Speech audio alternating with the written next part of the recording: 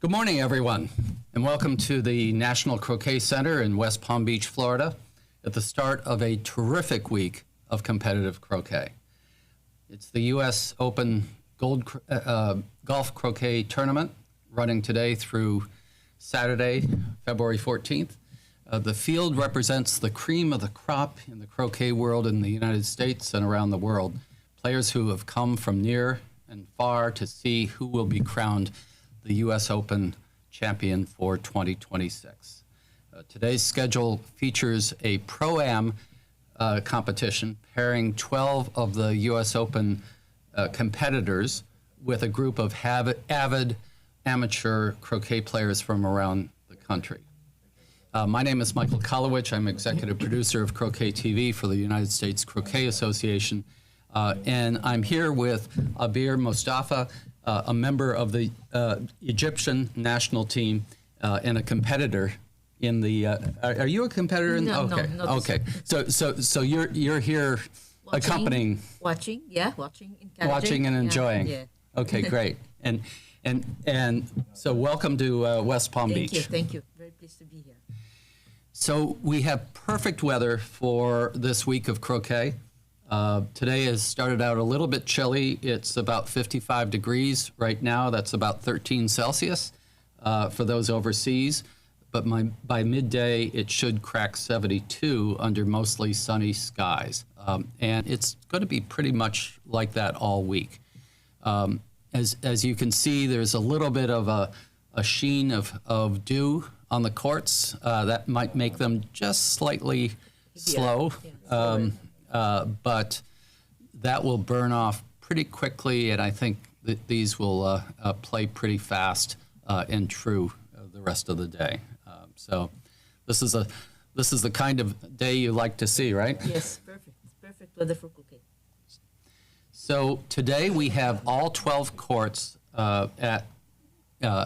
in play at the National Croquet Center. Our focus is going to be on courts 6 and 7, which are located right in front of the great veranda that has a view of all of the courts. Our live cast position is on the second floor of the NCC clubhouse. Abir, golf croquet has been growing in popularity in the United States over the last couple of decades, but in Egypt it's really kind of very well established. It started in Egypt maybe in the late 60s, early 70s. Yeah. As a start, and it evolved with time. So it's a very popular game now in Egypt. Not in many clubs, though. Yet we have many good players, and Egypt has been dominating in the World Cups for many years. We have very great players. So it's like we started in the 70s, you can say. Yeah, a lot of my contemporaries from Egypt grew up playing the game. Exactly. Whereas many of us picked it up. I grew up playing the game because my father used to play starting the 70s, and he was one of Egypt's champions. So I was just born in the croquet club watching my father winning and taking trophies. So I started playing very young, and when I started playing, all the tactics and everything that I've been watching while a little kid, it was back in my mind and my heart. So when I started playing, I didn't feel like it's a new thing for me. It was perfect. And actually, many of our players, the ones that will be commenting today, Suhan and Jan as well, they started playing when they were like 12 and 13 years old. Same like me. So actually, we love croquet. It's in the blood. I think I first started playing when I was 68 years old. Okay. So that was. This is because it started in America a bit later than Egypt. Yep. Since it started in Egypt, like in the 70s, yeah. So our fathers were playing, so we were born watching croquet. So this is why we played in a much younger age. Great. So we have kind of an unusual match about to happen on court 7. The two amateurs involved here are the youngest player in the field and the oldest player in the field. So the youngest player is Trevor Head, who is 10 years old. He started playing croquet when he was 6, and his first tournament was actually this tournament last year, which was pretty amazing. He was coached by Stephen Morgan, who is one of the participants in the U.S. Open this year and has been for many, many years, up at the Ocean House in Watch Hill, Rhode Island. He's a pretty amazing kid. And then he is being paired. Why don't you talk about his partner? Yeah. Trevor is pairing with Soha Mustafa. Soha Mustafa is currently the number 1 ranked Egyptian lady player in Egypt, as well as currently the ranked number 1 player in the world right now. So Soha is the world champion for women back in 2023 in New Zealand. She's the champion of the tournament. Soha has been playing croquet since she was a young girl, maybe like 13 or 14, maybe same age like Trevor. She started playing. She was in my team back then in Egypt when she started playing, and used to train her as a little kid starting croquet, similar to Trevor right now. And she grew up to be a world champion and the top ranked player in Egypt right now. She's a great player. That's great. That's great. And on the other side of the competition is Kit Pinnell, who is 86 years old. She started playing croquet when she was 84, so that shows that you can really start at just about any age. Yes, this is the beauty of croquet, actually. Yep. You can find a young boy like Trevor, and you can find someone who's just starting in his 80s. This is the beauty of croquet, actually. Just a minor correction, Soha is the world champion for 2019, and she was the finalist in 2023. Okay, awesome. And why don't you tell me a little bit about Kit's partner? Kit's partner. Jana, Jana is currently the ranked number 13 in the women in the world. Jana is a very promising young lady. She plays in shooting club in Egypt. She's my colleague in shooting club in Egypt, so we are playing together in the same team. Jana has started playing at the age of 13, and since then she has evolved very much to a very mature player in a very young age. She has been participating in the under 21 world champion as well. She played in the last one that was held back in the States some months back. She's a great player. She's also a very good student in her university. She's always number 1 in her grades. So we will be watching a very good match. Actually, Jana and Soha are great players in Egypt. Two of the top women ladies players in Egypt. And they will be pairing with Trevor and Kit, so we'll be watching a very good match. Okay, so we are seeing the opening shots now towards hoop 1. So blue has played a little bit short, as has black, and red is a little bit long. So nobody's in position. It's red and yellow is Jana and Kit, and blue and black are Soha and Trevor. And let me ask Armando, the scoreboard. The scoreboard is actually showing Kit and Soha twice. So let's make sure that we get that fixed. And Trevor's taking the shot into the jaws. Good shot. That's actually a good position to be in on hoop 1, isn't it? Yeah, it was a good shot, and to just try to put it between the jaws, it's not a very easy move for a young one like Trevor, because it requires much sense and control. So it was a great shot from him. Normally the young ones tends to strike hard. They want to strike hard to enjoy the game because, young ones. But he made a very good shot into the jaws. So I think what Jana will be doing now, she will try to get rid of the blue ball so that Soha does not have the chance to attempt a jump shot over Trevor's ball. Someone's scoreboard is Trevor.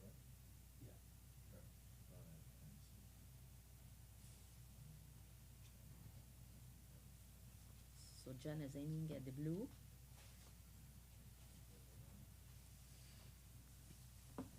Good shot. Because if she didn't take the blue away, Soha would be attempting to have a jump shot over Trevor's ball. So I believe Soha now she's in a position that she can try to put the red away of the jaws, shooting from the back of the hoop.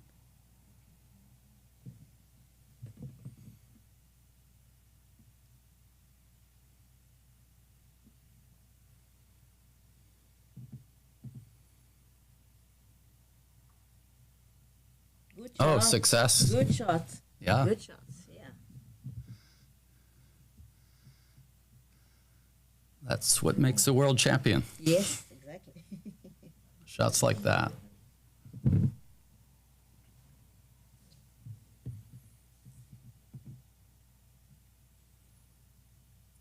So now, considering the position of the blue and the black and Trevor's ball, now what Jen is trying to do is to make him take another position so that she gets back to the hoop with her ball. But one other option would be that he can aim at the hoop from the line where he was standing, just a soft strike at the hoop, either to stand just into the hoop or just stand to the right or to the left of the hoop away from the black one. That could have been another good option as well. But it's still okay. So now Kit will be trying to make a better position in front of the hoop, and then Soha will be planning to take the red away with the blue.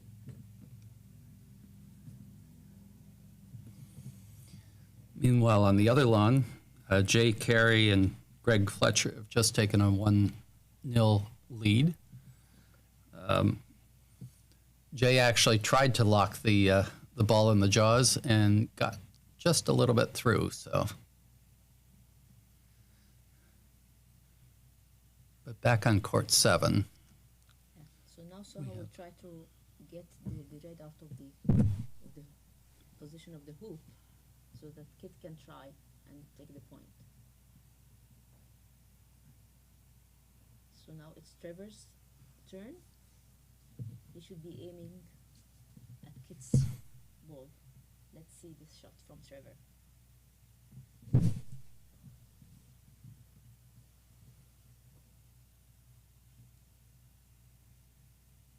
Good shot. There you go. Good shot.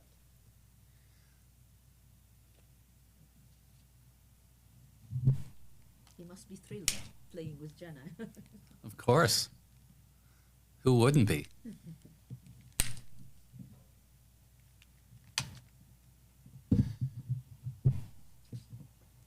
Actually, normally whenever Soha and Jenna are playing in Egypt against each other, it's a great match. It's a match that you would love to watch. Now, sometimes hoop 1 really becomes a clearing contest, right? So it can take quite some time to make hoop 1.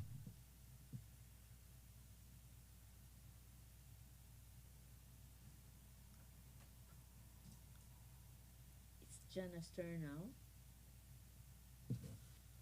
So, knowing Jenna, if she's playing singles, she would be taking the shot at the hoop, but she opted to take a better position.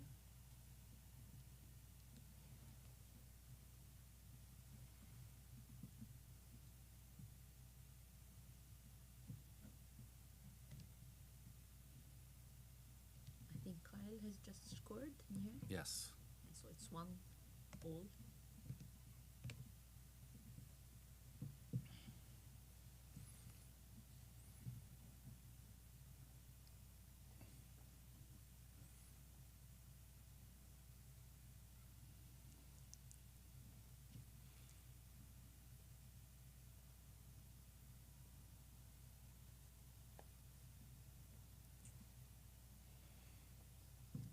Kit has to take a shot now to put the yellow away.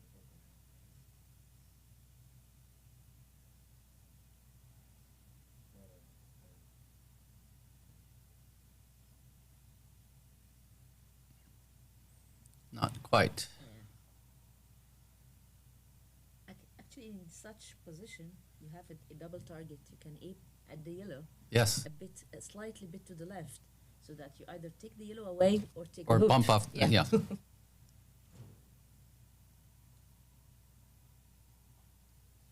Jana's just So scored she's her first scoring the first hoop to get into position for into the second. Exactly. And so she And is. she did it Yeah. beautifully.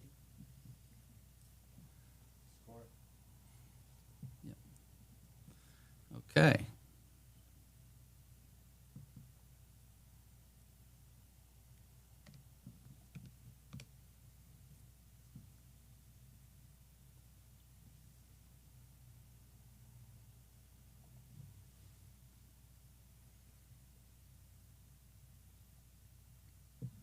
So now it's Kit's turn.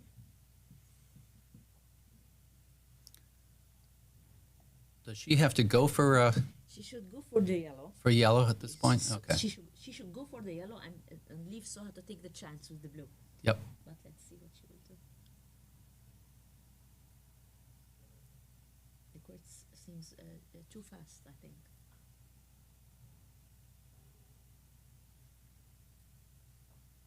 Okay. So now Jana is taking the hoop, I believe.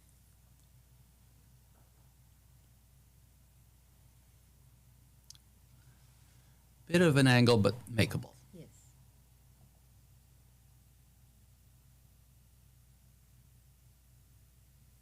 Trevor is watching. Hmm.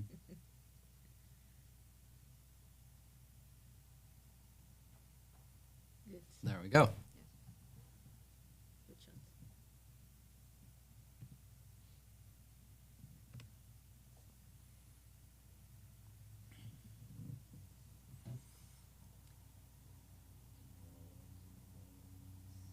Soha took a very good position on hook 3.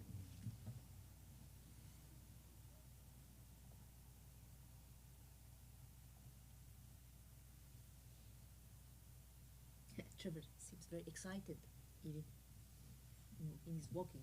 He's too excited. It's a long one.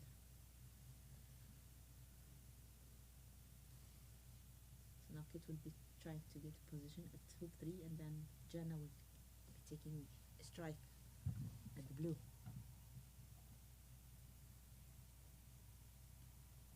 Too long as well. Now let's see what will Jana do.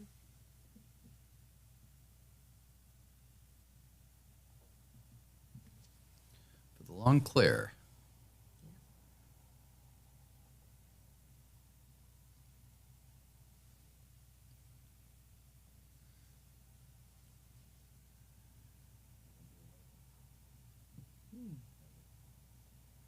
Beautiful. And in that case, she opted- wasn't hard clearing. She Exactly. Yeah. I Yeah. tell you why. If her partner has a good position, she would be taking it hard to get it as far as possible. Right. But since her partner ball is out of the good position, she opted to do it this way so that she's still in control of the hoop. She's still close. I think that's what a lot of beginning croquet players don't get is they focus on the primary objective but not the secondary objective, right? You have to visualize the full tactic of the hoop. Yep. I will do this because following that, I will be doing this. You have to think about it like a full sentence.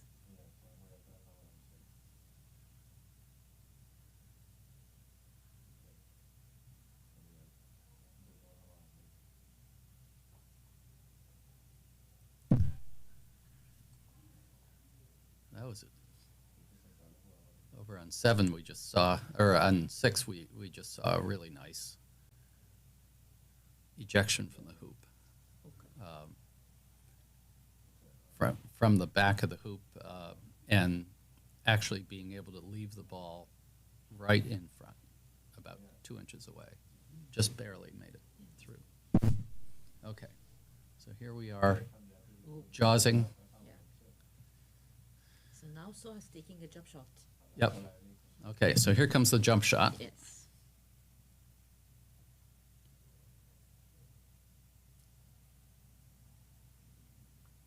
It's a bit angled. Oh, Okay, she missed. And did not Actually, quite. she gave the point to the yellow. So it's 3 to Jenna now. Yep.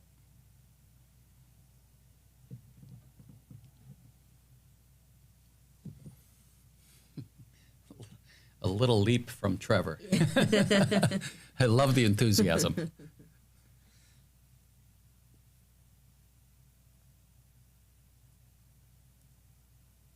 So normally at that Let's- young age, they want to strike hard to enjoy the game. So Yeah. actually, their sense of taking positions is a bit weak in this age, because they don't focus on taking a good position. They just want to put it anywhere near the hoop and have a long shot. Let's go over to 6 now, if we could. And so we've got blue about 2 inches in front of the hoop, and yellow trying to clear it from the left, which is just out of there. Okay, now we have it. Oh, didn't quite do it. Okay.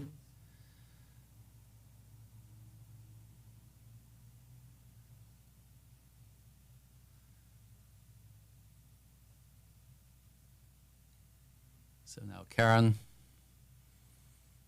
will actually take the hoop and try to get in position for hoop 4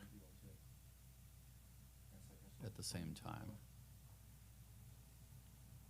Looks like a good shot for Karen.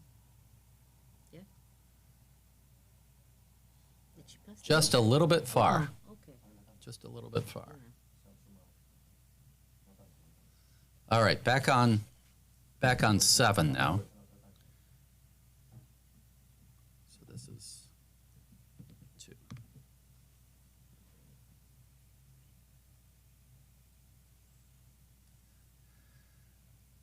What's the situation here? I think it's yellow's turn, because red is blocking the hoop for the yellow. Yep. So Yellow Jenna to would play. be taking the blue away so that Trevor will take the shot at the hoop. She's still thinking. She has to either Now- take the blue away or just block it. But she also has the opportunity to take blue away and get in take a front position of of 5. Yeah. take a maybe position maybe of she 5. just want to be No, a bit she- protective, because Yep. it's a bit the red is not that easy for Trevor, so maybe she opted to stay in the area. Now blue's going to take the hoop shot. Yes, because yellow has blocked the way to get the red, so Yep. so has taking the hoop.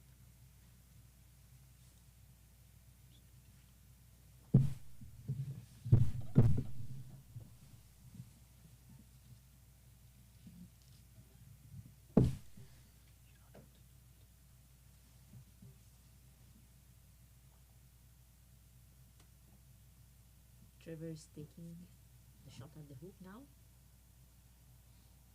Good. It's just between the jaws. In the jaws, and I think it's a bit a hard jump for Kit.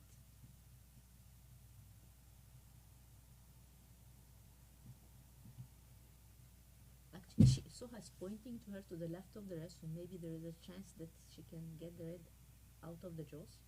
Not that easy, but let's see. No, it's not easy. Yeah, because it seems that the red is a bit angled. It's not just right in the middle of the hoop. So Soha would be taking a better position. yeah, this is actually a place where, there's danger of a crush on. It looks like It's touching the red is yeah. is actually against the right stanchion. Let's see. No, it's easy. Okay, Yeah. Okay, so it's now 3. 4. It's 4 to Jenna and Trevor. Okay, and then over on 7, had a miss.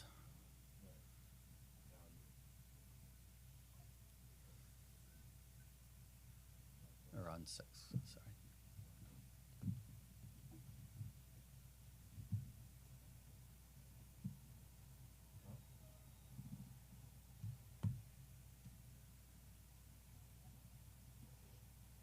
So Kate was just beside the hoop. She wasn't in a position to take a good point on the 5th.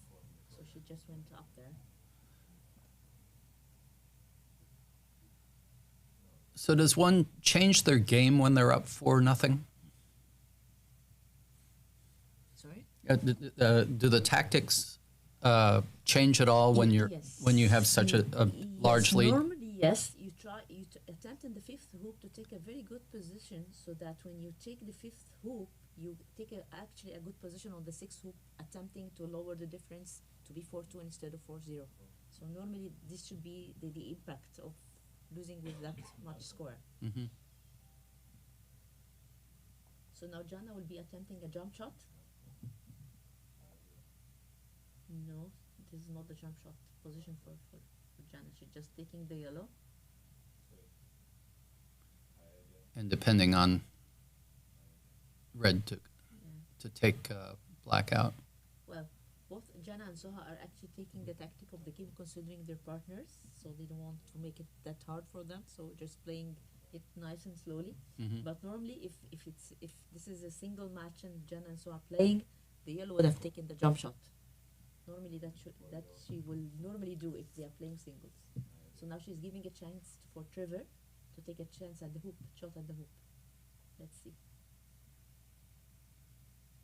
Good. Not very Now he's clear from definitely, here. yeah, he is Very against clear. the stanchion there. Yeah, okay.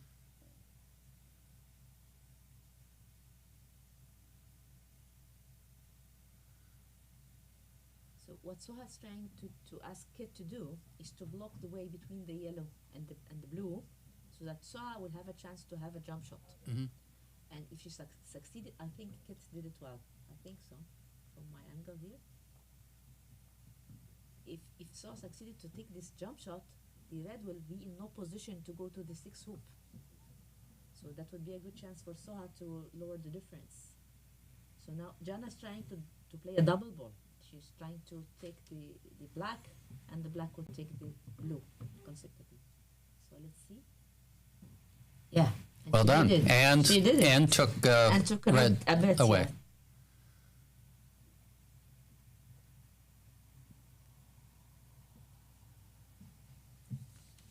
Thank you.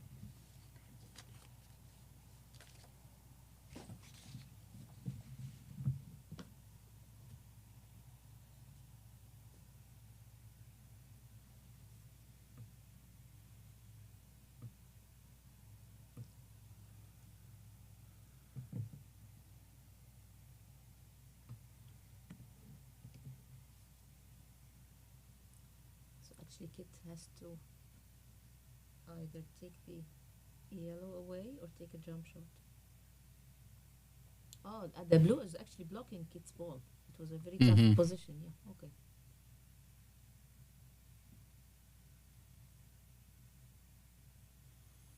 So now Jana's taking the blue to give the chance to Trevor to take the fifth hoop smoothly with a good position on the sixth as well.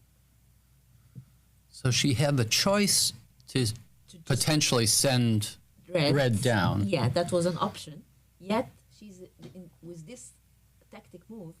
Now Soha has nothing to do. So now Trevor has the chance to play it smoothly into the fifth and taking a good position at the sixth as well. Right. And then Jana would be clearing the blue with her yellow one. Oops. And who put Oh, that peg there? Yeah. Okay. But if that worked, that would be like a 6-0. So now it's 5 to Jana and Trevor. Kate is taking the position at the sixth hoop.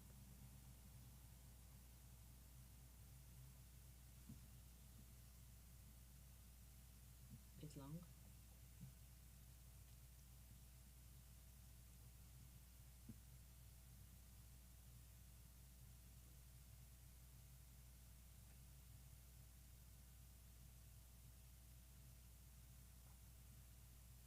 A bit long as well.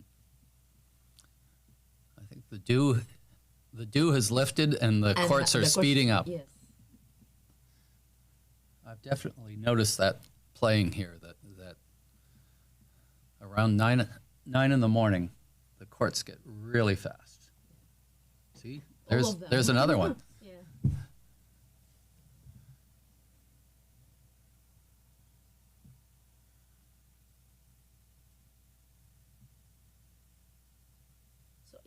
game, right? It is a timed game. Okay. So, It's a right, 1 hour? and I should have probably said that. It's a 60-minute timed game, Okay. and there are no extra shots after time expires. So the time is being watched by who? I mean, who's watching the time for each game? Is there There's someone somebody on the each sidelines, Yeah, okay. but I did not set a clock up here. Yeah.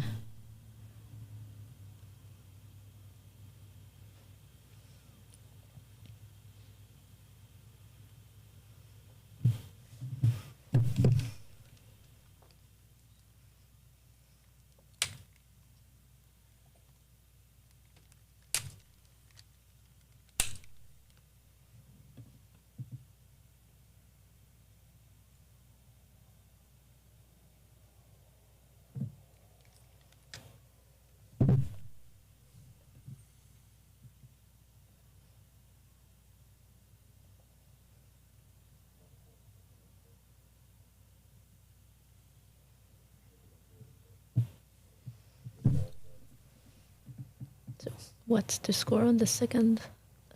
Oh, it's 3-1. 3-1. Still? Okay.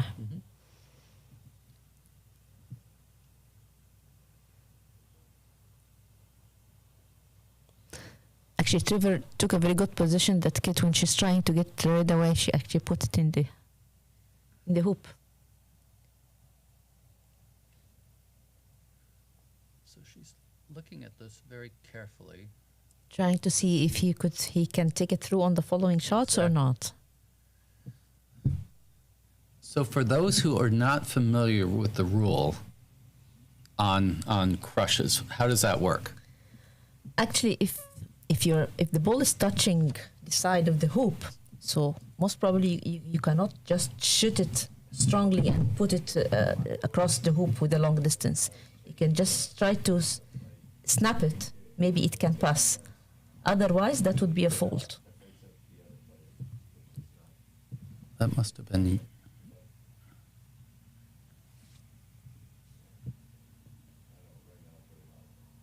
Yellow scored.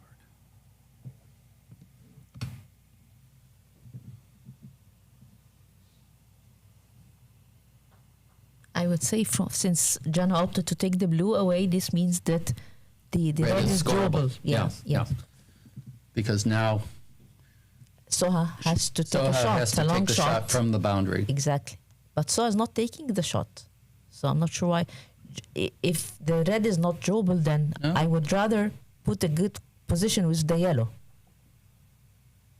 Because now Soha will be taking a position in case the red does not go through to take a jump shot.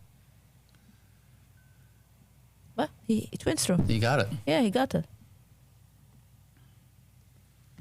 Well, they are on the verge. Yeah. And the yellow actually, she took 6-0. a position on the 7th as well.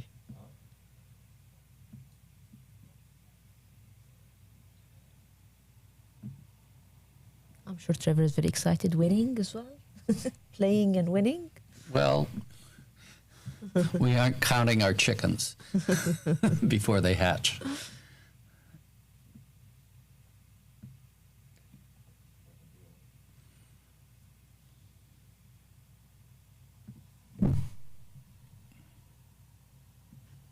Normally for the black, in a normal situation, the black would opt for getting a good position very close to the hoop to be a bit far from the yellow, or taking the line to be in control. Mm-hmm.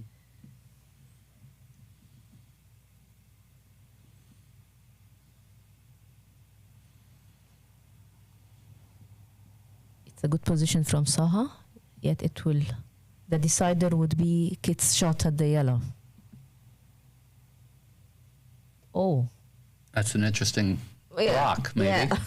Maybe. May have the block. I think maybe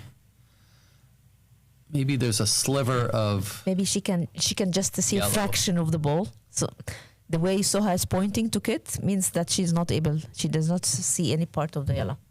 So she will try to block the yellow. Oops. which no. Well, Ah. I think maybe there's enough of the black ball in front of the hoop. I think the yellow has a clear shot at the hoop. Let's see what Jana will do. This is for the win. Yeah.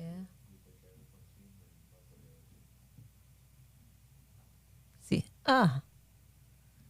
Yep. She played it very, very weak. She should have played it a bit more stronger.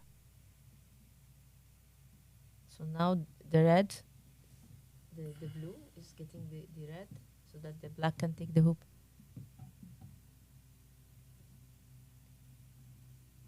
It's good Jana's explaining to Trevor. Can we listen? Do we have a microphone on them?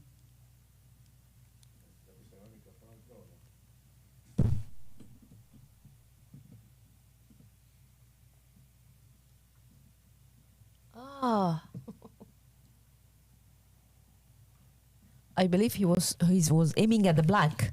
Yet it turned out It worked out. in a better option.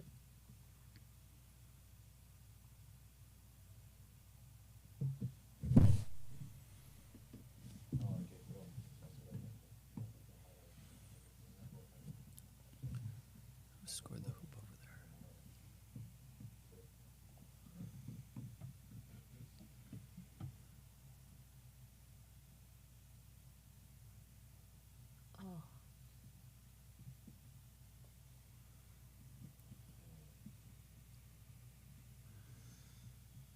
So that's the final one. So are they continuing? I mean, it's timed so that you will play the extra No. 60 minutes, or it's No, 7, so that's the it. game is done. 7. 7, right?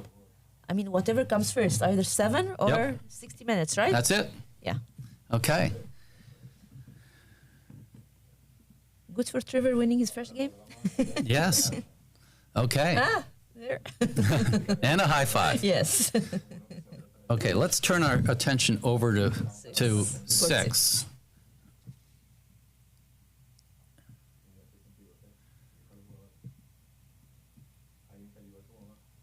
They're on the 7th hoop, and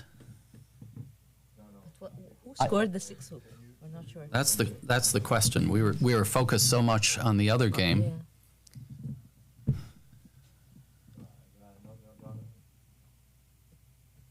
Oh.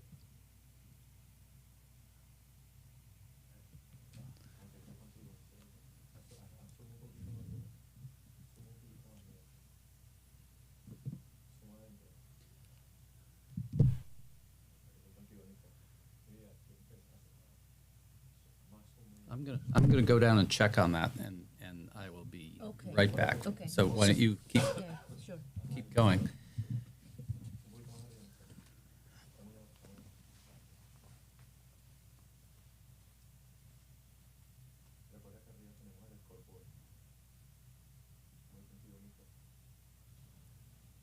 Good shot from Jay.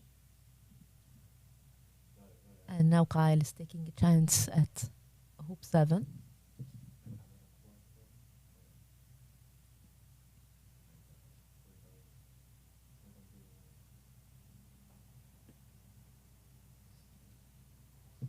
Good shot. I think it went through.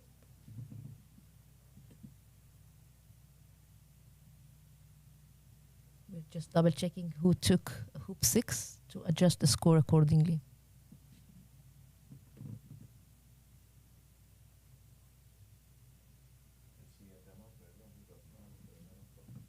Bit long from Greg on hoop 8.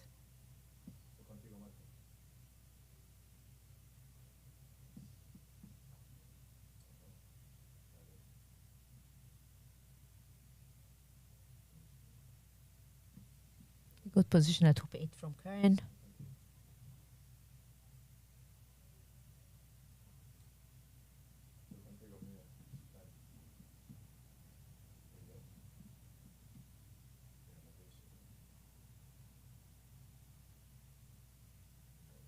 Oh, and the J, the red, unfortunately it blocked the way between Greg's ball and the blue one.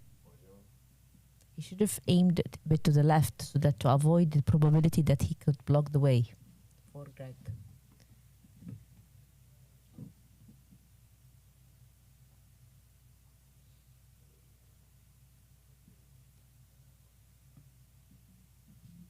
So the option that yellow has now is to try to block the hoop against the blue, or to play it to try to take a double ball. Let's see what Greg will decide.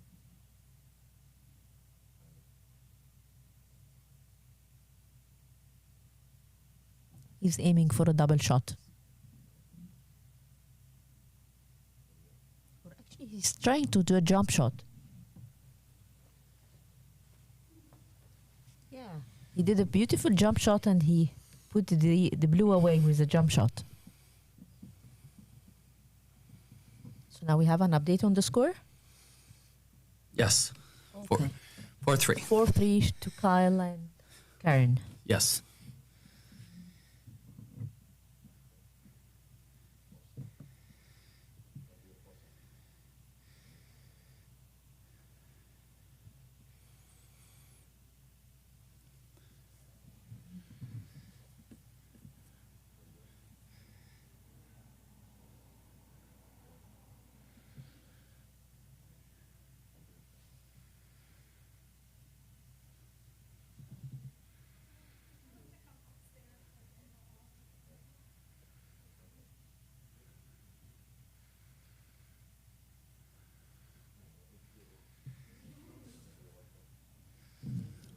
Oh, she scored. She scored.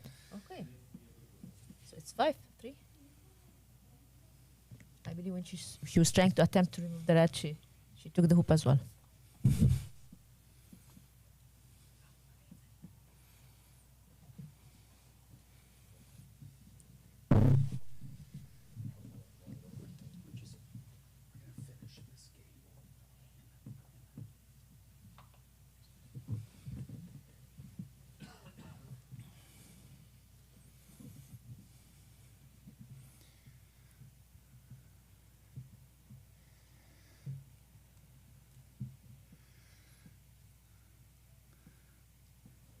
So this ends up being a really critical hoop, of course, if you're behind 5-3, right? Of course, it's either to take you back into the game, Yep. or it will be hard. Yet nothing impossible, of course. Many games you find it like it's some team is leading 6-2 and 6-3, and then they lose it at the final shot. So the point is to keep trying and just to focus on one Yep. strike followed by the other. Forget about the score.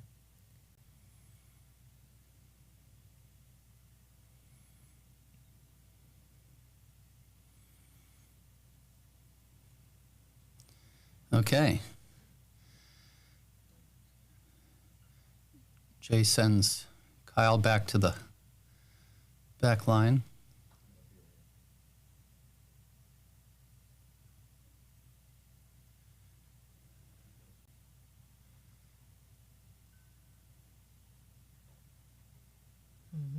Good shot from Kyle. Now nobody's in position and nobody's in control. Yeah.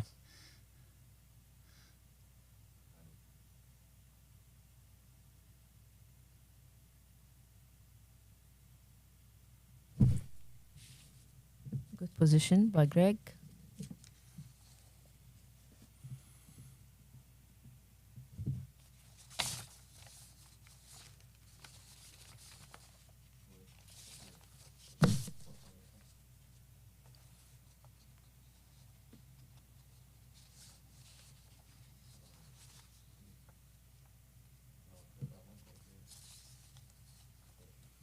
So we have five rounds of games, right? Yes.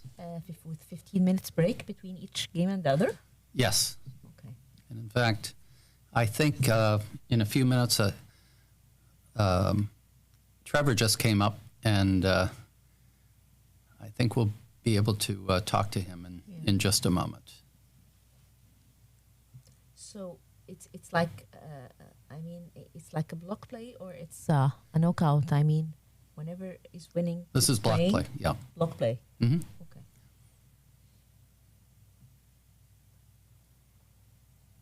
So at the end of the block play, you count the number of wins and losses for each double, right? That's correct. There may be a final. I've got to. Yeah. it may be that the top two Good end shots up from playing a playoff. Okay.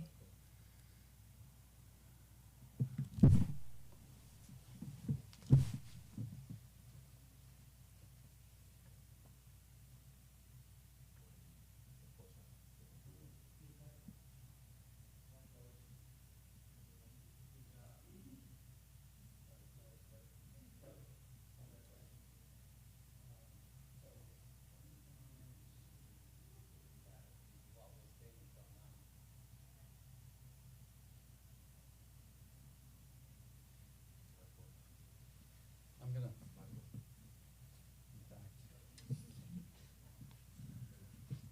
You have Jana and Trevor now? Hi, Trevor. Hello. Hi. Come. Why don't you have a Give me a seat? kiss. Give me a kiss. Played very well. Cute. You played very well. We've been watching you. So tell us how you feel winning your first game today. Pretty good. Very good. How do you find playing with Jana? Good. Jana started playing a bit older than you, but as young, yeah? Yep. And she's a great player, do you know that? Yep. She's a dominator in Egypt, you know that? Yep. So hopefully someday you'll be the same. Yeah. The way I see you, the way you play, the concentration and the excitement, I think you will make it. So tell me, a young boy like you, why didn't you go play soccer or basketball or something like that? Why did you opt for playing croquet? Well, the first time I went to Rhode Island, Yeah, we always during the summer go to this place called Ocean House there, okay. and one of the pros, Stephen Morgan. Yeah, I know Steve, of course. Well, he works there during the summer. Well, and he stopped now, but my dad got interested in like a new sport, Yeah. so I tried it too, and then I liked it. And you liked it, right? Yep, and I played it, and then when I was 9, I played in my first tournament, which was last year's. Here. Yep, last year's it was the pro-am. ProAms. Okay. Yep, last year's pro-am. Who did you partner with last year? Edmund Fordyce. Oh, Edmund is a great player. Hard Yep. strikes, right? Strikes very hard, right? Definitely. And did you enjoy it last year? Yep, So this is why you're keeping it up. yep. I just play in a lot of different tournaments. This is great. Keep it up, and try to play another sport as well in addition to croquet because you're such a young, promising boy. I do So, play another sport. What other sport? I play hockey. Perfect. Keep it up, so that by the time you're not able to continue to play hockey anymore, croquet will last with you forever. I'm telling you out of experience. You try to get rid of it, and you're not able to. It's stuck. You're stuck with croquet. But you have a good potential. And we're just commenting on your game with Jana. You have a very good potential, Trevor. So keep it up. Jana, how did you find playing with Trevor? Ooh, I found it pretty amazing. Yeah. He's a very fun person, the court. Excited and taking the moves, right? Yep. Yeah, so now you need to start working on taking the positions. You know, you have a good strike, so now you should start working on to make a better sense with your strike taking the position, because this is like 70% of the game. If you're always taking good positions, you're giving your opponents hard time. So you just aim and try to feel the distance that you want your ball to go through. Because I watched you play it a bit fast. Take your time a bit for this one, because this will make a hell of a difference for you. If you're always taking good position at the hoop, your opponent will also finding it hard to taking shots at your ball. Yeah. So you should take a bit of time on that one. Yep. So what's your next plan now after this tournament? Well, I'm playing in the Stuber in 2 weeks. Okay, perfect. It's what? It's single, double, what? I'm playing in the singles. Singles. Oh, perfect. It's 2 weeks from now. Yep. Okay, great. Why don't we get your teammate in here? Yeah. Trevor, why don't you let Jana. your partner sit down for a second? Hi, Jana. Hey, now the old one. So we're just commenting on your game. I was just telling them that Jana is my colleague in Egypt and shooting Yeah. club, And she's been playing croquet for many years now, since she was young as Trevor. Yeah, I mean, like, I think I was the same age when I started. How do you find it playing in the NCC? Oh, it's amazing. The loans are great. The speed is perfect. And everyone is just friendly and having fun, so that's pretty amazing. You just played in the States like 6 months back or something? A year ago. I mean, like, nearly, Almost a year. yeah. Oh, that was the under 21? Under World 21. champion? Yeah. And you did what? I won the bowl, which is perfect. pretty good. Yeah, I had a pretty good final with Jessica. She's amazing. But I mean, anytime I play here, I found it actually wonderful. you lost in the quarterfinal, I think. Yeah, from Levi. Levi, Yeah, the champion. So I think I had like an honor. It was good. It was good. Yeah, that guy's amazing. Yeah. At what state was the It's other? Florida Florida here. as well, Yeah, we so were in it's the same. Sarasota, so Oh. yeah, this was like 3 hours from here or something. But I believe the courts here are a bit faster. Yeah, definitely. I mean, both loans are like amazing, but here's so much faster. Yeah. But like it's perfect anyways, But it's good. I mean, we're having fun. Perfect. So you'll be having your second game maybe in 10 or 15 minutes, right? Probably, I think so. Who she will be Jenna playing against in the second game? I don't have it. This is a Swiss. So, Okay. So the first results. Impacts Yeah. all the whole impacts all order. the other The whole pairs, order. right. I'll Perfect. probably play another winner. So Yeah. yeah, we're gonna have so much fun. Yes. Okay. And you're playing tomorrow as well in Yep. the Open, right? Yes, I'm pretty excited about that. I mean, Who are the players in your block? so many players. There's the Vito. easy players in your So block. many players, Vito. I have Rajas, the first seed, and then Fauzi, Okay. and Kyle, and Brian, Ahab, Abdul Wahab. Oh my God. And then me. Oh, And then Adam Bar and Kimo Muhammad Kamal. perfect. Yeah, I mean, it's pretty good block. Perfect. I'm sure you'll be giving a great games. Yeah. I will be watching. Yeah. It's going to be a hard game, guys. Okay.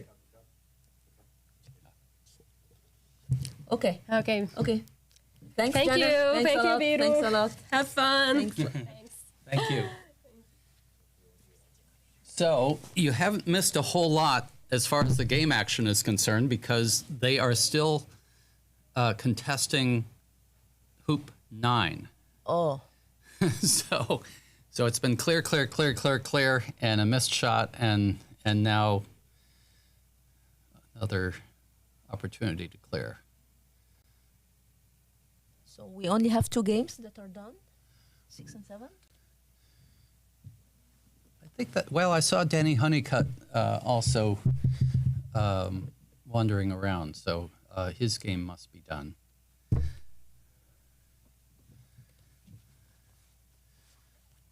So if they started 8:30, then I believe it's like maybe 2 or 3 minutes more. Yeah, it actually started probably about 5 minutes late. Okay. So this game may run to time. Yeah. We'll have to see.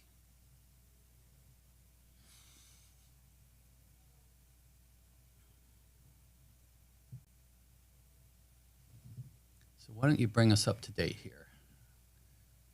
So blue is playing the position now on 9 with a pretty good hoop shot. I think on the other court there is a young boy as well playing. He seems young. Yes.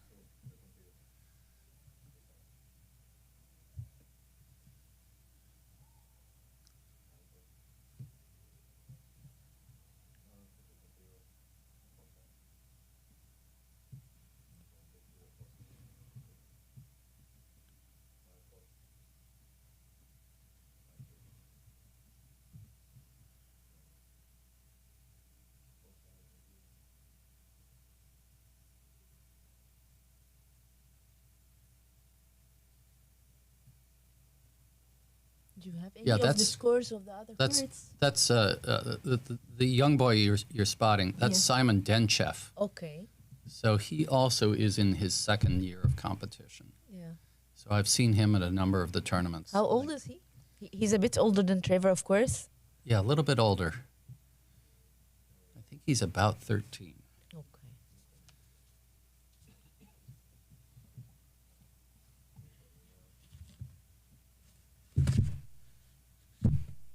he's pairing with whom? With I'm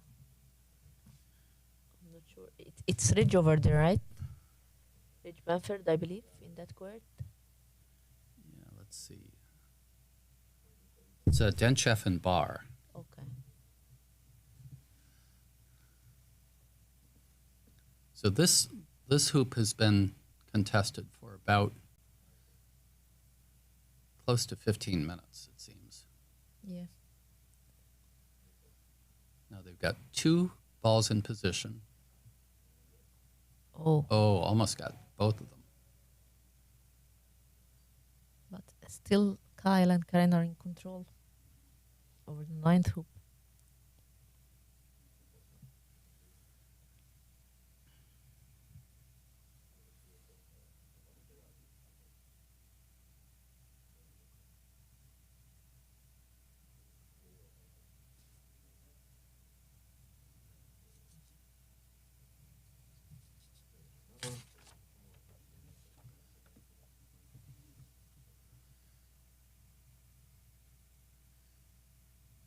So Jay Carey is shooting from way over on the other side.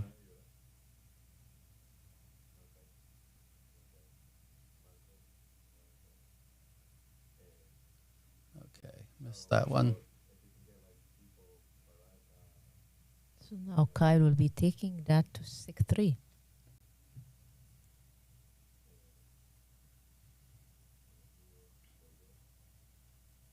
And trying to score it firmly enough so he can be in position, Wow. but he didn't really do it.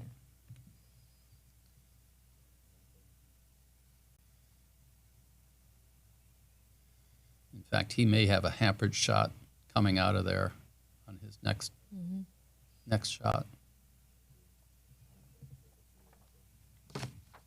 I think they might be running out of time before actually finishing hoop 10. Well, we'll see.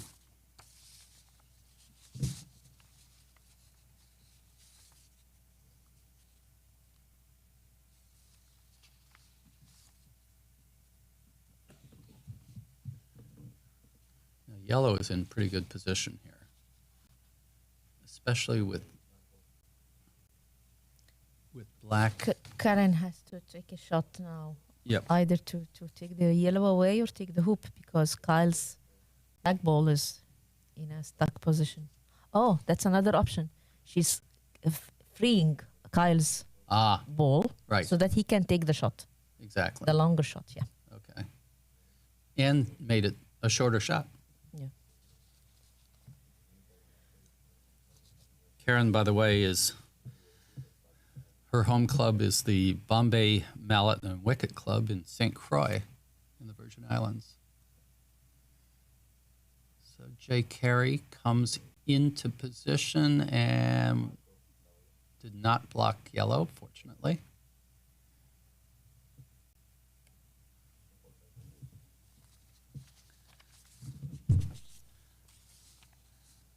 So now Kyle Maloof. U.S. National GC doubles champion in 22 and 24, taking the shot.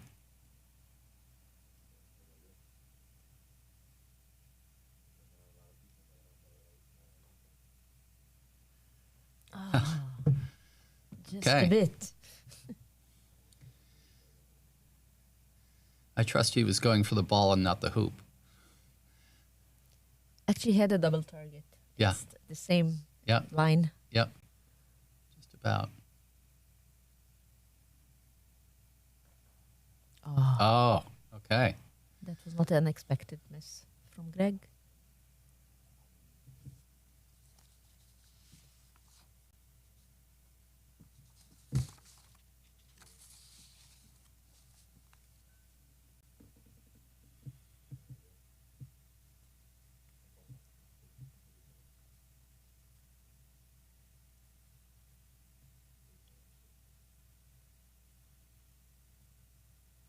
Again, the fast courts showing The impact. their impact. Yeah. So he'll set up red wired from blue.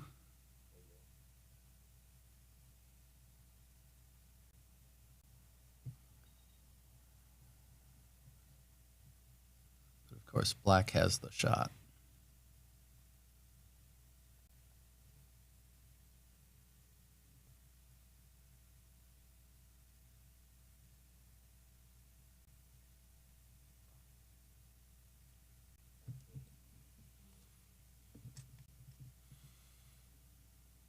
Okay, now we reset.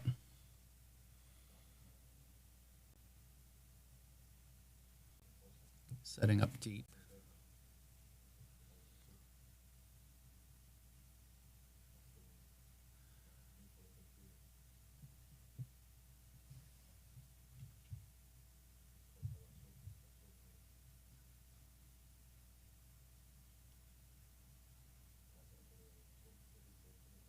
That It's not just blocking. about blocks it.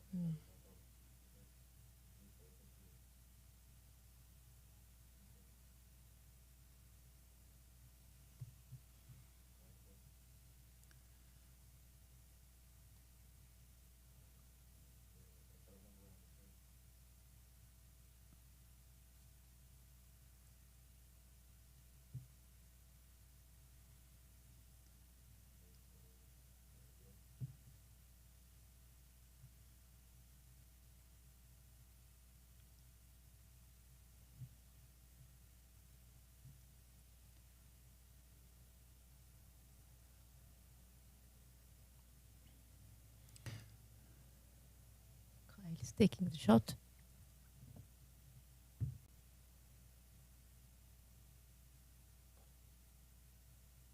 Oh, just Right between them. yeah. Okay. So now you're taking the jump shot? I think it's a free shot. I don't think the blue's blocking. Oh, okay. Let's see.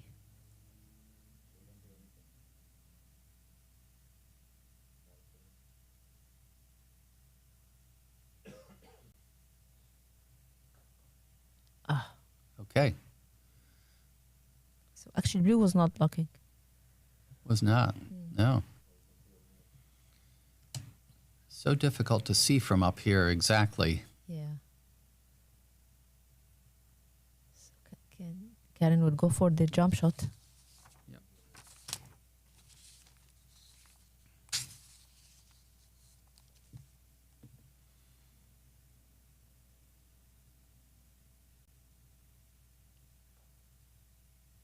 Oh, Got it up, hit the right or the left stanchion.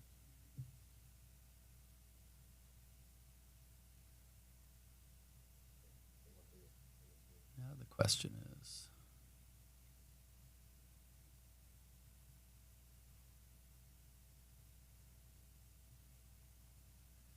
it might be, no,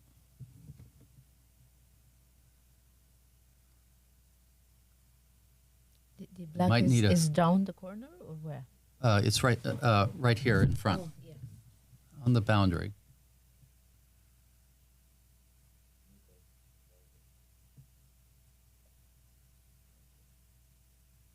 So he's trying to assess whether Whether Yellow to take can- a shot or just. yellow can score that I one. think it can. So He's just- counting on him he- not. No. Oh, okay. No, Oh, he's sticking halfway. Oh, halfway to He's just trying to get control over the Yeah, yeah. following Yep. hoop. halfway to 11. Yeah. Sometimes this is a very good decision to take to make sure you win the game. Yep. And blue does not have a great shot over, probably. It will be a bit high. It's clear shot, but a bit Yeah. high. Yeah. Actually, it's good. Did a nice good. job, though. It's a bit angled, yet a good position.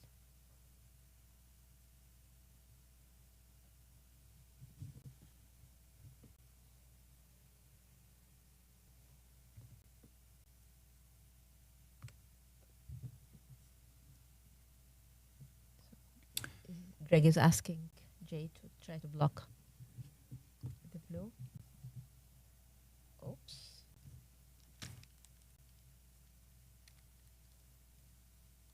It actually blocked Greg's shot. Let me ask our director, do we have a microphone on them?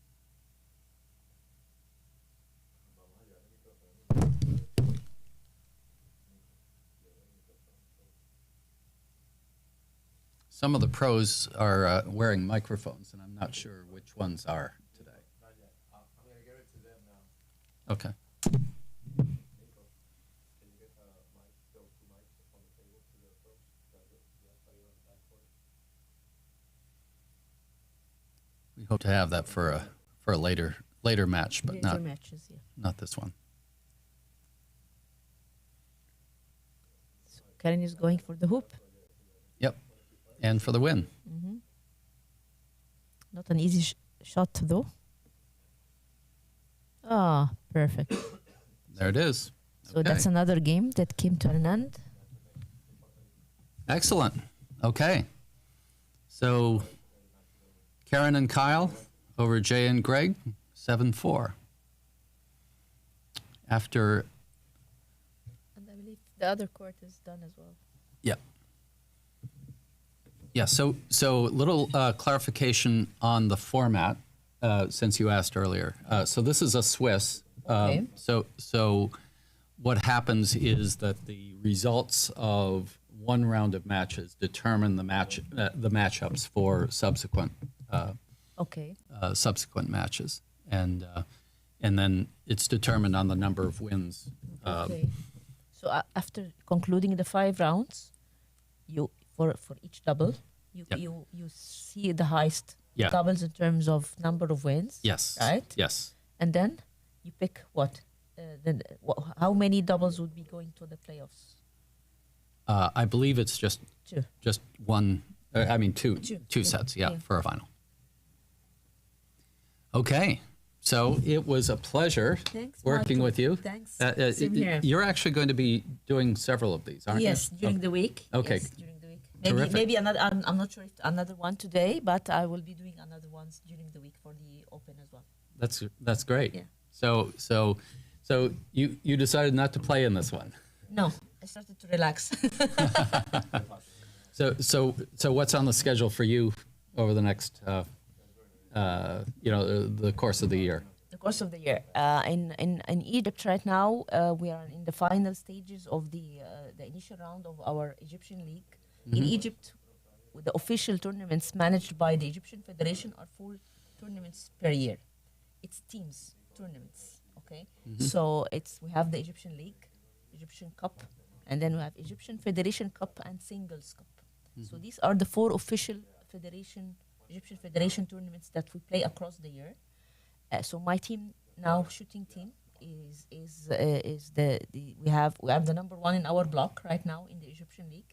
So after we get back, that would be our month of Ramadan. That would be our fasting season. So the croquet would be off for that month. Following that, we'll be starting the finals for the Egyptian League. So Okay. right after that month, in April, actually, we'll be playing the final rounds of the Egyptian League. So hopefully we'll be doing great in that one. Great. And so, why is it important for Egyptian players to play all over the world and things like that? Yeah, actually, we enjoy playing around the world, because the courts are quite different. The courts in Egypt are much slower, and the balls are different. We have Egyptian balls, so the Invictus and the Dawsons are all different.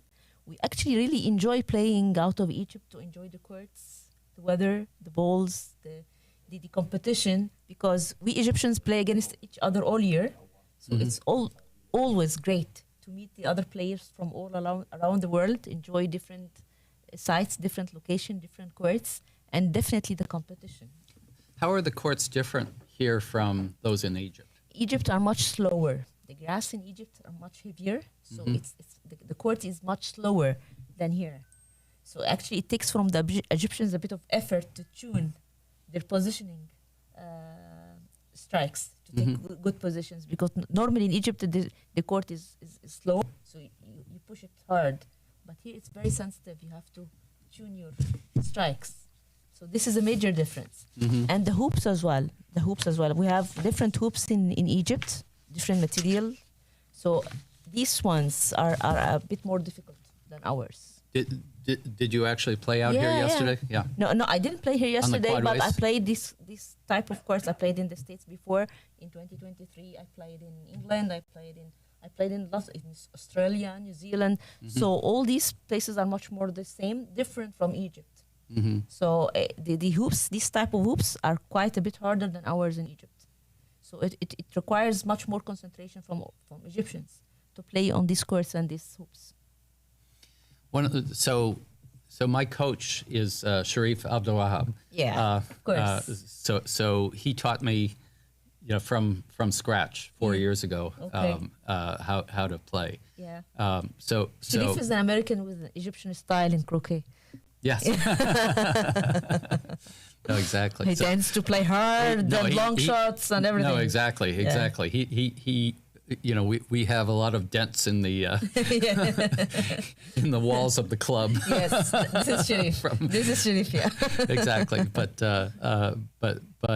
he taught me that it takes the break out of the of the shot. Yes. And so it's quite impressive.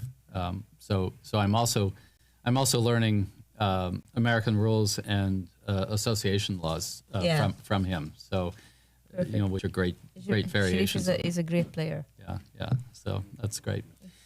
Well, what I'm going to do is I'm going to go down and get the next pairings so that we know what's coming up Who will be next. playing next year? Yeah.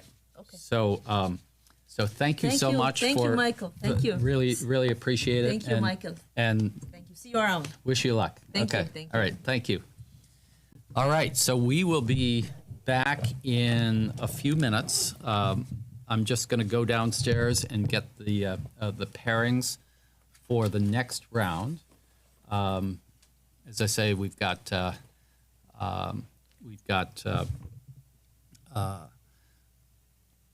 12 courts going and 12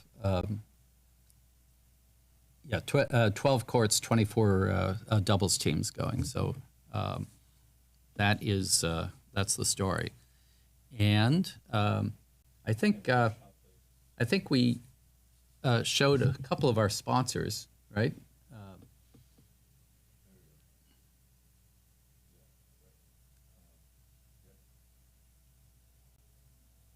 Okay, there we go. So, wanted to say that we thank our supporters and sponsors, our platinum donors, the Pinnells, Billy Simmons, Kim Beatty, Dave Goddard. These are all people that I've played with recently. Dave Kepner, John Kepner, Gay Sinkyu, John Brown, who's a terrific American Rules 6-wicket player. Trula Myers, who's also from Naples and New York City, and Bill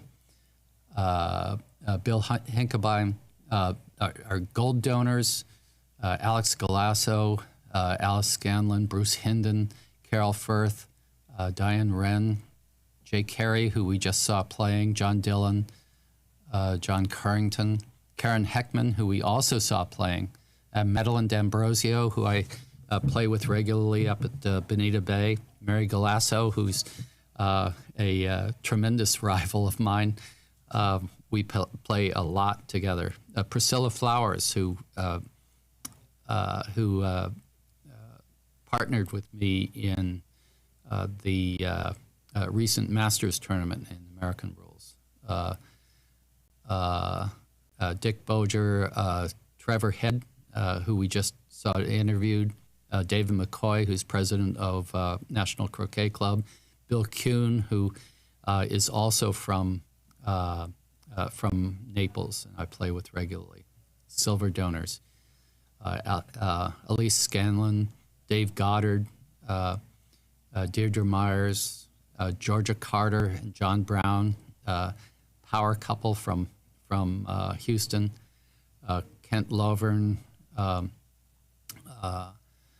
for Candy Calloway, okay, Mary Cole for April Wilson, Nancy Sansalone, Trula Myers. and especially our sponsors. Oakley Woods Croquet, Don Oakley, terrific organization. White Tie Croquet. Karen Weiss, tremendous competitor with her husband Chris Weiss. I just played them in American Rules up at Sarasota. And Karen Weiss, tremendous artist. So we thank them, as well as, really importantly, the Palm Beach Sports Commission. So just bring your game. And they certainly did. So right now, I see that the wickets are being checked. And,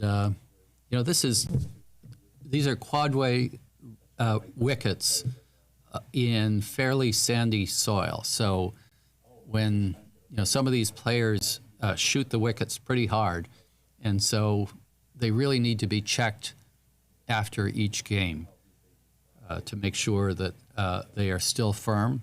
Players like firm wickets. So I am going to check off for about 3 minutes, go get the next pairings, and then we will reset for our next set of matches. There's about a 10-minute break between matches, and so I imagine that we will be back by 10 o'clock, at which point I will be joined by another talented commentator. So thank you so much for tuning in, and we will see you soon.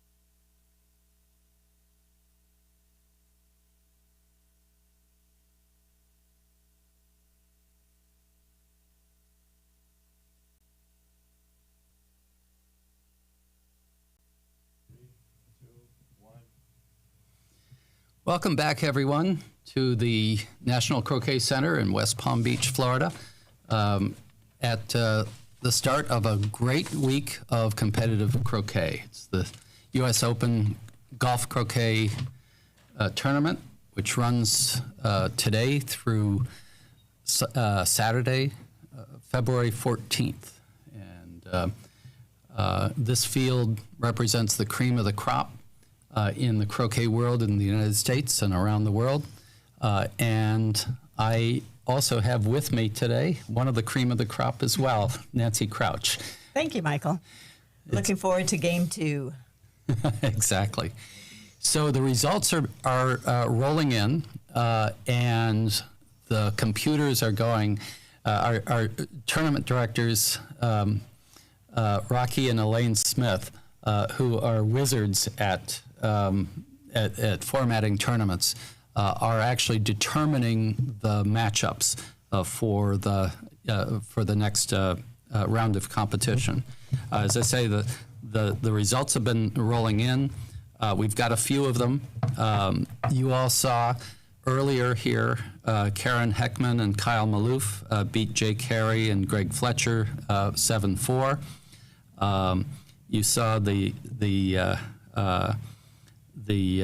10-year-old phenom Trevor Head paired up with Jenna Osei, beat Kit Pinnell and Soha Mustafa 7-0. Mark Ski and Matthew Essick took Priscilla Flowers and Ahab Abdulwahab 6-4. John Brown and Tom Balding beat Carol Firth and Tamer Hatata 7-3. And Bill Hinklebein and Brian Lozano were 7-2 over Gay Sinkyu and Danny Honeycutt. So that's where we stand right now. My name is Michael Kolowich. I'm executive producer of Croquet TV for the U.S. Croquet Association. Nancy, what I know that Macy White, who you are engaged to, Yes. is playing in this tournament. What does this mean to him? It means a great deal to him. He's really looking forward to playing in the U.S. Open, which follows this in a couple of days. And he really loves the level of competition. I'm just looking at the program here. We've got competitors from all over the world. We have Egypt, New Zealand, of course, our own USA cream of the crop, as you call them. Mm-hmm. But we also have Australia and what else? England, Canada, Spain. So this is almost like South Africa, of course. We have Reggie Bamford from South Africa, Ahab Abdulwahab from the U.S., and it's going to be Matthew Essick, of course. It's going to be really, this is almost like the world's all over again. Exactly. So golf croquet is less your game than American rules, right? It used to be, but I'm playing more and more competitively in golf croquet, getting up there a little bit in the women's division. So, yeah, so I like to play. I would be playing in the next, if I wouldn't handicap medically right now, I would be playing probably in the next month or so. So I really miss not playing. In fact, we just came off of our own club tournament this past weekend. We just pulled in this morning at 8:30 this morning in the parking lot. Okay. So little warm up for Macy. I'm struck by there are quite a few women in the tournament. Women's croquet has really come on strong. There are now national women's competitions and right, so. Right, and that's a good thing. Some women, prefer to compete only with women. I like competing with both. Quite frankly, 6-wicket is my favorite game, but I do enjoy the competition of golf croquet as well. So what are the key differences in kind of the skill level required for golf croquet versus say American rules and association. I mean, it's kind of in a lot of ways Set and clear, yeah, exactly. right? Getting the setups and clearing those balls. So it's a faster game, much faster game, and the players get a lot more play time. Because as you know, in 6-wicket or AC, you could sit around on the sidelines for a little while someone runs a break. There's no running breaks in golf croquet. No. So, but there is a lot of strategy behind it. Yep. There is strategy behind golf croquet. Absolutely. No, we saw a lot of it this morning, and especially, I mean, really at every level. But it's really interesting to see kind of the pro level players, executing much more sophisticated strategies. Right. And you don't want to turn your back on some of these players while they're out there playing, for sure. Those balls come flying pretty darn fast. But Bev Cardo's done a wonderful job of introducing more competitions, like you said, for women. And I think that will be enticing for some women who want to come out and compete and not feel intimidated. So I think that's really a great program that she has instituted. Bev, of course, the President of the newly elected president of the United States Croquet Association. So while we're waiting for the pairings to be announced and the players to take the court, we'd like to thank our supporters and sponsors, the Palm Beach Sports Commission, Oakley Woods Croquet, White Tie Croquet, Karen Weiss's Fine Art, and as well as Chris Weiss, two great players from Sarasota. Platinum donors you see here, some of whom are playing, and in this tournament, many of whom are playing in this tournament.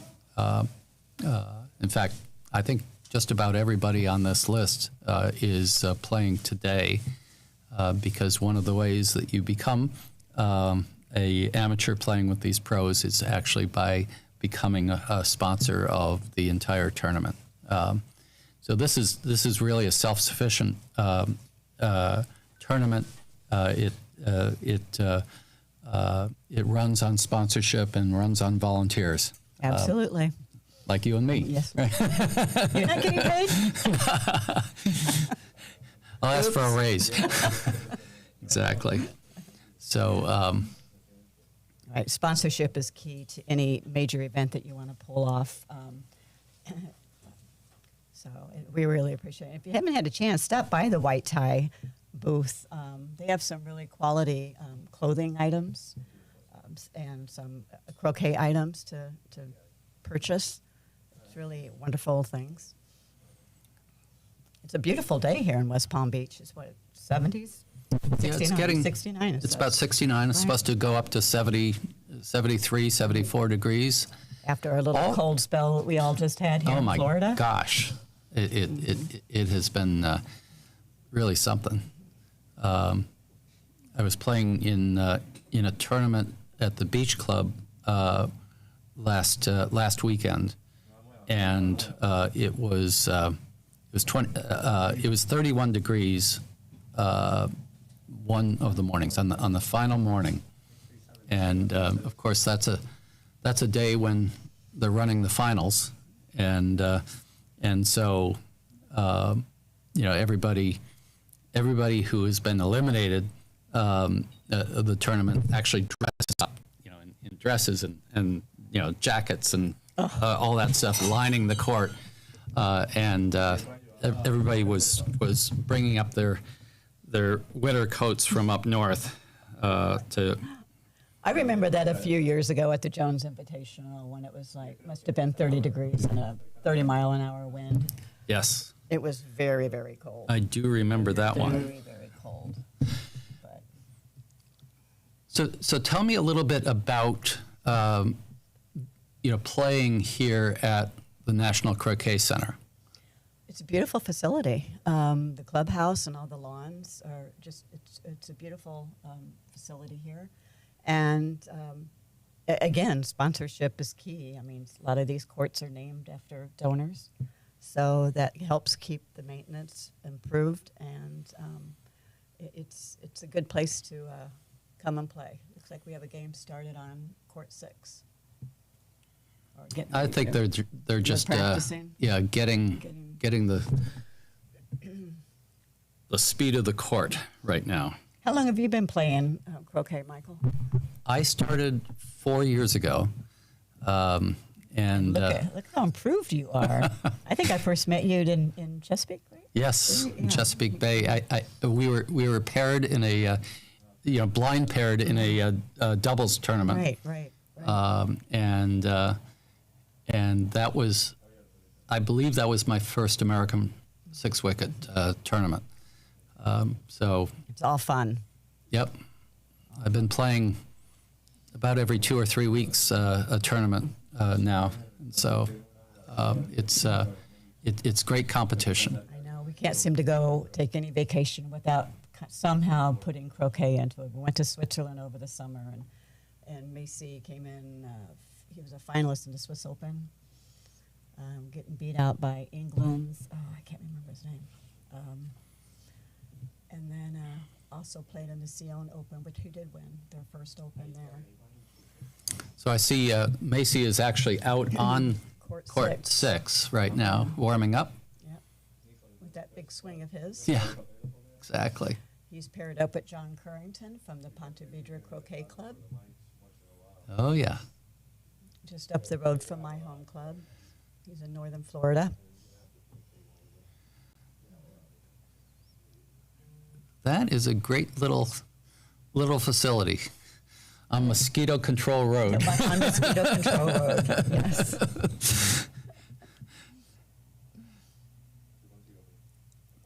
But so there are 12 courts here at NCC. They have just built a 13th one, which actually is used. It's a little bit smaller, and so it's used for instruction. So Zach Watson is the pro here, and he's also playing in this tournament.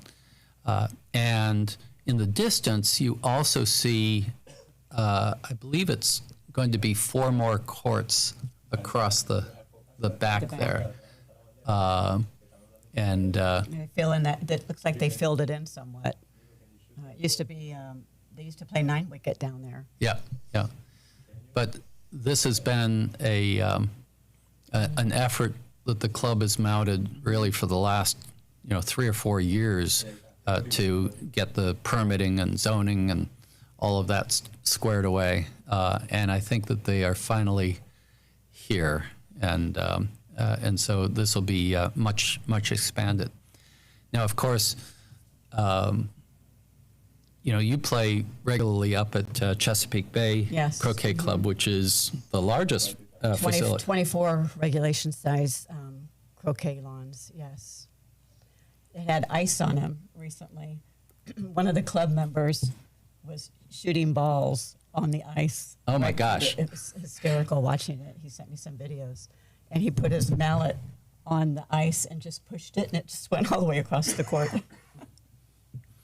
That's crazy. Yes, there's a fabulous facilities there as well. They did host the Worlds last year.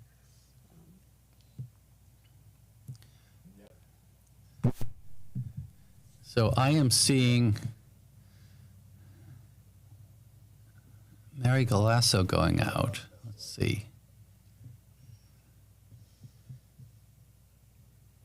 So we still haven't been sent the pairings for the next match.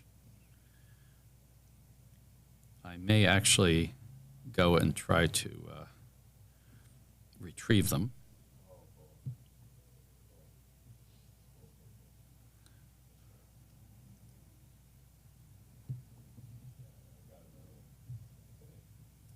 We're actually up on the second floor of the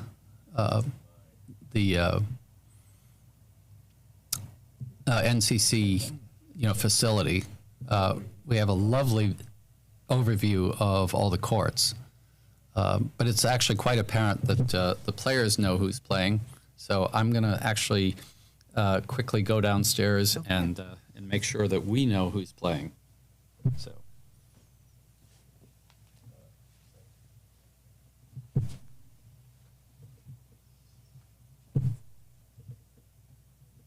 Yeah, it looks like on court 6 we have John Currington warming up with Macy White. We just don't know who the opponents are at this moment.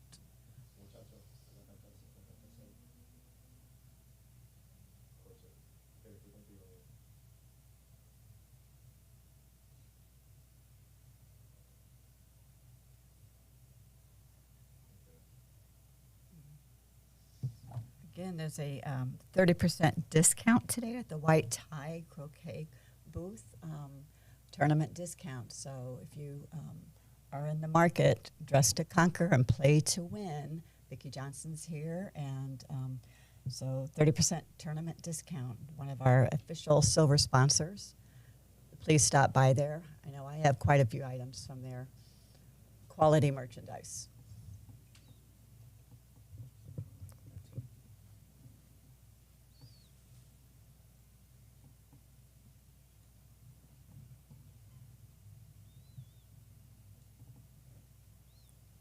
Looks like everyone's getting on the courts to warm up.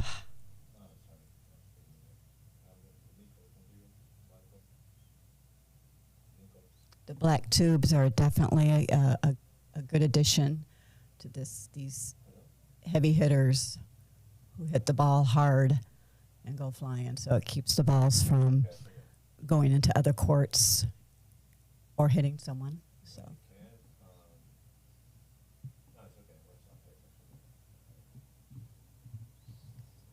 All right, let's see who we have coming up here.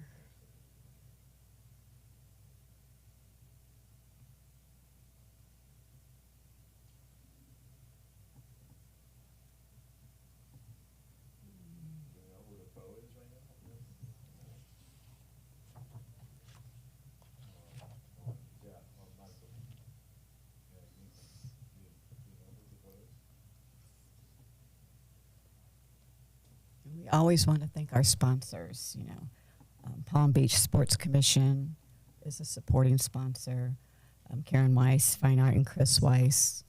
Oakley Woods Croquet. We all get a lot of our croquet equipment from Don Oakley. And of course, White Tie Croquet. Big shout out to Billy Simmons. He's also a platinum donor and helping managing this Pro-Am tournament. And also playing. He's got a lot going on today.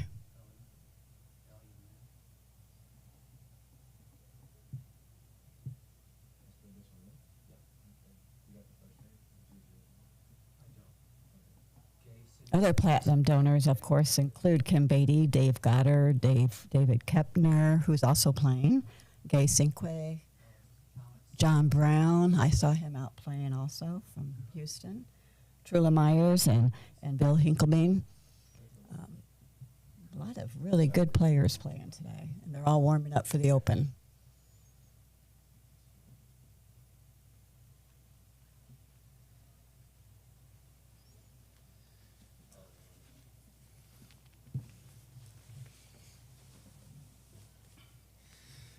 Okay, Nancy. All right, welcome.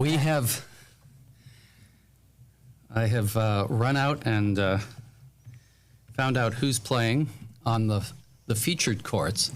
So, of course, there are 12 matches going on simultaneously, but we're really focusing on courts 6 and 7, which are the two courts immediately in front of the We have the great bird's eye veranda. view here. Exactly. So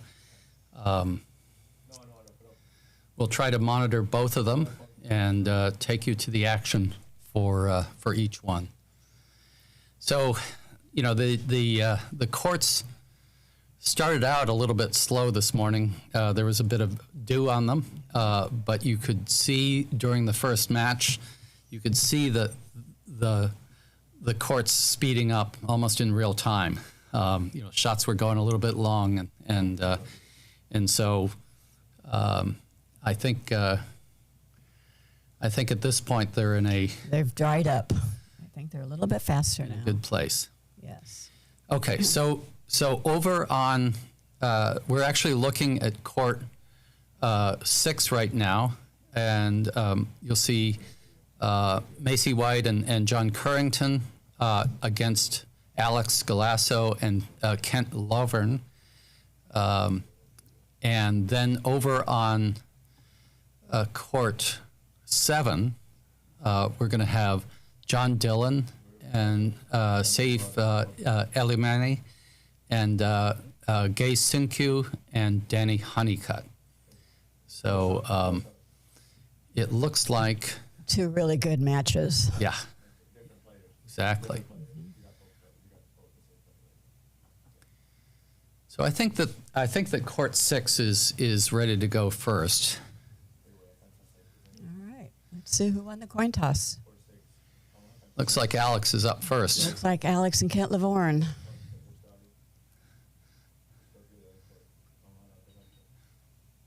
So Alex is a character. Alex and his wife Mary.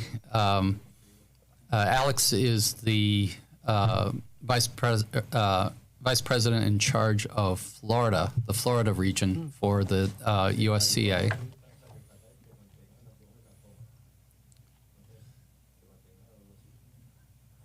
And he knows this court and is just slightly long. Probably didn't quite leave himself a hoop shot. Okay, But he is on, if you're going to be, John's going to go in as a set with red.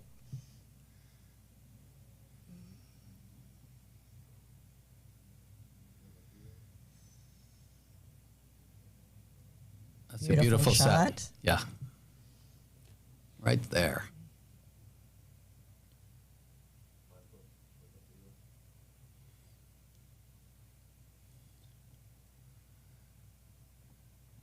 Kent Lavorne hits the black ball deep. Deep in center. And Good batting shot. cleanup. I think he'll probably just set. Since blue doesn't have a great shot.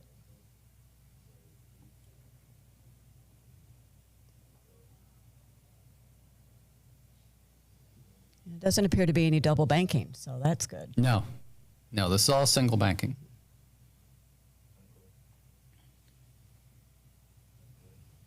Alex goes in for the clear. Nice clear.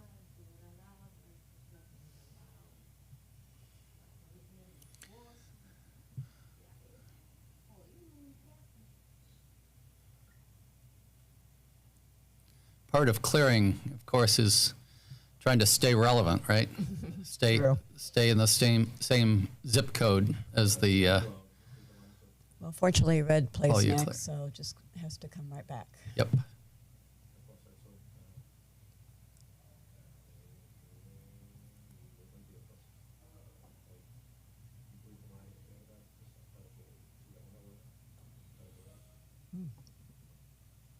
Got blue. Oh, wow. He hit that black ball out of position.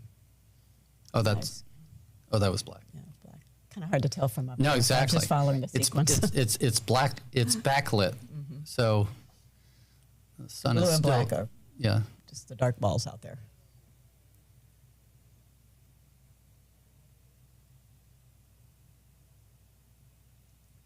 Right back. Setting deep.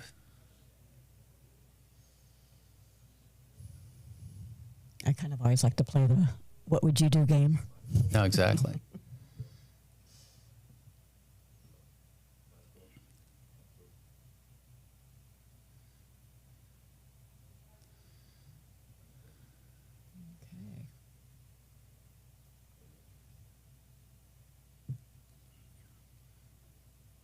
He wants to move.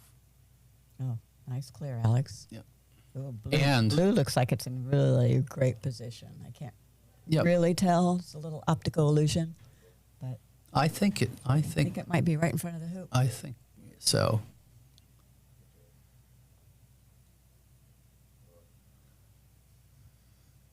Okay.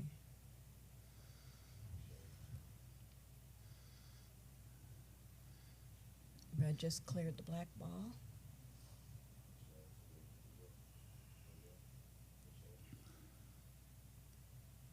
Black's probably going to try to block yellow from hitting blue.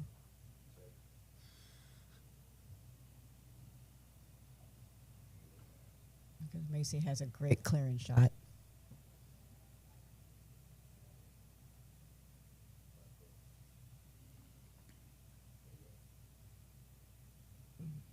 We got a set, but okay.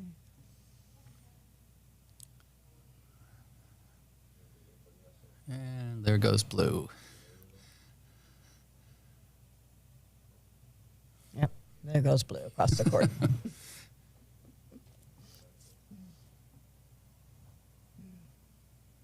Macy just won our tournament this weekend at our club, the Loggerhead tournament. Oh, is that right? Yeah, and Chris Barley came in as a finalist. Very nice. How many days was that tournament? It was 4 days. 4 days.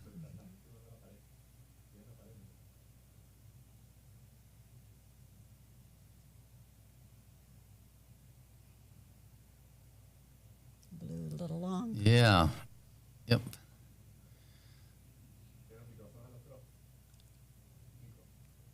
John needs to clear that black ball. He's sitting right in front of the hoop. Nice clear, John. Clear.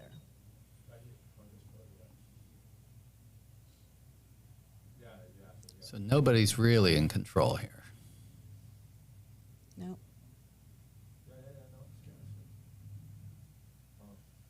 Looks like we have court 7 about to start with Yep. John Dillon and Sarif El Yamani, Gay Cinque and Danny Honeycutt.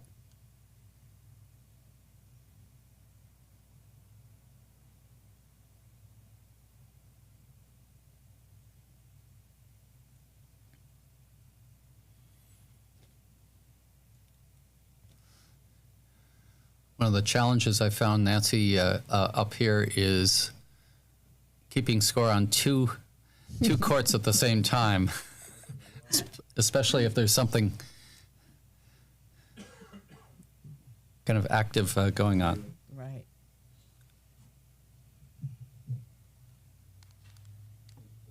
All right.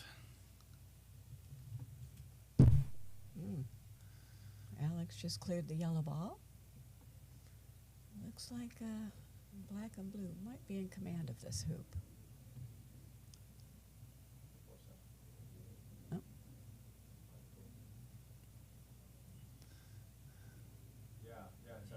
At least they're in better position. Right, they're closer.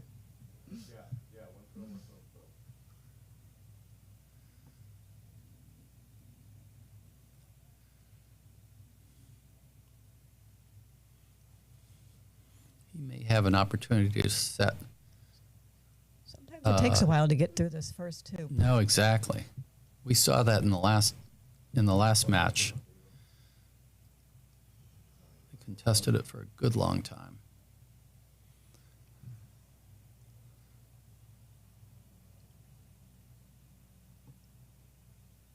Nice clear. Yep.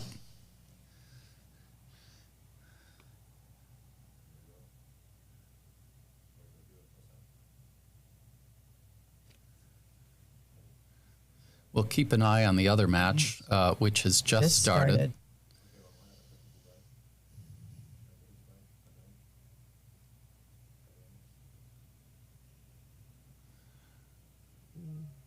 We'll make sure you don't miss anything.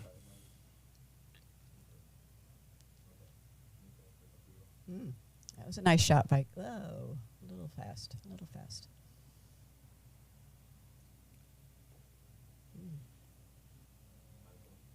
It was a nice block red, though. All right. So we have blue Blue in position to score. in position, right, on 6.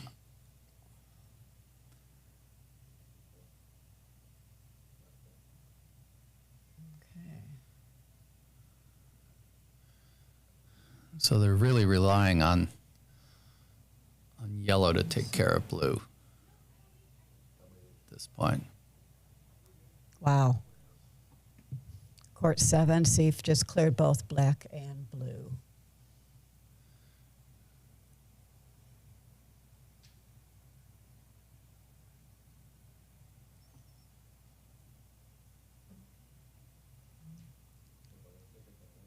Looks like Macy might be trying to play a defensive game there.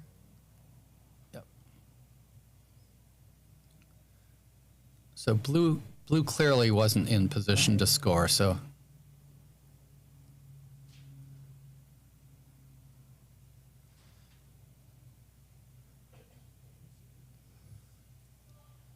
Alex, We have some of the players mic'd down there.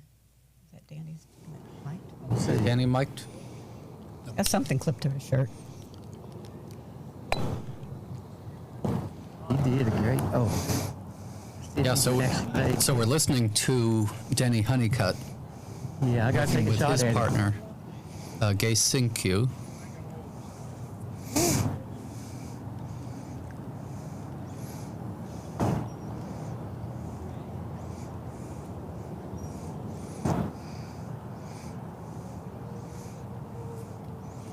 Danny's a guy who's really helped me a lot with American rules.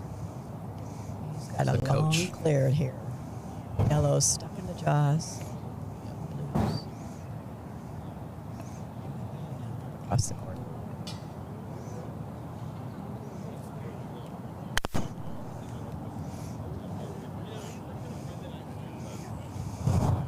Not quite. Well, I guess Black does have opportunities a little bit.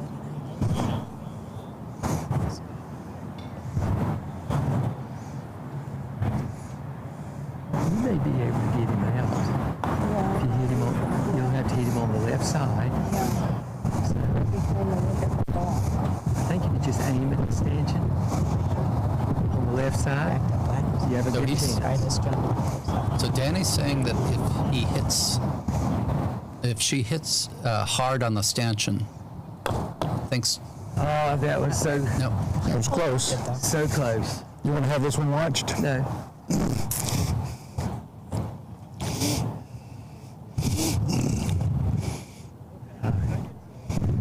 Cover in a second. okay, there's our first two.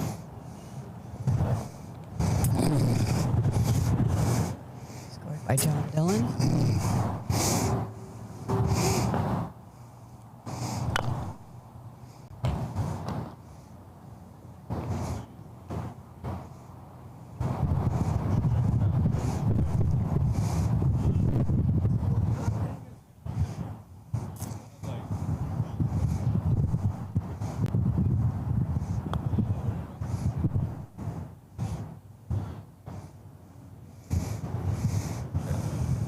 Oh, that was a nice set.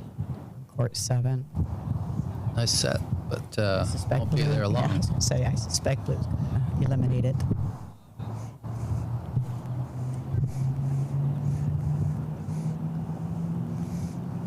A little bit long.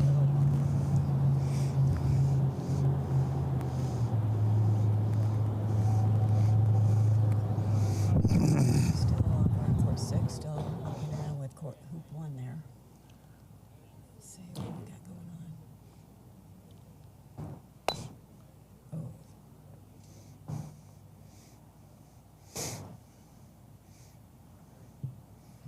Danny has an opportunity here to clear Right. both balls if he hits it just right. Yeah, just right of center. Didn't quite. Well, black has eyes on yellow. Yeah, exactly. I need a booster seat so I can look over this. Probably so. That or ball. Your choice. Let's see what he does. Really, this one's really fast, isn't it? Yeah, you're probably right.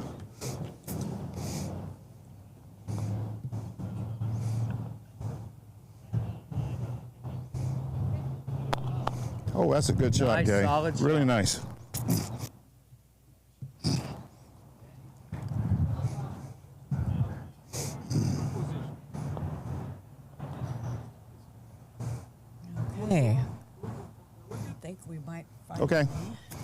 court 6. Yellow looks like it's Sets up, I probably have to take him out because I think red will hit you. See how good that is. It's good enough. I think I do have to hit him.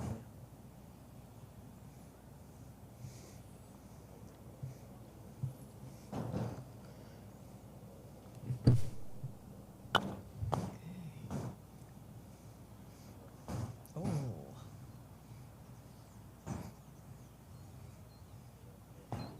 He blocks you.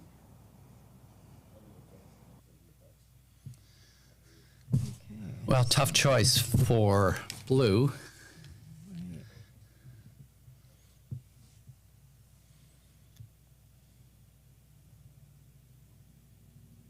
Oh, it's black to play anyway. Oh, look at that. Red's in the jaws now. Okay. Over on court 6, John Yep. Currington just put the red ball in the jaws. And black just shot wide on 7. You should, when you're talking, make sure that it's whatever game is on the screen.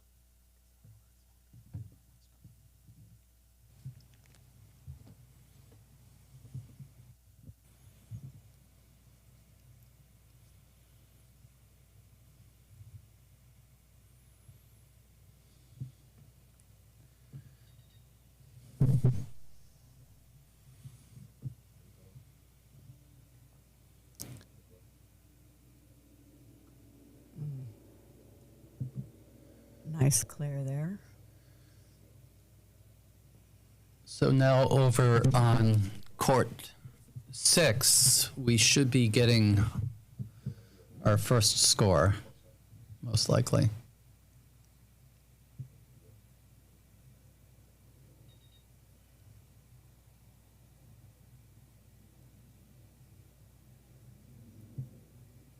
Looks like they're having a meeting of the minds there.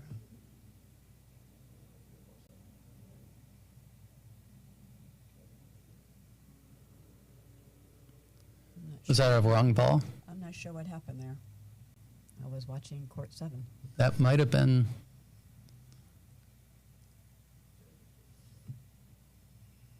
They are replacing and replaying. Oh, must have been a wrong ball.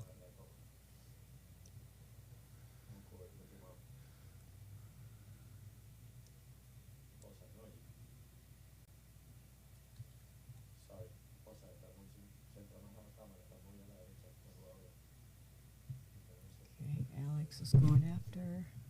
Oh, nice. He bounced that red ball out of the hoop. Wow. Nice shot, Alex.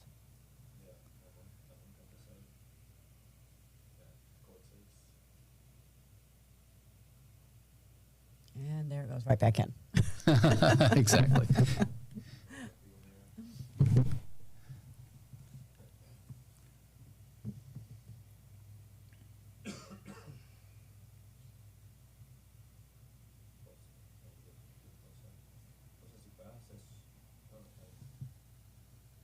Are these games on a timer? Do they have time to game? Yes. They're 60-minute games with no extra shots when time is called. Otherwise, just 7. I think most of the games went to 7, if I'm not mistaken.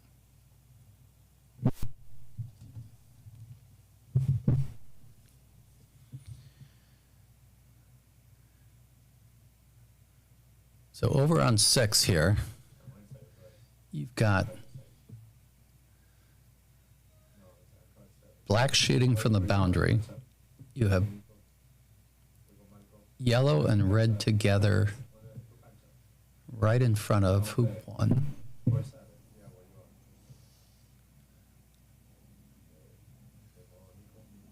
Probably like to get both. Oh. Was that through? Did that go through?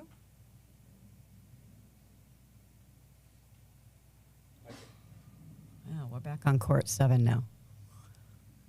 Cameras are on 7. No, I guess not. No.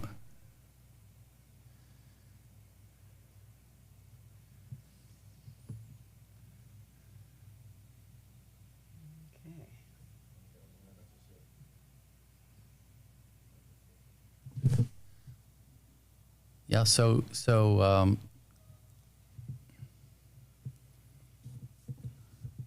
that was black scoring the hoop, right?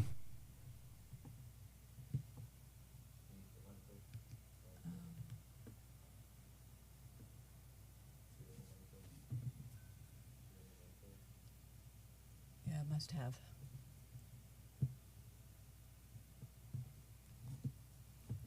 I think yellow probably scored that hoop for black. All right, what do we have going on over here now?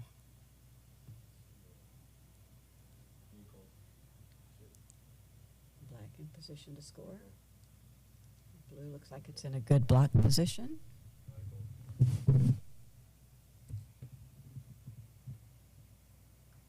Oh, nice clear. Guess it wasn't blocked all that well. He sent it to the other side of the court.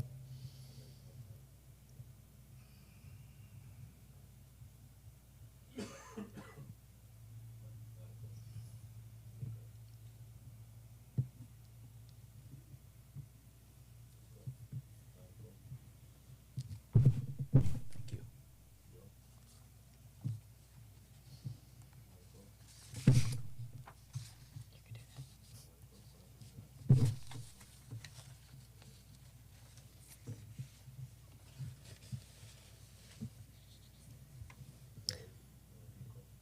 All righty. What do we have?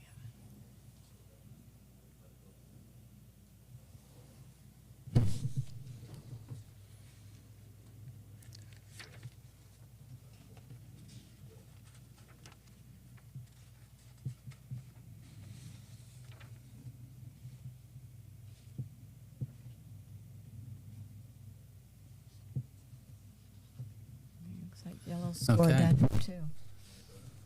No, I think that was blue scored it. On court 7. Oh, okay. Sorry. I'm watching the screen here and see who's.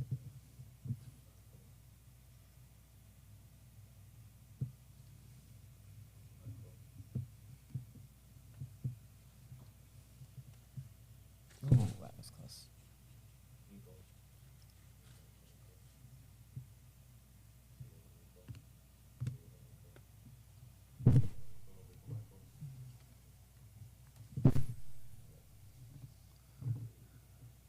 And who scored on 7? Blue scored, or yellow scored on 7. The second hoop. That's- John Dillon and Sif Aliyami. Am I saying that correctly?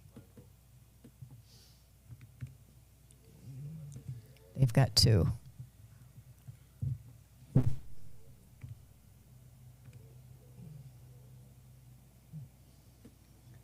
Okay. Danny and Gay should be on the board after this shot right now.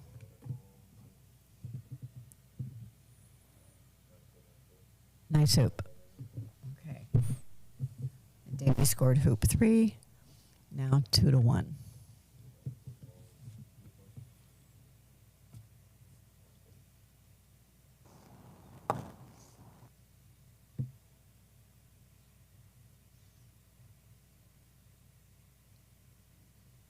Ooh, red just went a little too long. A little past the hoop.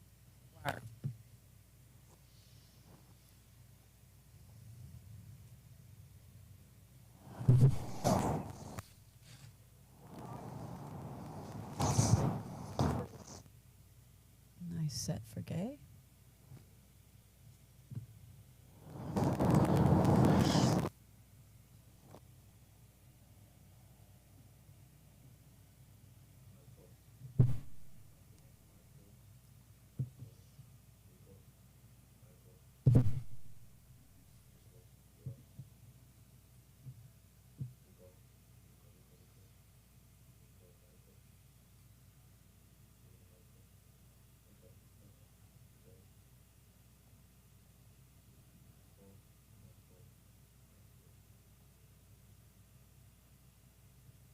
Beautiful shot. Mm-hmm. And I think Wired from blue is wired from red. red. Yeah. I think from here it looks like it anyway. think he'll be Unless he coming through the comes- back. Comes through the back of the hoop. Oh, which he did and stuffed it. Yep. Which of course means he has to come back through all the way the other side.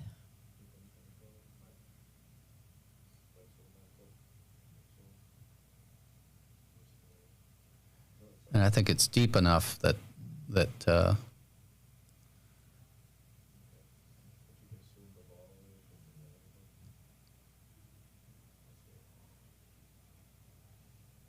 Okay, I see what yellow tries to do here.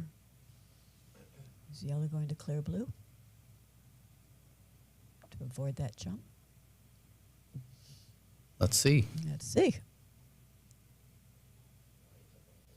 Yellow, of course, is being played by John Dillon of the USA.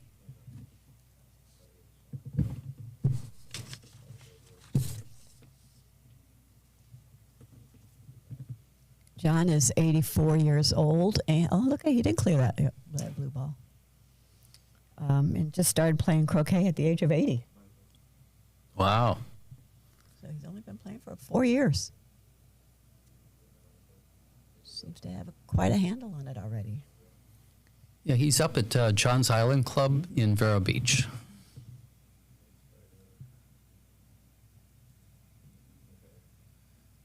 Now red is going to come the rest of the way through. Try to eke through that hoop just barely. Yep.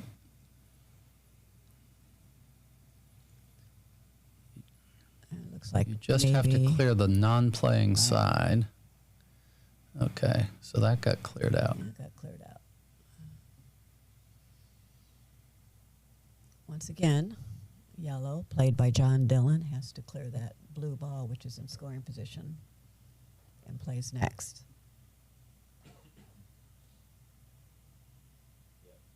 Oh, Okay. so close.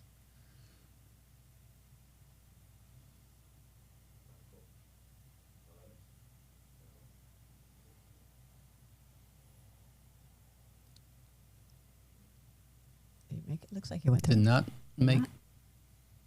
No. Didn't make it. Right in front. Looks like red may have an That seemed opportunity here. to be. It seemed to be intentional, although I think he wanted to get a little deeper. He may have wanted to set up an advancement strategy. Yep. Red might have an opportunity to clear that ball. Yep. He can certainly see it. Oh. Oh.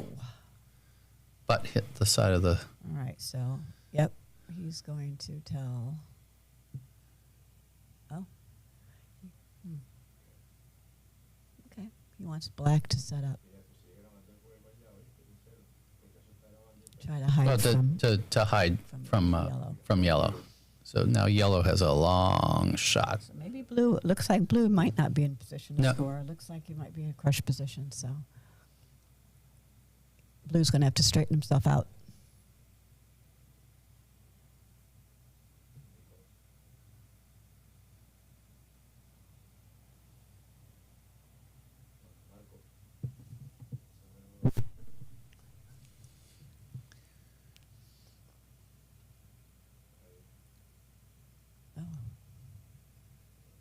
Heroic All right. effort there. Yeah, I think So Danny's going to have to try to. What's he blue going to can do get here? He's through. going to do a sweep. What's he going to do? He's going to get in the jaws. Hit it down. Oh, Yep, it's got a it through. score. Okay. Okay. All right. Better position than we thought. 2-all. All right, we've got a tie game here now.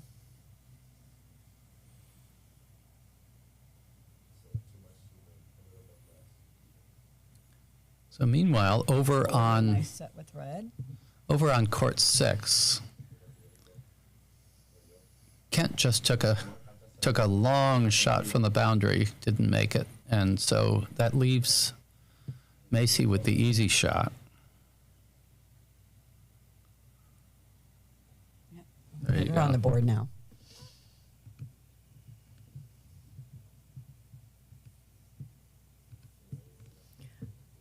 This is a very much a defensive game. Mm-hmm. You know, court 7 started later than court 6, and they're already on hoop 5. Mm-hmm.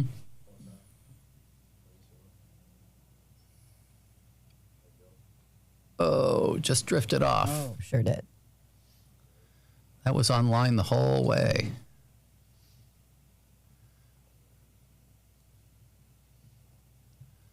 Okay.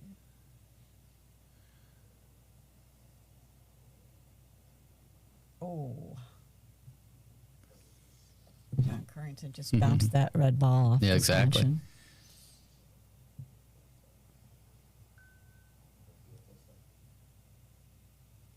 That was interesting.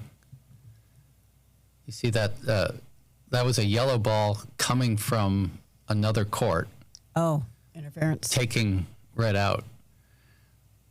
The challenge is that red was in a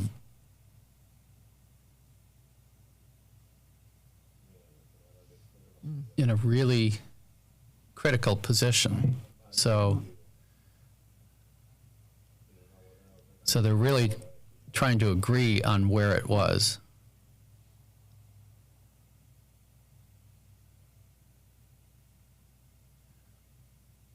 Matthew Essick over there, who Hit the I ball. think probably hit the Yeah. ball from the other court. Okay. It's a little confusing because a yellow ball came flying Right, I was like, flying oh, over, and where'd that ball come where'd that from? come from? All right, they're Tube reset silk, they're now. not always, sometimes they bounce right over them. Yep.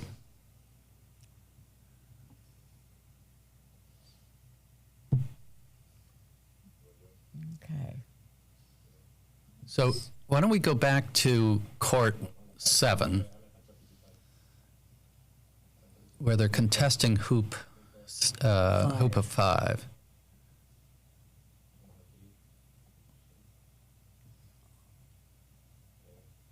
All right, nice. Nice clear on red.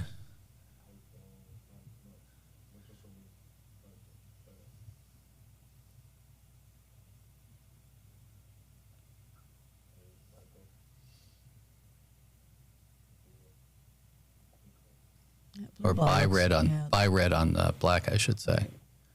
blue ball looks, well, yellow's going to be there next, so black just needs to roll back up in position. Yep. And let yellow clear. Over on 6, I think we probably have a hoop shot about to happen here. Okay. Alex put it in the jaws. John has an opportunity to knock it out from behind, which he nice, did. Which he does. Very nice. Very nice. Those have to be hit with some force to knock them out a distance. Right. So now,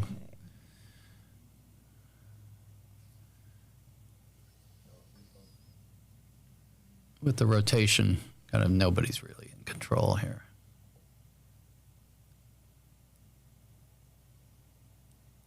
Back on hoop 7, yellow just scored hoop 5.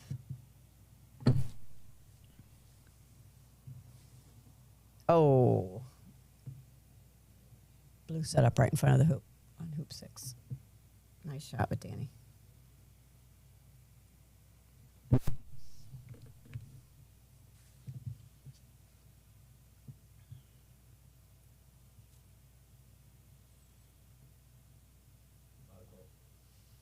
Danny giving his instruction to his opponent, his partner, I mean.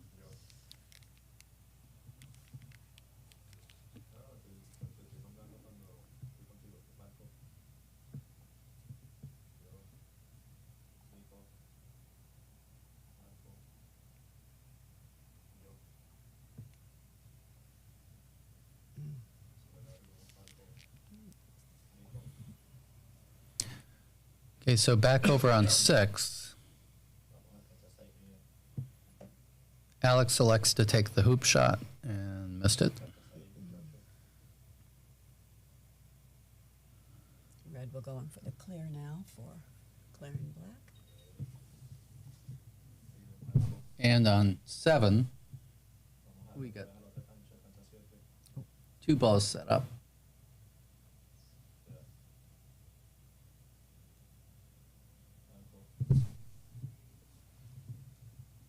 has perhaps an off. An in-off, yeah. Situation here. That hits it just right. Ooh, not quite. That's but a still in good position. try. Looks like red and yellow have control of hoop 6. But I believe that there's a piece of yellow blocking red.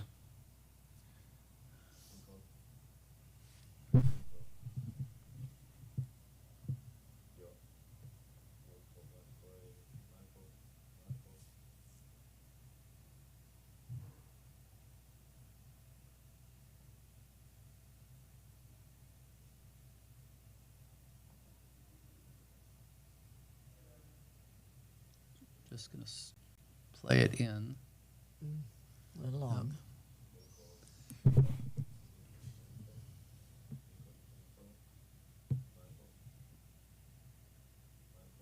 You have to be very precise with your shots when you're trying to shoot them so close to the Yeah. front of the hoop. Especially on a, Nice shot. especially on a Red fast just scored court. that on court 7. 4-2 now. John Dillon and Saif Liami.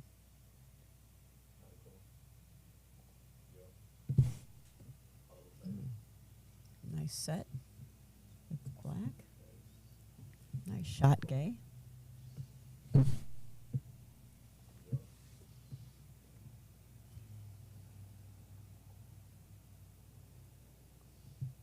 And on court 6, we're still at hoop 4.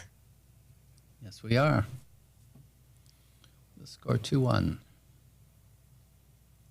that giant swing. Mm-hmm.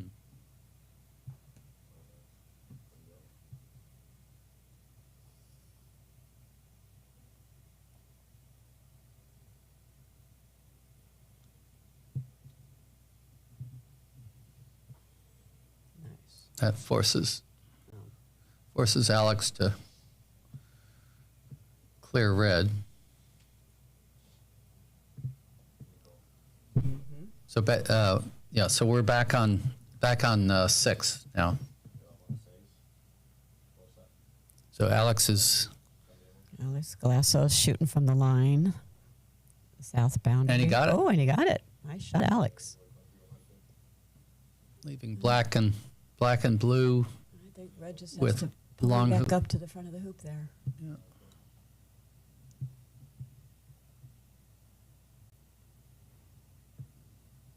Oh, that looks like a great shot. Mm-hmm. Certainly took away Black's shot.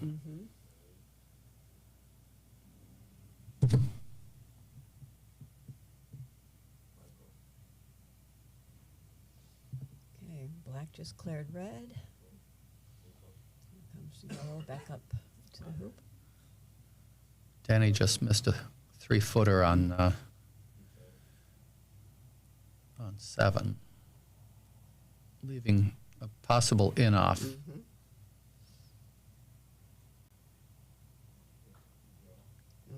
Nope, Hit not the there. right side of stanchion.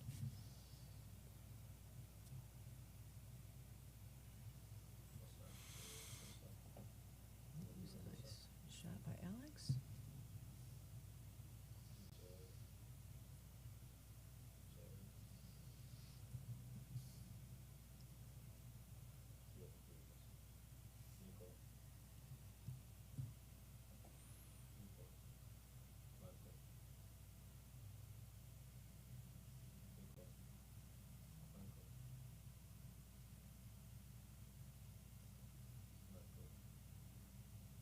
Okay, looks like John Currington just set up in a defensive position, thinking that blue Yep. might stuff that hoop.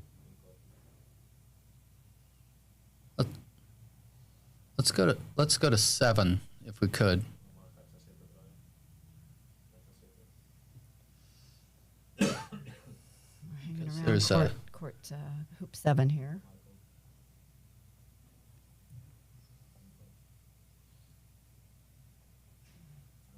It's a delicate shot right here.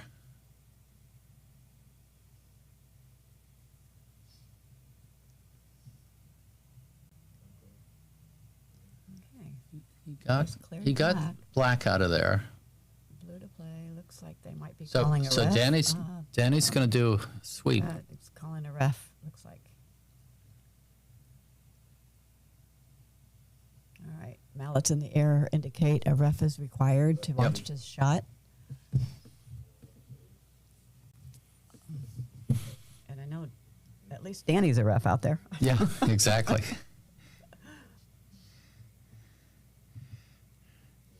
Danny gave me my referee test.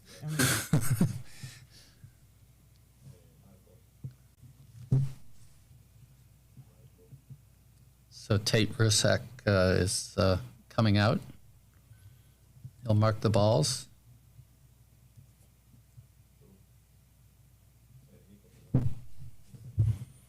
So if we take a close look at those balls, so it looks like blue is either on the stanchion or very slightly off it. Right. Danny was practicing like a sweep shot. So Yes. it looks as though that might be what he's going to do. So, of course, the obvious fault here might be a crush Yep. or a double tap.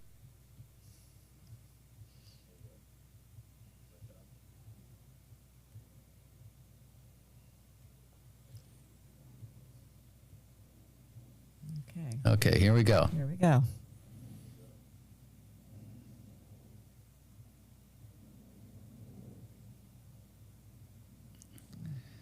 Can we see a replay on that? That was quite a shot. That was. Here we go. Swooping across and getting it through. Very impressive. Very go. nice.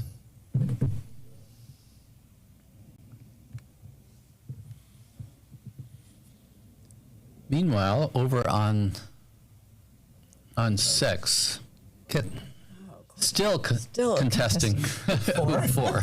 Exactly.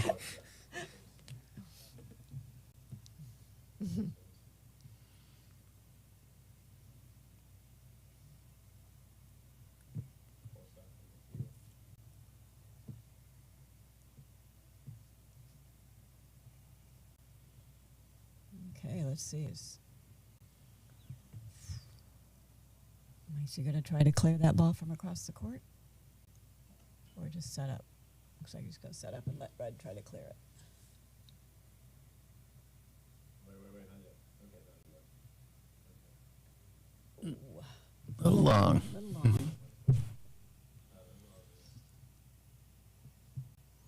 All right. Now over Here's on another shot on court over 7. on 7. Danny's just eked out of that hoop, so Yeah. he doesn't So really this have was a the fast- downside of that sweep shot, is that he left himself hampered Right. going down for the next So one. He has to take an angled shot there and get it to the left side of the court. And because Red is really nicely set up, he's anticipating that Red will score. So if anything, he's kind of set to go halfway to.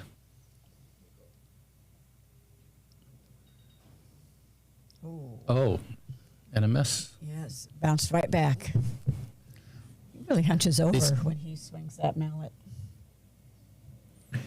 These hoops are unforgiving. Yes, they They'll are. they'll slam it back. Nice clear, Gay. Gay just cleared that red ball.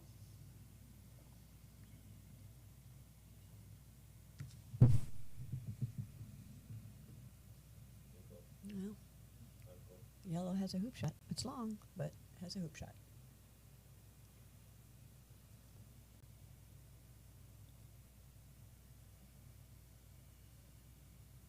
He's not taking the hoop shot. He'll just set it up.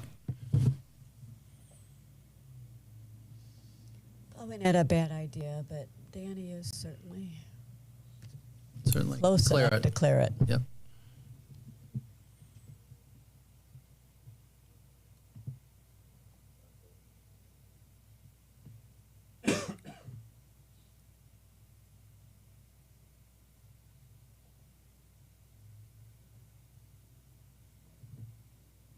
Oh, and he misses. Okay, well, the setup paid off, Okay. potentially, although black still has a play.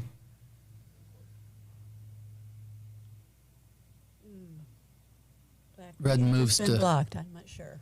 I think that Have eyes on yellow. he's still. got eyes on yellow.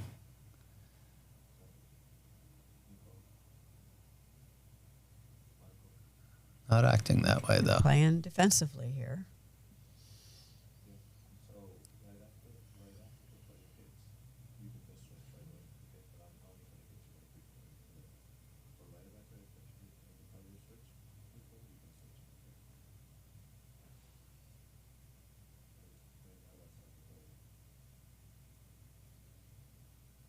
Oh. Mm.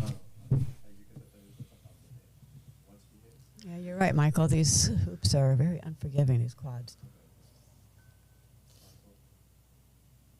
I wonder what they're set at. I'm sure they're going to be set even tighter for the Open. I'm sure. Oh, nice clear.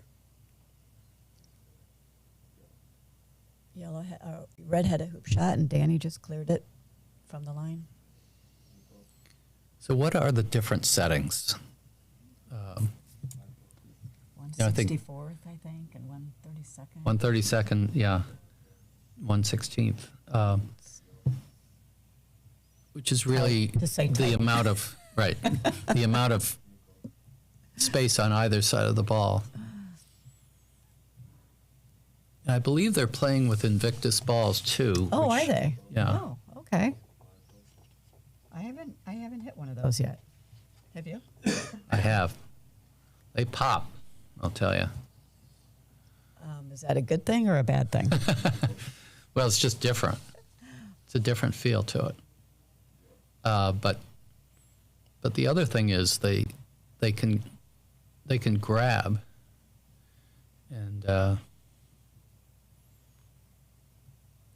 we were having fun with jump shots a few weeks ago.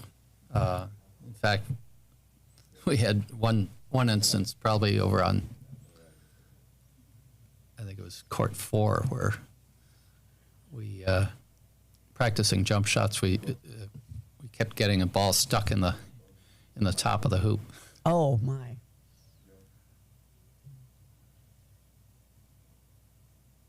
Look at his stance. Look how his feet are. Yep, He's got his feet like pointed towards each other. yep.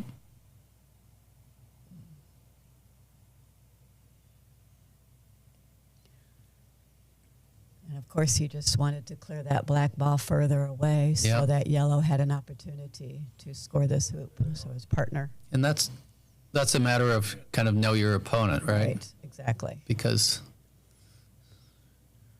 Know your opponent and your partner. exactly, Oh, Gay nice shot. Gay. rises to the Right. occasion. There she goes. Yes.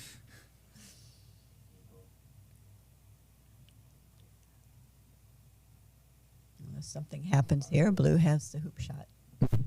So on 6, Kent looks like he's about to score. All right.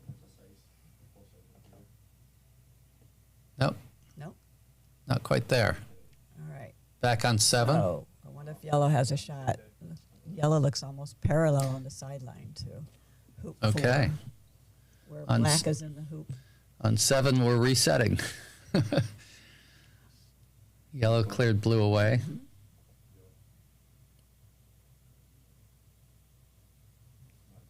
And back on 6. Oh, well, popped it out of there. Yeah, popped it out. Nice shot. That was on court 6. All right.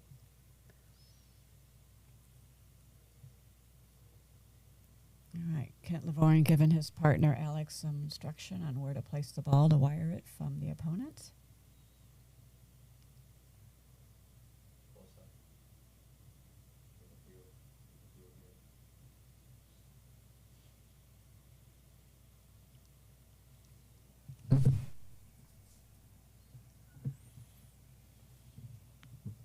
And red just rolled up. Beautiful position. Mm-hmm.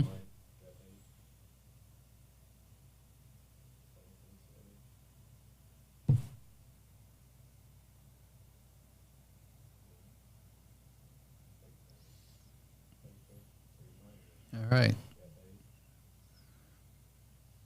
Moved I red. was like, where is yellow? Still Right in over there across still in the board. vicinity. Here comes yellow. All right. Unanimous. Okay. All right. Now I think This should be Alex's hoop. This should be Alex's hoop. I would hate to have that pressure on me, hearing people in the booth say that. Exactly. All right. There we go. Hey, we're finally out of hoop 4. 3-1. Alex Galasso, Kent Lavorne have 3. John Currington, Macy White have 1. Okay. And so over on 7, Danny just put blue in the jaws. Okay. So we're going to see a jump shot. Jump shot. Let's hone in on Here this we go. one.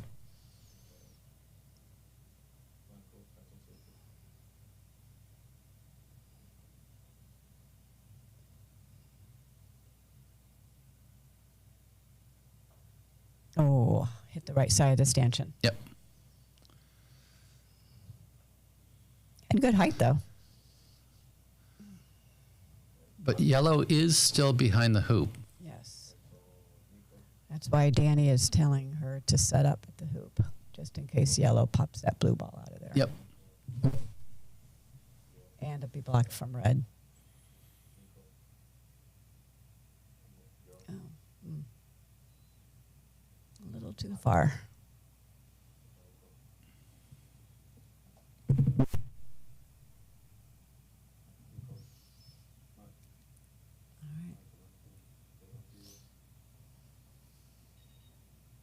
Nice. Well done. Very nice.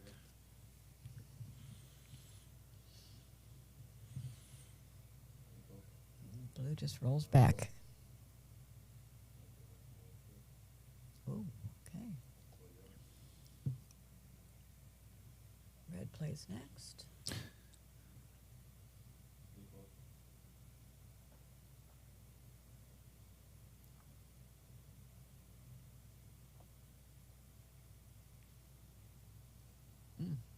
Okay.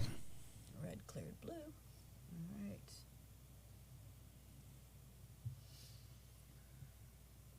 Of course, yellow has to come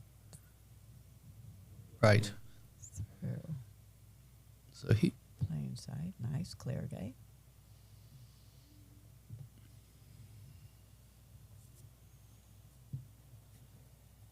Oh, did that score? something happened over here. Yeah, something happened over on court 6.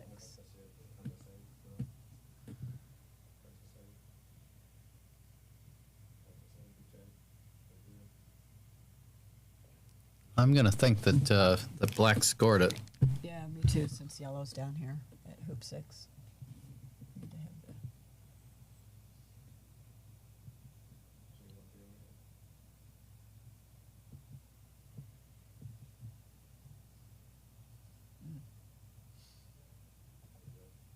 Okay, that's great position for red.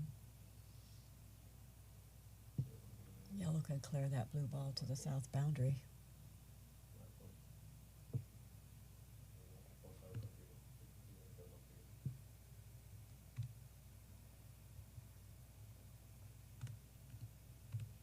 Oh, nice shot, Kent.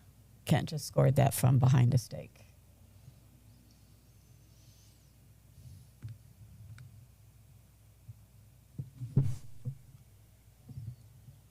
Okay, so it's 4-2.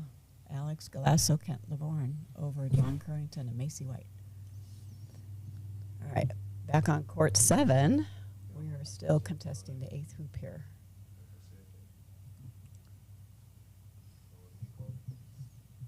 Looks like Chance to score it, chance to score it. but Do you score? blue is in the work Oh. in the jumping position. So yeah, so he really had to go for it.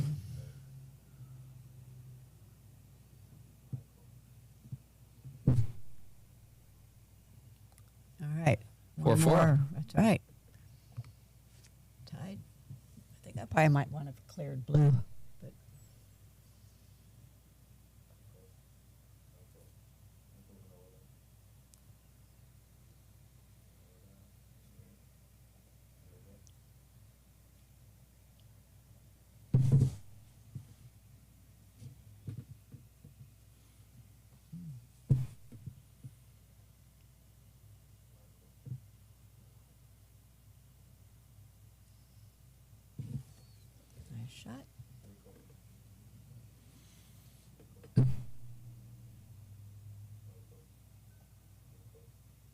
Okay, black tried to clear that yellow ball on court 6. Since blue's in position, but didn't hit it very far. Meanwhile, on 7, they're setting up. Setting up on hoop 9.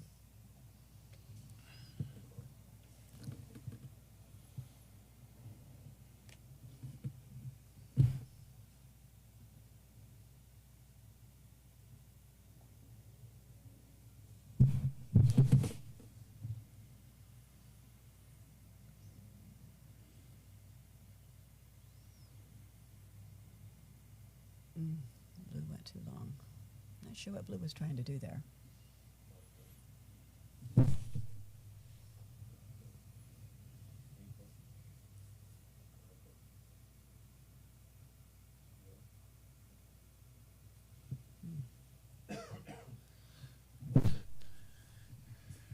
For those of you just joining us, we are watching the 2026 U.S. Open Pro-Am, pairing a number of the pros, 12 of the pros who are, I should say 24 of the pros who are playing in the U.S. Open this week with a group of amateur players. Oh, And okay. Nice, clear gay. we just saw Gay Sinkyu execute a nice clear. From the south boundary in front of hoop 9. Exactly.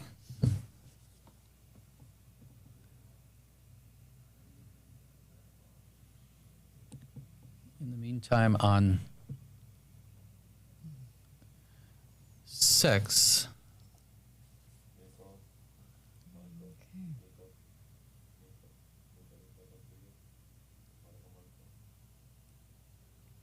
okay, still on 7.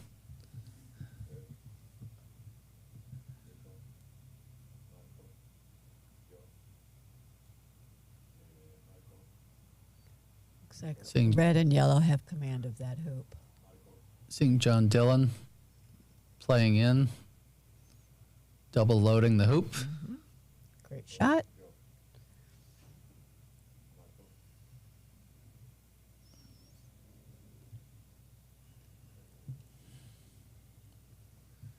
You can stretch right after he hits. You can stretch out. Halfway.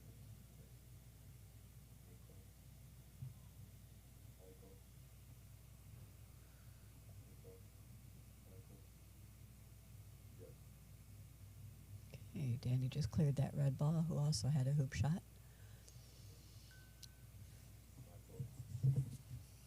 And black should have an easier clear over there, so. Right. So let's go on over to court 6.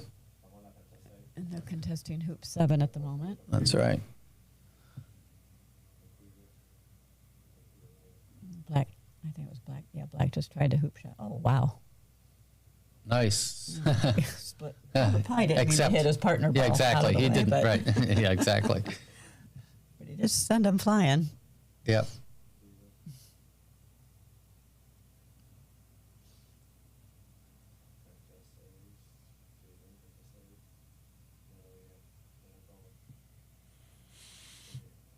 Nice set by Alex. Alex Galasso with a really nice set.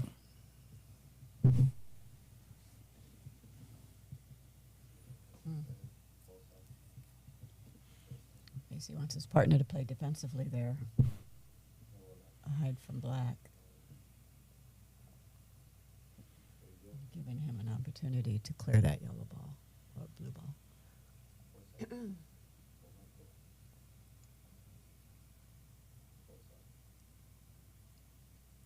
Nice clear. by Double Danny. clear. Double clear. Both of those red Yeah. and yellow balls. Yeah, that was Both of them. over on 7, which we missed with the cameras, but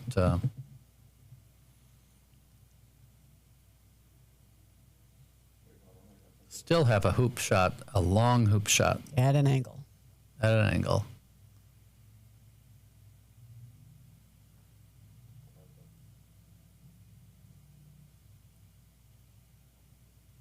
Oh, Oh, Okay, and then back over on court 6. Had another great clear.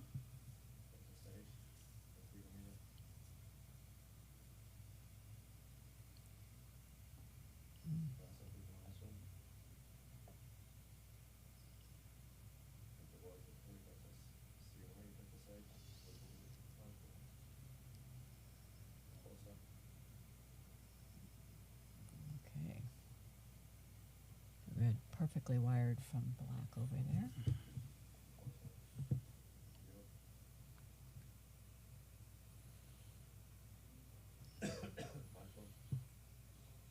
You can see the gears turning, the smoke coming out of their ears. It really is solving a puzzle. Yes. Okay, black was just trying to block yellow from hitting blue, which is in scoring position on court 6. Let's see. Can't see where he's hit. Oh, it must have worked. He was only able to clear the black ball. Yep. Blue to play. And it's through. And through. Right. All right. 5-2. Okay, Alex. And Kent over John Currington, Macy White. 5-2. You don't want to give up that hoop 5-2, No. do you?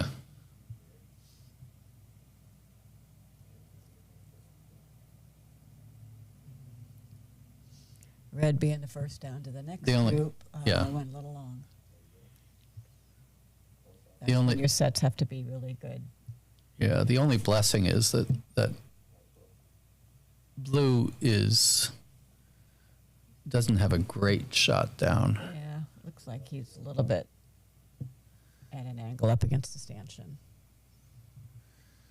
Let's go back, though, to 7. See what they're There. contemplating here.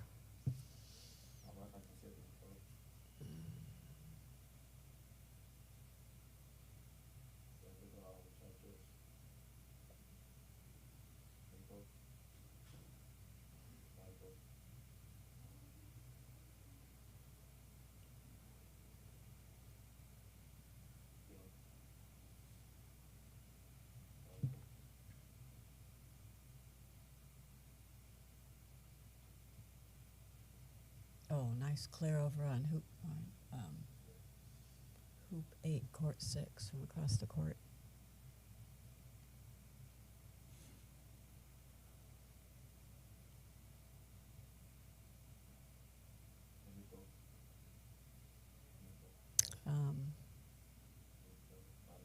There's a time limit on this, isn't there? Yes, there is. I'm not sure if they've exceeded their minute or they're not playing with a reasonable dispatch. Well, yeah, it's in golf croquet, it is reasonable dispatch as opposed to a 45 seconds as in 6 Right, wicket. right. But 4 minutes left. 4 minutes left. And it's tied, so tensions are rising. Yes. Oh, that's interesting.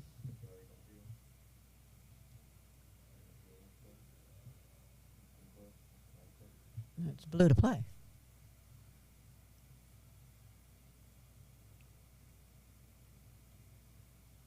Oh, okay.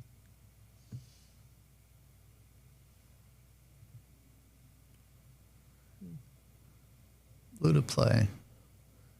A good stop shot. No. Oh, wasn't Didn't. happy with that. Nope. Didn't hit it square.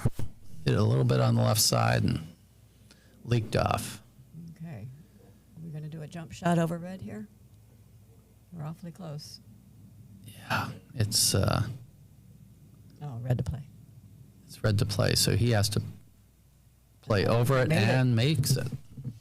Nice hoop. Now it's 5-4.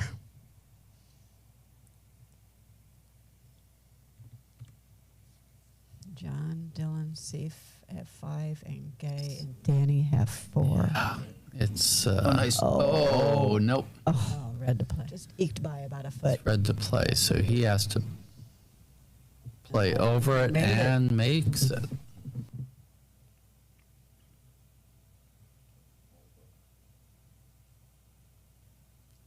And it looks like What's going on over here? Courtside. I think the game's over. Is it? They must have hit the time limit. Yep. So over on, What are they hanging around doing? Oh, I'd shown them Yep. swing technique, I guess. yeah, over on 6. So, Game over. Alex Galasso, Kent Lavorne. yep, 5. John Currington, Macy White, 2. At the buzzer. that's right. These are This one- 60-minute time games, you said? Yeah. 6. With no extra shots. So they've got to be conscious of the clock at this point. That game started before, right? Yes, So, well before. yeah, so this is probably the last minute or two,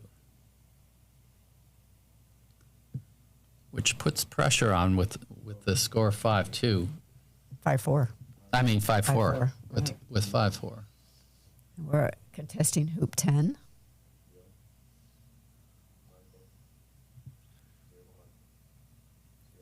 Okay.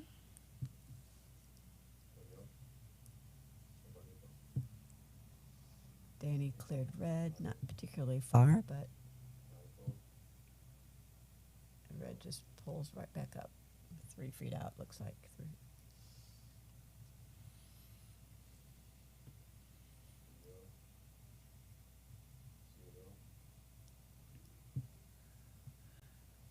Now, when you're ahead in a timed game,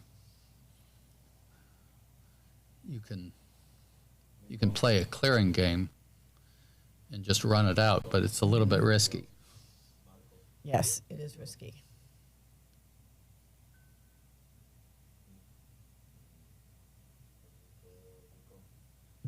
There are no timeouts in golf croquet as there are in American rules. American rules, the last 5 minutes can be like a basketball game, a close basketball game with timeouts. And the game lasts another half an hour. I think you taught me that, how to use strategic timeouts, but doesn't happen here.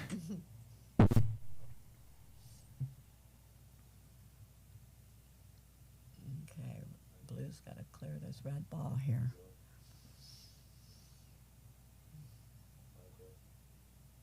Oh, he went for the hoop, it looks like. He did. Wow. Okay, well, red has a hoop shot.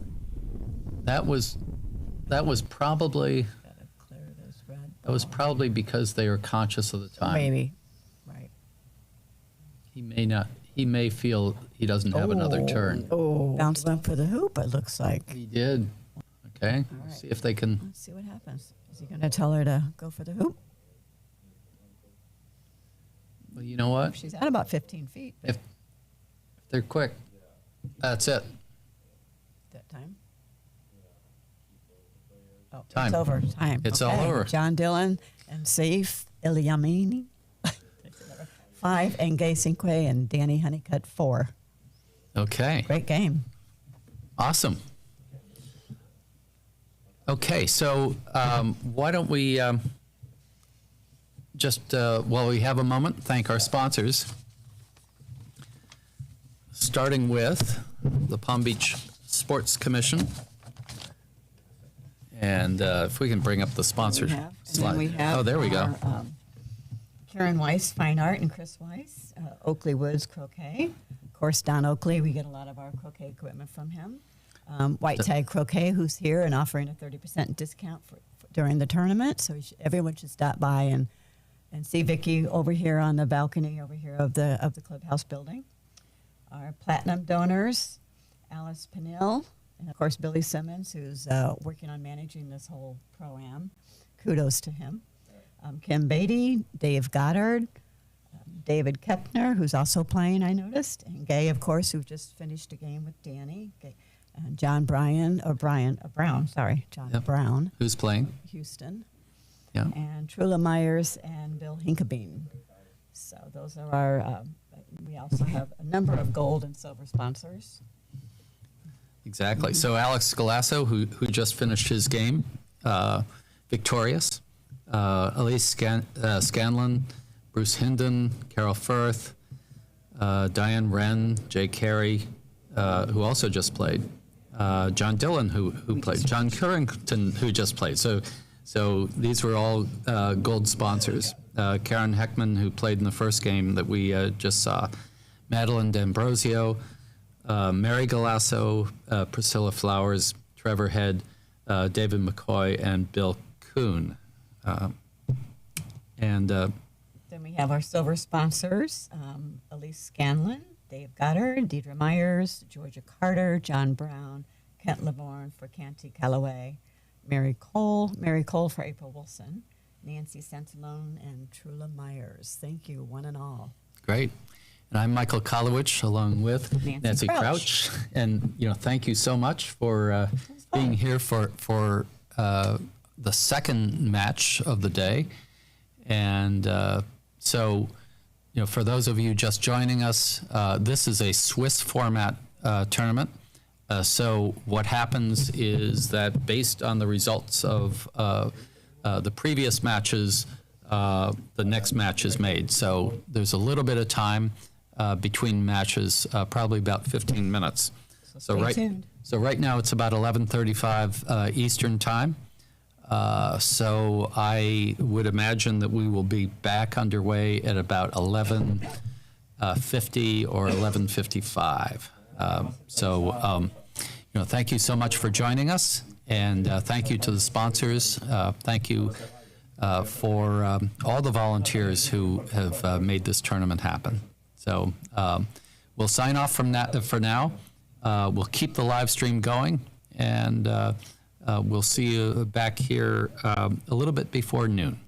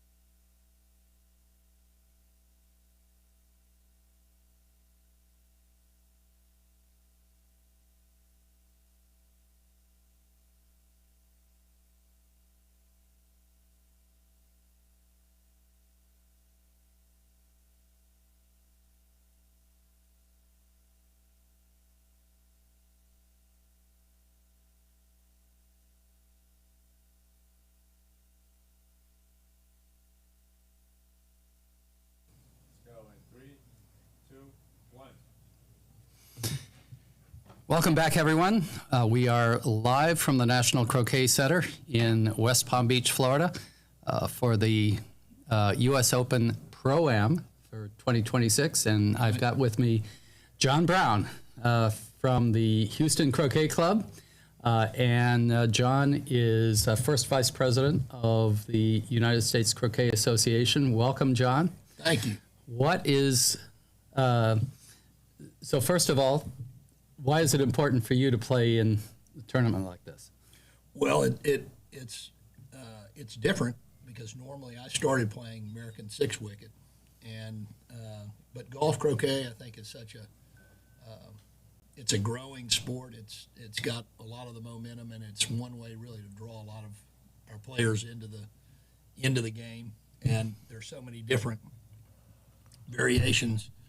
You have American rules and association rules, and golf croquet is really a wonderful introduction to it. But it's a shooter's game.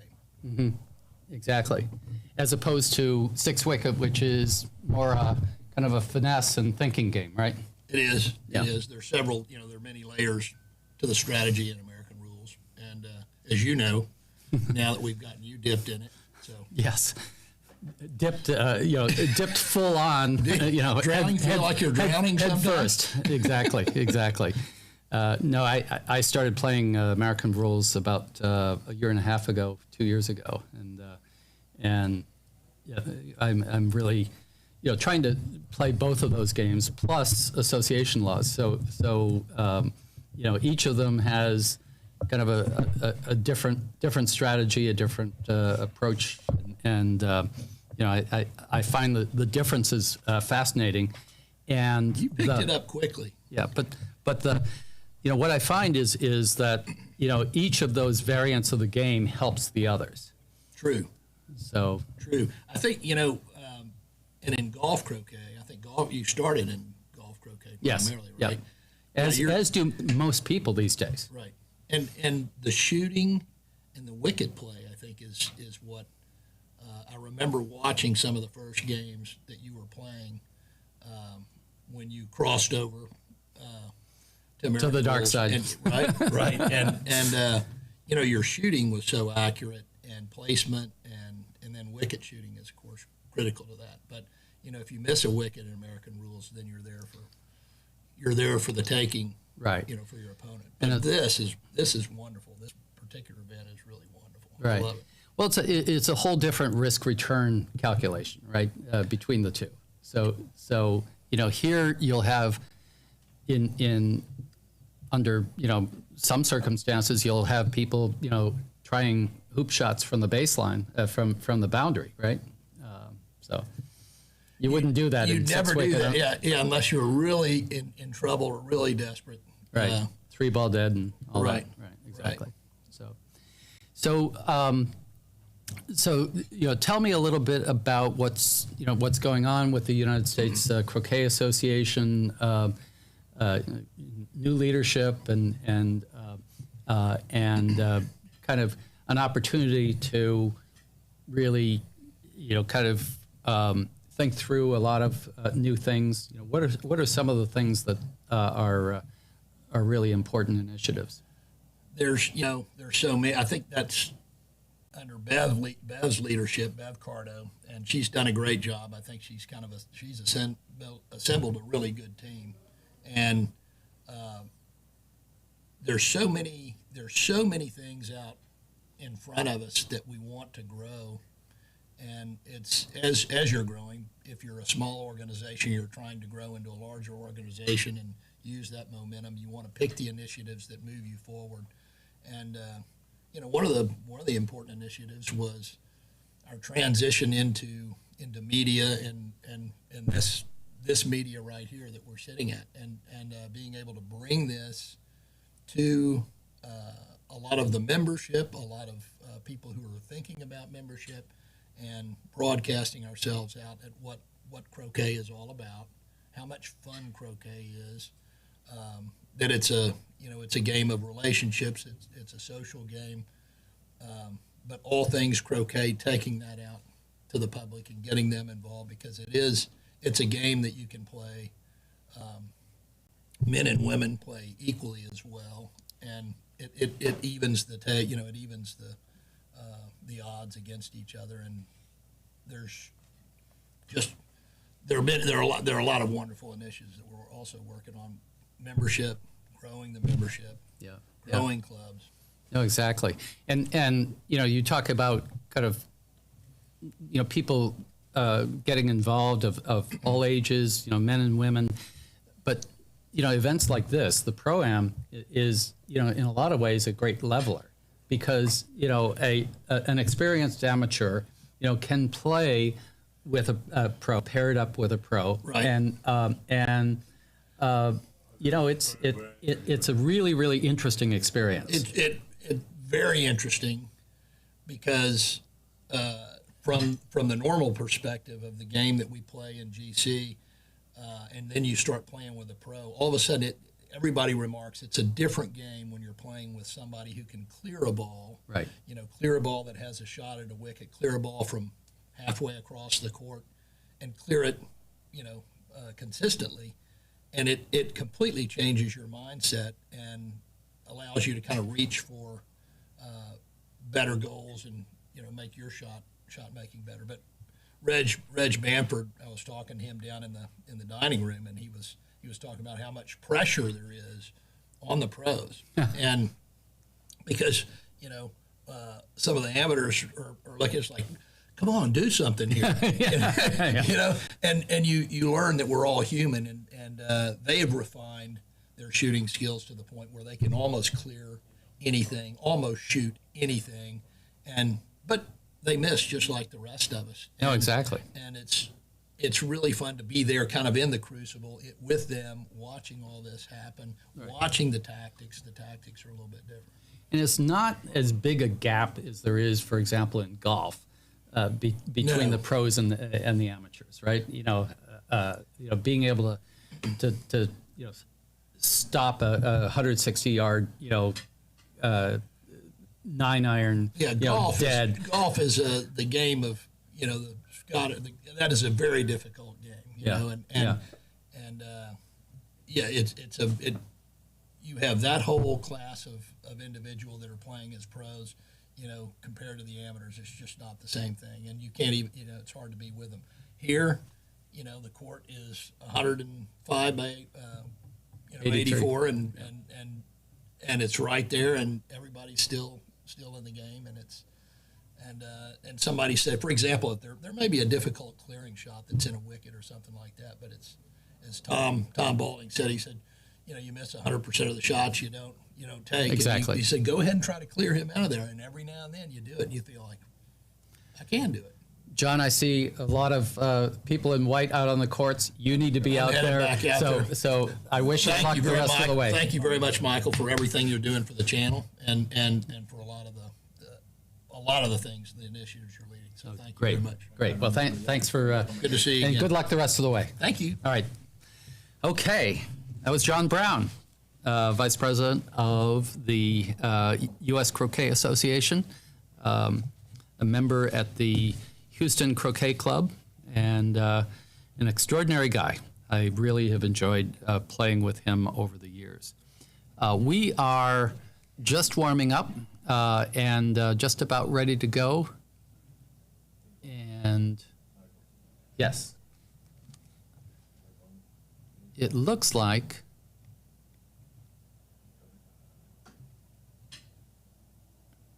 I'm trying to figure out whether they are actually warming up on. Oh no, okay, yeah, they're just warming up, getting a feel for the lawn. So I'm going to reset here because we need to know who is playing. So I'm gonna. So this is a format that does not have a fixed schedule in advance. This is called a Swiss format. And in a Swiss format, the people who play in any particular round, the pairs and the opponents and the like, are totally dependent on the results of the previous matches. And so, as a result of that, we don't always know who is going to be playing the next game.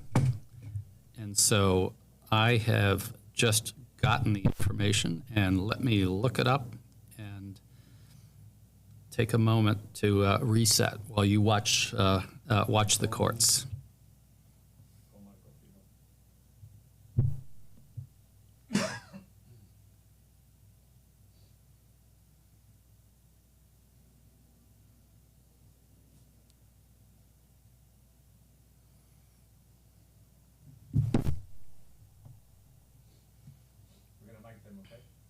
Yep.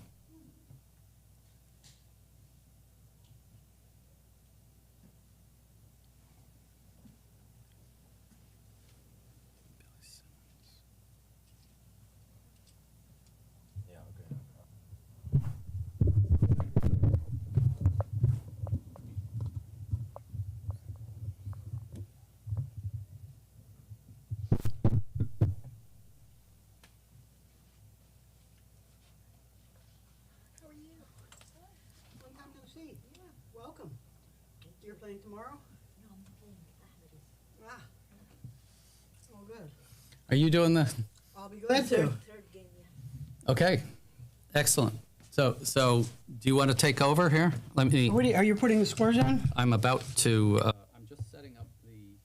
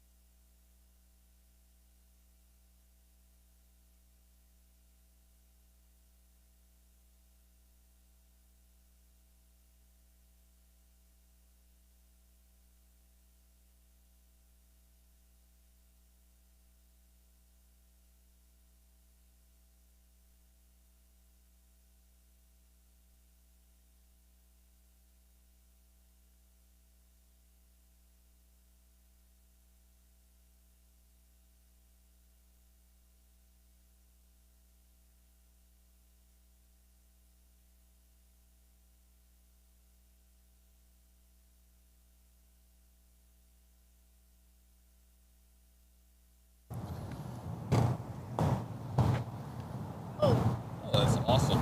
That's awesome.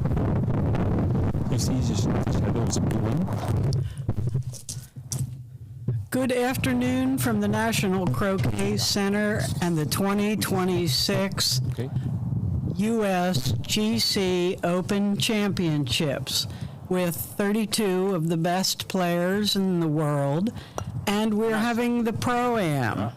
Very nice. On court 7, we have Amir. Yeah, we have Kyle Maluf and Karen Hickman versus Ahmed Al Mahdi and Bill Simmons. 7.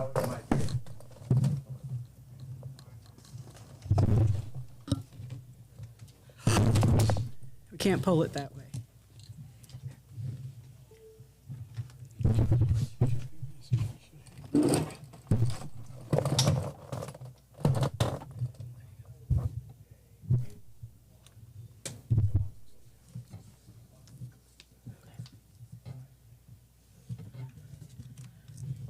Awesome. So at the first hoop on court 7, Kyle Malef and Karen Hickman versus Ahmed El Mahdi and Bill Simmons.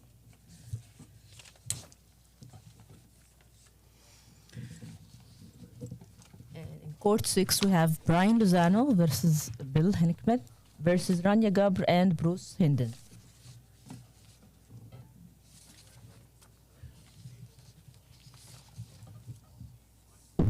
Oh, he's playing with Rania. Yes. I had the pleasure of playing with her yesterday. She is now living in Rye, New York, and she has played brilliantly. Like everyone in the northeast of the U.S., she is quite snowed in. So yesterday she got back up to speed, and I imagine it'll be a wonderful game. Rania is a great player. Rania has played croquet originally in Egypt before she moved to the States. And she's a good friend of mine, and she's been always a great player in Egypt before. Let's go. Can you get the block on yellow? I know you do. No, because red's just going to take me Bruce out. Hinden playing with Rania, The block on 71 yellow. years old, and he started playing croquet in January 2020. Now you got another ball. You got a wicket shot. So you can hear a little commentary from Kyle. He's been mic'd during the game. So you'll hear a little bit of strategy on what he's helping his partner with, and back and forth between the two of them, how they hope to set up at each hoop. I'll get off of the hoop.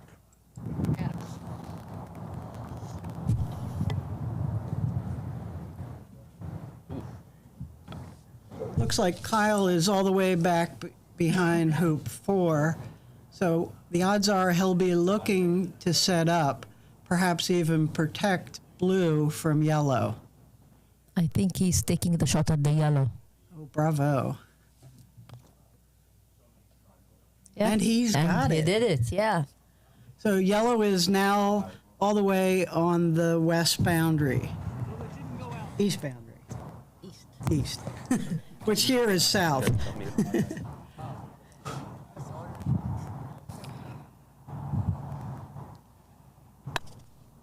Oh. Ahmed doesn't usually miss, but Just did. luckily for Karen, that may be a hoop shot. And if you get stuck in the jaws, red just hits you out of there. So I think setting up right here where you can get through and red can't hit you is... Taking a better position. It is. That's what he's advised her. Oh, it just kept going. Bad luck. The courts here at NCC are in very, very good condition. They are exceptionally fast because of the cold weather we've had for the last 3 weeks. So they were cut short, and the grass is dormant. So for those of you who are playing in Alabama and Georgia and other southern states, you know how fast a dormant grass can be. Of course.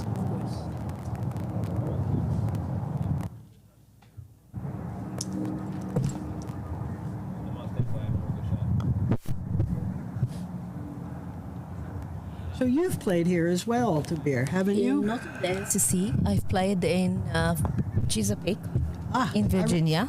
I remember it. You played the Women's Friendship Cup in put together by Cheryl. Cheryl, exactly. Cheryl Bromley, and there will be another Friendship Cup here in March. Yeah, in NCC, I believe. And hopefully you and some other wonderful There are Egyptian some other ladies. fellow Egyptian ladies coming. This is for sure. I know them, but I will not be able to make it. It's a bit difficult to come in February and in March to the States. It's a long journey for us, and So they taking got time off from work and everything. balls Maybe on. next year I can make it. black. Well, we would love it. Okay. Cheryl is on a committee at the USCA putting together more tournaments for women. This is great, actually. This is great, allowing the women chances to play against each other, because it's the competition in the Open Championships are very difficult. They are. The men are very competitive, and it's a more aggressive play. Yes. In January, we had the 5th of the women's tournaments. We had 72 women. It was a brilliant tournament. We had great players. We had a player from Latvia. We had 6 people from Spain. And it's turned into a wonderful winter in sunny Florida. This is great, especially that the Women's Worlds only takes place every 4 years. Correct. So it's quite a long time between each and every tournament. We have a lot of GC tournaments. It looks like black has made it through Group 1. Yes.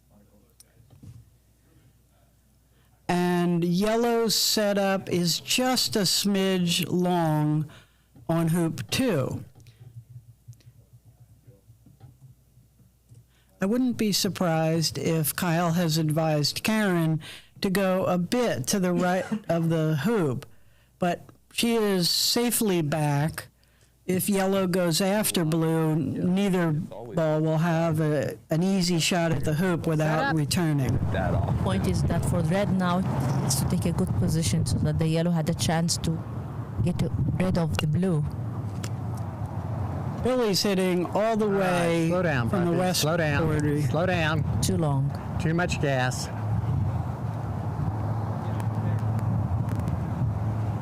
Have the score for. Sorry, I got the thrusters on again.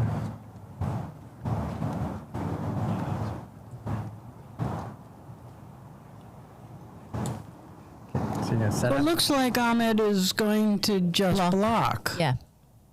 That's a bold move, but his excellent placement seems to have gotten That'll it. force her to clear it. Yeah. Looks so. You can pay for that. He didn't get the block. Make him pay right through. Oh. Kyle doesn't believe she has the block. He has the block and told her to just shoot the hoop. But I believe yellow should be blocking. I'm not sure I can see. Looks risky to me, but Ooh. quite Try. Good quite swing. nice. Good swing. What do you want me to do here? Place in the same direction as the yellow one, even if you hit it. Good, we have Ahmed Okay. mic'd as well. You don't want me to hit yellow? It's okay. It's okay to hit Looked yellow. like a good swing. Looked like a really good swing.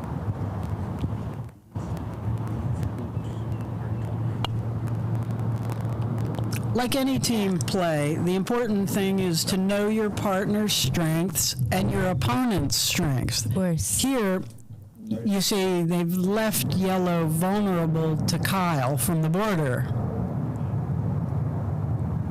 Actually, I believe the objective was, with the move, was to block, was to give the yellow a little push. And Well, that block would have it been as- nice, but And it seems it has all succeeded yours, because partner. Kyle just moved the red one. Maybe he just had Where- this an inch or something from the yellow that he could see. Kyle. There we go. Then the score now is 1-1. The advantage of that little skim off is that Kyle is all the way over on the west border near to Yeah. hoop 3. Yes. Think you can get to here. Yep. That's quite an advantage.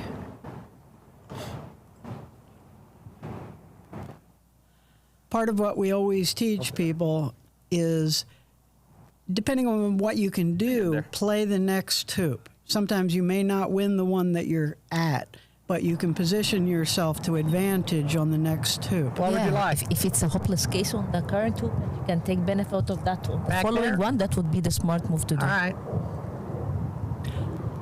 Many moons ago, I was playing a game against Tamer. A and little we short. were Hatata. kind of new. And Tamer set up. I was in the hoop. easier hoop shot He hit now. my ball through For and me. ended up right in front of the next hoop and took that one from me. I learned that lesson. Tamer has turned into quite a brilliant player. He is.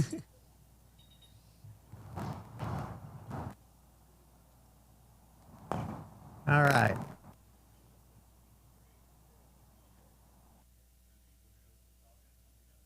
The courts are too fast. So we have a nice setup by black. Blue can't really help much. And red will surely remove black from in front of hoop 3. Yeah.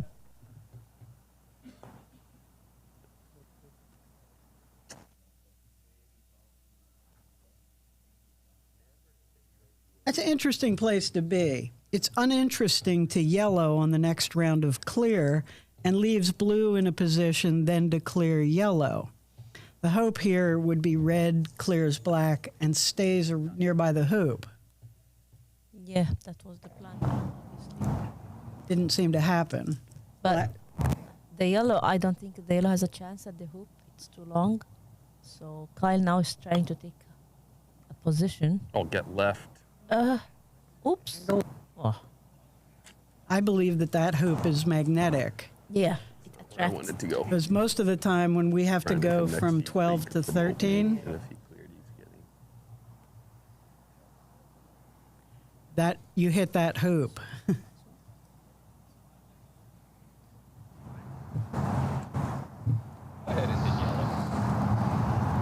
So you wired yourself from black, Yeah, so I enforce her to clear you, blue to clear yellow. She will This is your turn. Saeed in the background. Saeed? Oh, she got you. Safe, yeah. Show me where you want it. Watching. Okay. If you've just come on, we have an amazing collection of players here. We have Rich Bamford from South Africa. We have Matthew Essex from the I go a United little too States. far? Tom Balding. Sorry. It's okay. We have Ahab. We have Mo Kareem. Let's see what he does. It's wonderful. Came in Hopefully last he night. won't get a stop shot. Right, he did. Soha. We love her. And we have Jana Muhammad, who, if you haven't seen it, the USGCOpen.com website is fabulous, and you can follow all of the players, see photographs of the players and the ProAm players.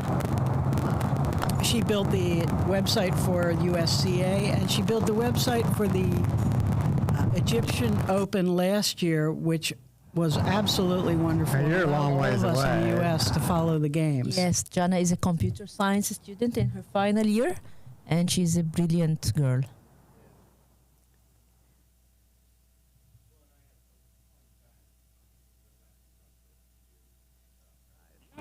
All right.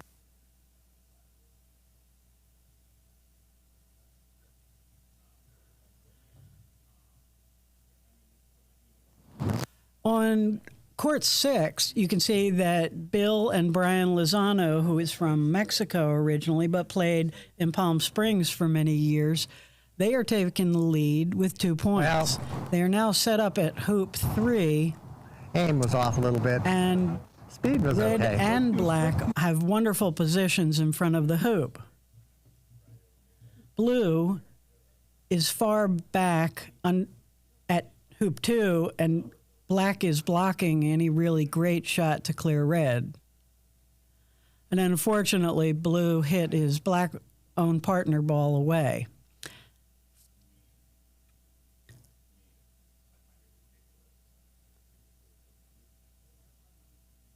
Bravo.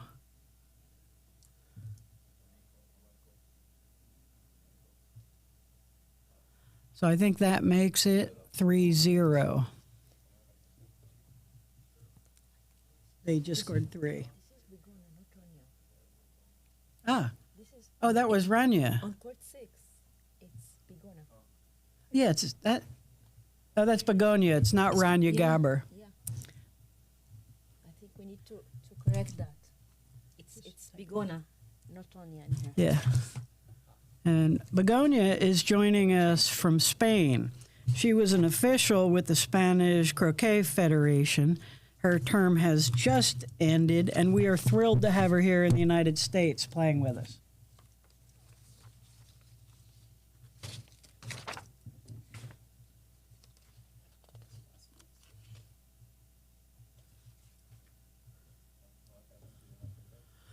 Everybody is enjoying the speedy courts here over on court 6, with only blue setting up on the scoreable side.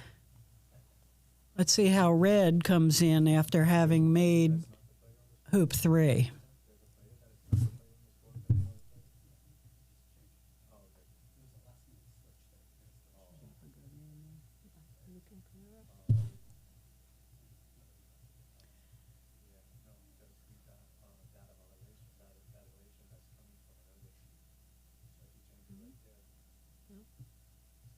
Not able to find her on this drop down list. Just delete it. Can you backspace?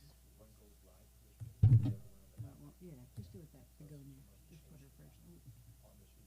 We need the names, the exact names of her and the partner.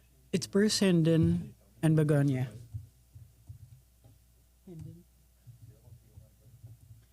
I don't have her.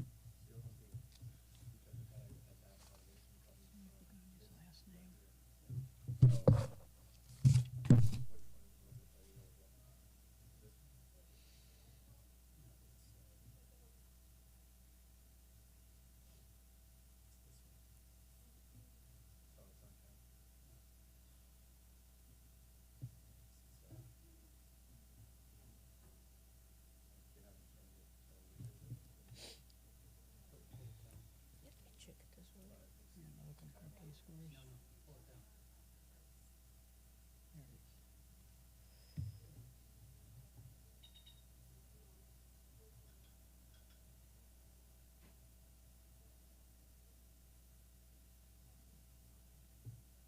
Did you find it?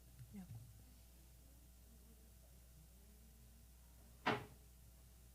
I think it's.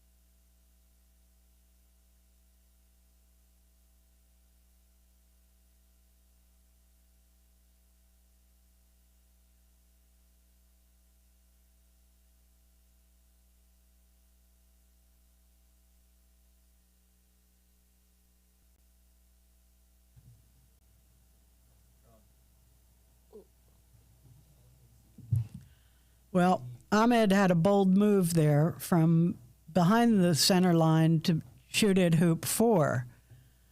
It just skimmed on by, leaving Karen the option to put blue right through the hoop.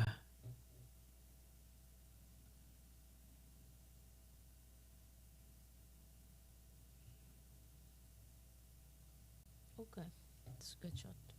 Very nice. So off from hoop 4 to the center. If you've never played croquet at this level, we call it international croquet, we go around the hoops, up through the center, and then over to the left. After that, we go back around the other way, back to the center, back down. The hoop that they're heading to now is both hoop 5 and hoop 12. If a score is tie at 6-6, we then go all the way back to what the viewer sees as the left corner, hoop 13, the one that we know is magnetic, because very often we hit the thing.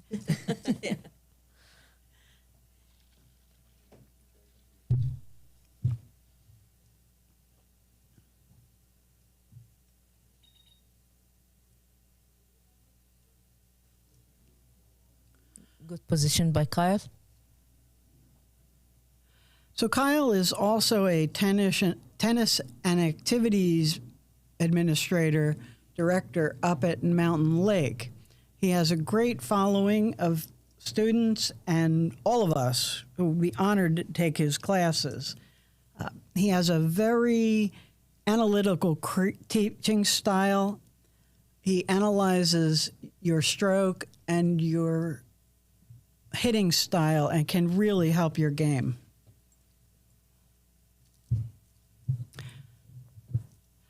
So many of the players here are referees, and in addition, we have referees who are not playing. Myself, Bill Simmons, Tate Russick, David Malouf, who is the head referee for this tournament, and Tom Cooper. The referee has been called behind hoop 6 on court 5 to go do a referee call.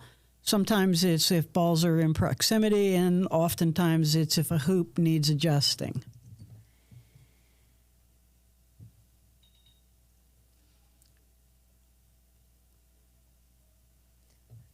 Kyle is taking a long shot now on hoop 5.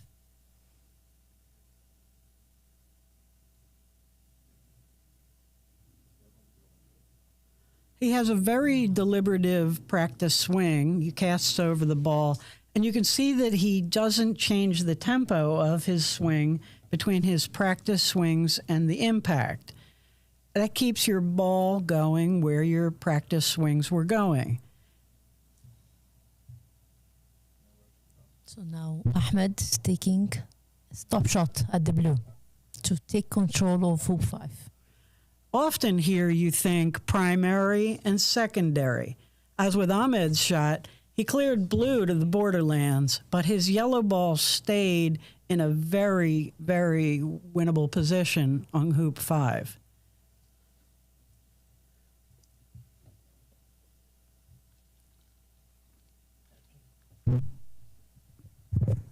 I'm having a lot of static in the headset. It's not on the... That's from the microphone that's on the pros. Okay, so it's okay.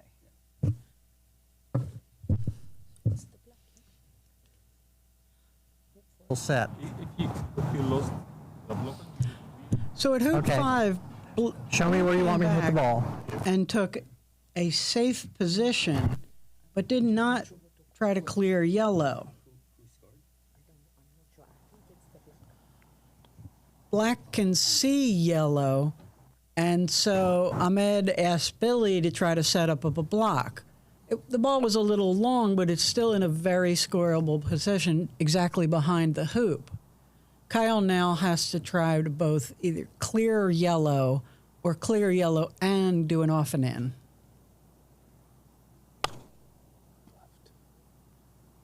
Just missed.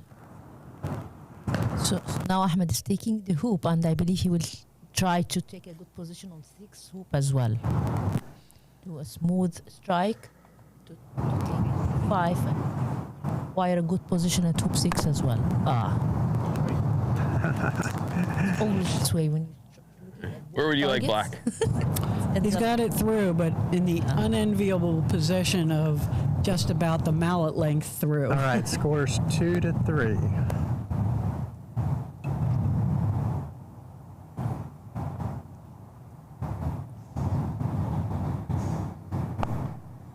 Karen has a very nice, deliberate stroke.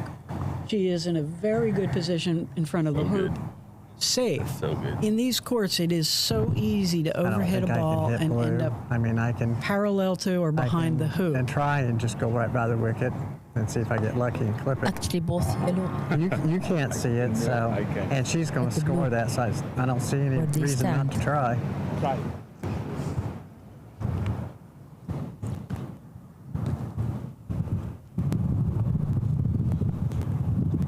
With Bill's over-rotating the ball on the previous attempt at a block, Nope. he left himself way behind the hoop and could really only go to the side. Sometimes we get a little annoyed about that, and the adrenaline causes you to overhit, which is what seems to have happened here. Bill is a very good player, and this is probably not making him happy. So Kyle has to do a through the hoop shot. This is terrible for your pants. This is Ahmed Mahdi, yeah. And for us ladies, we have to take all of our jewelry off to do it. Yes. He's managed to get a fair position, but blue is in a good hoop shooting shot. Let's see this shot.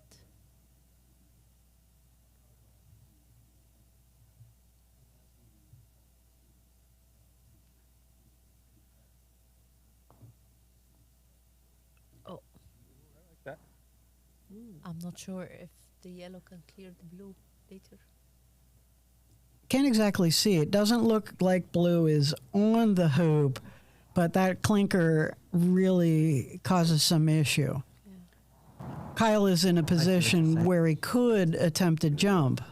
There's times you can do everything right and still miss. And there's other So times true. you can do everything wrong and I make believe it depends But for the on the most position part, of the yellow. If it the can times spot you do it right, you'll make the most. Kyle's of a good decision swing. would be based on that. Yeah. Black is not in such a position that it can push blue No. through the hoop. No. More harm than anything. Oh. Well, that may have ended yellow's attempt. Yes. An odd thing here is yellow could push red right in behind the hoop, eliminating blue's position. It depends on the position of the blue. We cannot see Ahmed Mahdi is checking if he Yeah. can go through or not. So he seems in doubt. Like he doesn't have the angle to combo into me. Red can get in the jaws. Even with these hoops, a tiny jump shot is often how you can get in and use the forward roll of the ball to pull it through the hoop. But with red behind there, that's quite a great risk. I think that is better. The reason See, that's where you getting where you were still kept us in control, and that's, I think, the toughest thing to remember is you don't have to win a wicket right away. It's nice when when you do whichever you but when you keep control, best. then you end up winning them more often in the long run. Okay. So blue made the attempt, or yellow made position the again. attempt and did clear blue off. Yes. Yet red is in a very bad position. Yep. It almost could be worth giving black a little tap. No, But that's now perfect. with two balls That's in perfect. hoop position, Our goal there was just not to give them a combo. red yellow is or- behind the.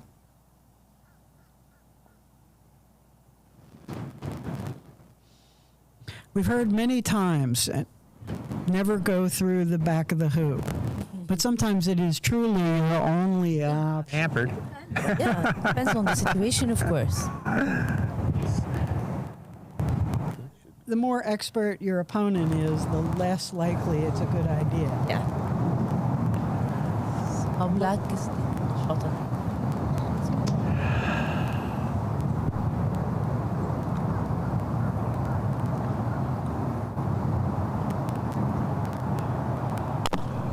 shot. Oh, I thought that Good was shot, red. and he didn't move red, which really works out well for going to hoop 7. It leaves red with a hampered shot.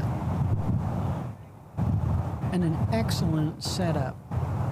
So you were the perfect spot to push me over Well, there. he's a bit out. I like the block here, partner.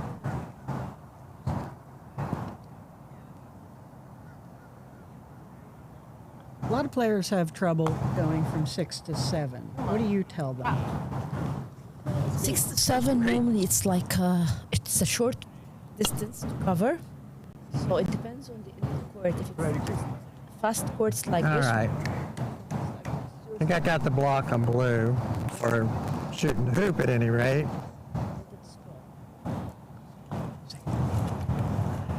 okay. If from 6 to 7, if it's such a soft court, very fast court like NCC's, so you can just aim as if you wanna your ball to stop just Yeah, they're whooping us. for the They're hoop whooping us. and let it scroll. And the other option would be not to try to take Well, bit just higher. send blue to the kingdom. it rolls a bit more.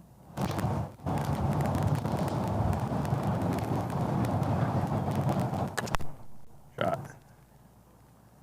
And sometimes it would be a good move as Jared well hits- to take it a bit higher, not to take a very close position at the hoop, so that you still have an open angle in case it scrolled a bit more. Well, Very conservative approach can win this one. Here, everyone who was further out got cleared. So Kyle's first shot did miss. It leaves red in a good position in front of the hoop. Blue is all the way on the south edge of the west boundary. So this is quite a long shot. But she can see red. And if you have ever played with Stephen Morgan, what he says is never give up a hoop. He's right. He's right.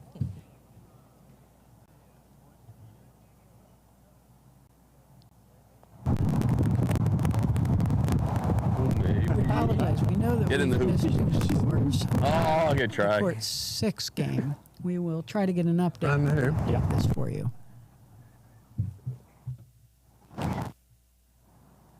I think most probably it's 4-1.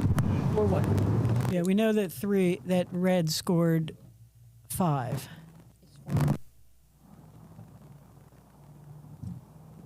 It's misspoken. Billy had a close shot and just see. We I do know it. what I did. Everyone does it. We look up while we're swinging. We want to see that ball go through the hoop. And the old adage is see it, miss, hear it.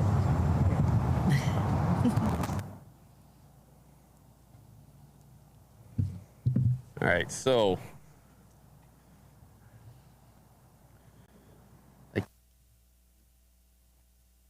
How long has Ahmed been playing? He's been playing since 1998, so it's 20. I think Matthew's that age. Yeah.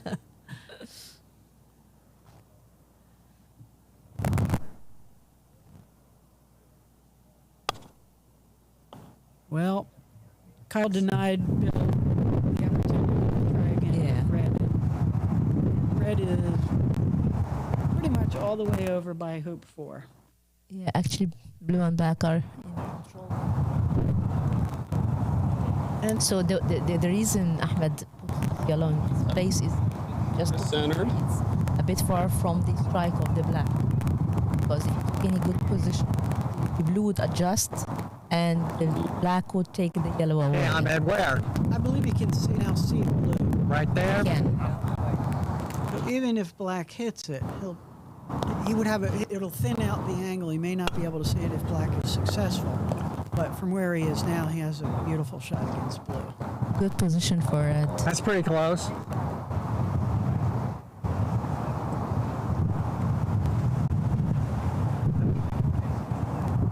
So the question is, you think Black can see the hoop. What do you think about that? I think you have two options. Either to take the yellow away and give the blue the chance, Or you take another position and you wait till the yellow Or clears blue and blue I can go makes an wicket attempt on right red. away. Right. Because red is a bit angled as well. Red is not that easy. So that's two options. Going for the hoop, that would be the more risky one. Seriously bold. Yes. It almost might be worth to roll black up and move red away. That's another option. You know, and then red would have to come back and clear black, but it would be to the near side boundary. Let's So. see. Kyle is not aiming at the yellow for sure. There you go. He went for the red. Well, that may not have been the move that he wanted to have happen. He just Red wanted is to now- take red Gonna across give me the another court. chance on that Red hoop is to an embarrass improved myself. shot in the hoop, which works out well for Ahmed, who's going to send blue to the borderland. Yeah. It is very. It's not a very good shot. That's quite a surprise. So Karen now will clear red, but red will still be back at the hoop first, unless this is a accurate stop shot. Shot. Now I've seen more bold of our Egyptian friends take this shot when there's no competition at the Position. hoop. Ahmed, take Rather position. successfully, I might say.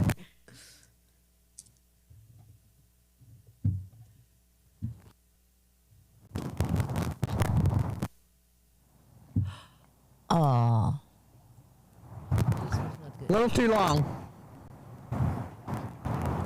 I think there was a little bit of a lack of commitment to that shot. If you're going to set up, set up. If you're going to shoot the hoop, shoot the hoop. In the long run, you may miss more in the beginning, but it builds accuracy to commit to each of every one of your shots, whether it's a clear or a hoop shot or a setup. Clear shot of black. Well, he didn't. No. He should have taken advantage of red missing position.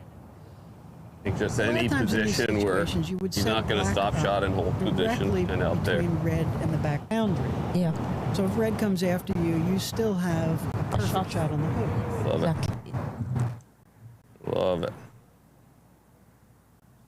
So the best Can't thing really for red to hide do now is to from take me the with blue. you and clear Correct. with yellow. And maybe send the blue to the corner, and All red right, comes we need a directly center down ball hit here, Billy. the line, like you say.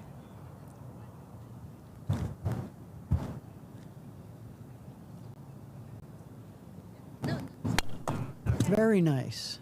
Exactly what you said. We always kind of think primary goal Pardon? and secondary goal. Do a clear shot that's not just Wow. sending them to the boundary. I was looking If I down. hit this ball, where will I be? 80% of the game is setting up for the next round of either attack or score. So every shot is the shot after it, Yes. yet to be born. It's a sentence. It's a full sentence A that full you need to, sentence. I that like you need to that. form. Yeah. His clearing, I wanted to make red's clearing on me as tough as possible while staying close. So now you're going to be able to set up a little bit behind of yellow just to make sure Ahmed you don't has a block me beautiful from it. setup. So I It's in think such a position that it doesn't really give area? either of the opponents an off and in. So in that respect, it's safe. So I have to keep shooting to look I at think it. they're all going to go for it. The odds game. Say that's Now about red has to perfect. take an action, either usual. to remove the blue or the black, because the black will And take the yellow across the court. when I hit to the left, I might go. If I were through. playing against you, I would try to take the black all the way down to the south boundary with a little bit of a edge shot. Because if you're close, that yellow ball's going away. I think Bill was aiming at the blue, yet he took the yellow instead. Actually, it's not that bad because it took yellow out of the reach of the black one. Dissipate over. Don't worry, it's a great shot. Still with a good bead on blue. Yes. So it was not meant to be that way, but it turned out for good.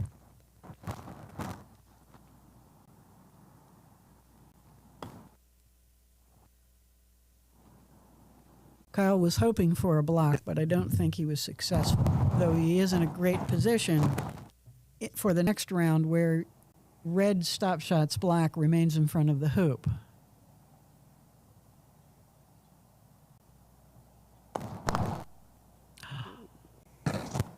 Must have been just a bit too A thin. bit too thin, yeah. Well, you know, in the rules of croquet, everyone misses. Of course, yes. Well, and shoot a little softer here. I Now love Karen Jaws. has a chance to Jaws would be awesome. She has quite a focused look.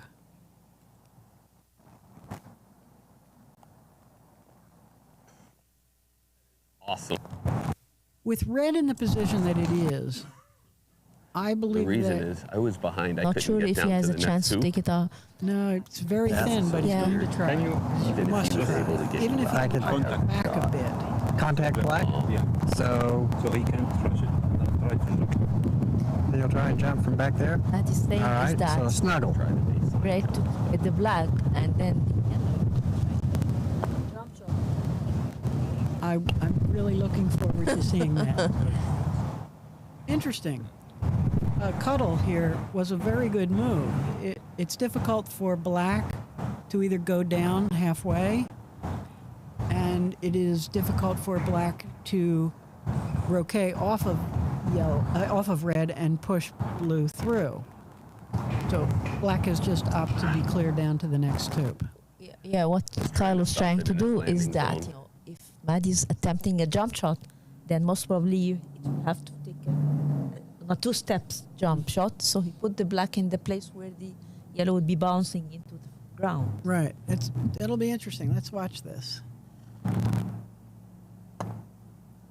No, not successful. So, At the Egyptian Open, I believe it was 3 years ago, Mohammed Nasser was in the corner, yeah. and his opponent was Ayman? Ayman Nagah or Fawzi? Yep, that's good. no, it was I think it's- Mohammed. Muhammad Taha. Yeah, Taha Muhammad was Taha. in the hoop. Nido. Yeah. No, Nido was in the corner, and Mohammed Nasser was in the Was in the hoop. in the hoop And on, Mohammed on and 13 Nido on did the jump shot. fifth of game, and he did a jump shot from the black corner through the hoop. Yes, It I was- remember this one. It was a great match. extraordinarily wonderful to see. Muhammad Taha is a brilliant player and consistent. So now it's 4 for Kyle and Karen.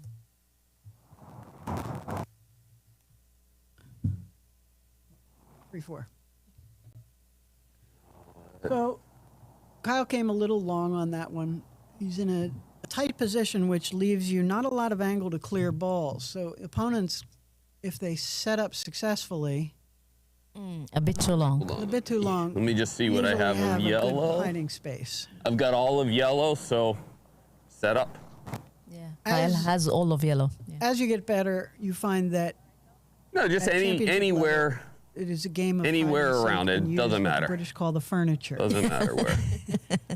because your opponent can clear you from more or less anywhere on the court. What happens? Yes. Right. That's good. Good position by Karen. So red's shot here It's either to to clear blue. clear blue or to try to block it, but it would. Center I think ball it's yellow. easier to Balls in clear it. position. And so you can either clear right Let's see if they think what we thought. He's trying to block, I think. as long as he doesn't. Oh, Oh, he's he taking shot a the shot hoop. at the hoop. Okay. That's bold. Yeah. Not a very good position. I hit it too hard.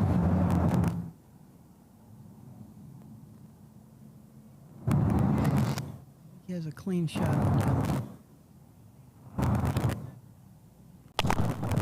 Beautiful. Very good shot. Nice center ball.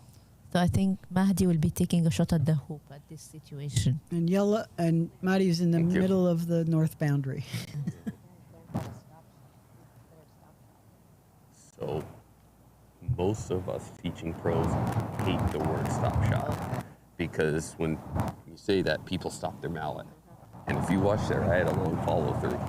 I Yeah. think it's So what I made fear it it's stop? 6-1 on The ball hit the The- forward ball dead center. Bill Heinbein That's and the Brian only Lozano. way to stop a ball is to make a dead center contact. See the yellow. Oh. Black just came down. Everybody else was down.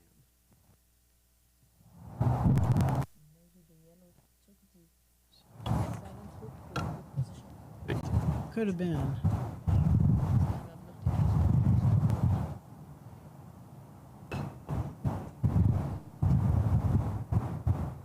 He's taking a shot at the 8th. Oh, you may have got the block. Karen's been playing. You're in great defensive position for next time. An excellent shot. I need a nice. Good position. Good position. Good shot When you by play Bill. dissimilar players, some with more experience than the other, you'll find that the least experienced player. I got that one center ball. Yes, because the other more experienced player takes all the manipulation and the long shots and everything, and leave the other one to take the easier ones. And the other advanced player typically sends them to the boundaries at every shot, where they're a little kinder to newer players, even in the competition play.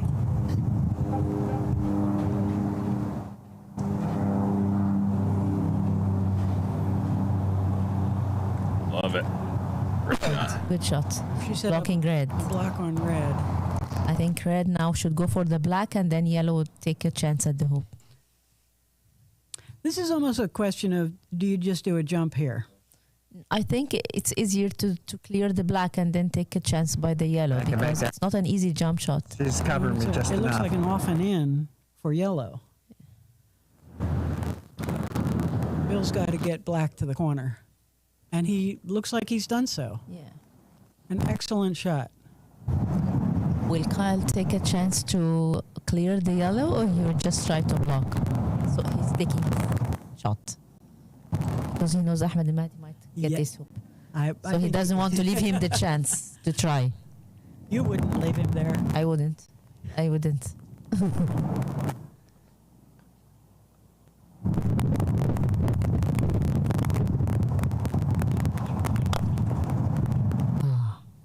Lucky.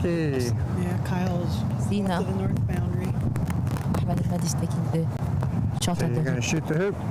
Often with Egyptian players, we notice you all check the hoops before every I shot. want you to do it. Yes. You think you're going to get Yes, because accomplished. you know in Egypt, We're the behind. We can ground score a hoop. So. soft. So with every But, strike, because the Egyptians strike very hard and because of the nature of the ground and the nature of the course and the type of the strikes, very strong strikes. So it's more likely that the hoop will tend to be shaking after each strike. And what we enjoyed in Egypt was the ball boys came around with hammers to tighten the hoops for us all of the time. Yes. And your hoops are extraordinarily long, almost 3 feet long. Yeah, They go but very totally far different into the material. ground. Yeah. What did you do? I didn't see that. I think that it he bounced. missed. It bounced from the hoop, but is it just in front of the blue? I think it's I think blocking the blue. It's right. Blocking. Looks like a snuggle. Yeah, they don't. Neither party seems happy with that. We can't tell if they're touching, but well, it looks to me from here in the shadow you can see that it appears they're touching. One of the odd things we see with these Invictus balls is that the features on them, the carving is very pronounced.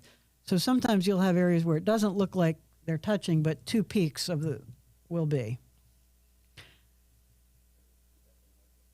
So blue took a tap and set themselves right in front of the hoop, again to the side, but wired from yellow.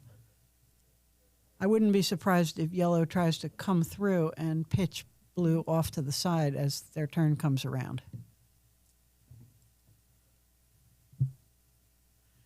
It actually puts Kyle in the enviable position of trying to make an off and in from the north boundary. The way Mahdi's pointing Bill to put his ball means that the blue is not just about to take the hoop on the next step.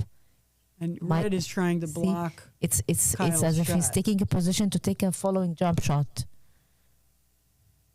if I'm not mistaken. Now let's see if Kyle comes at that from the north boundary. 'Cause it could be an off and in from all the way back here.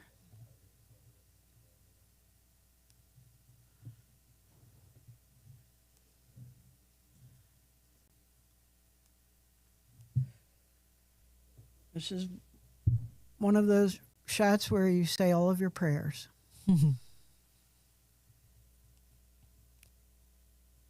No, Kyle is just taking a position, I think. See?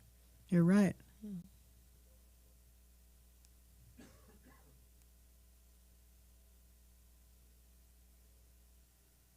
Oh, I think that would have gone in a little more.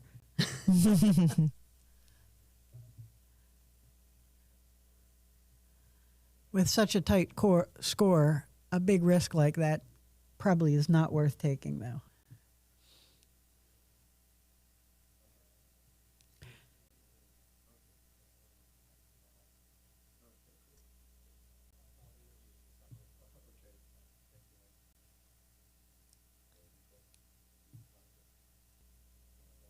It seems been.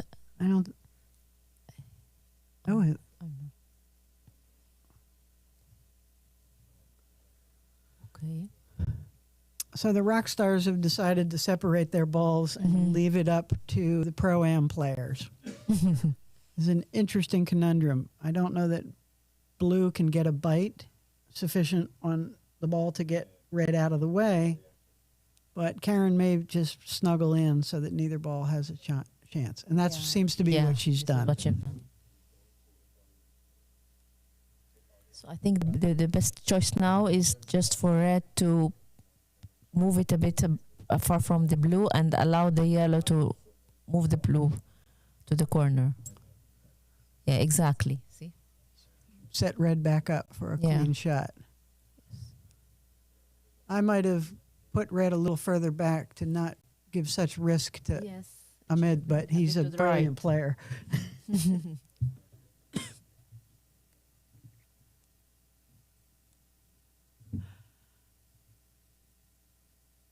Over on court 6, they are still battling at hoop 8.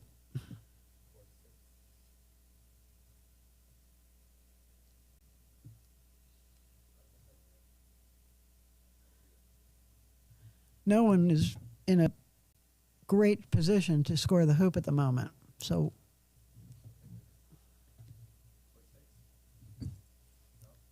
very good shot Ahmed Mahdi did.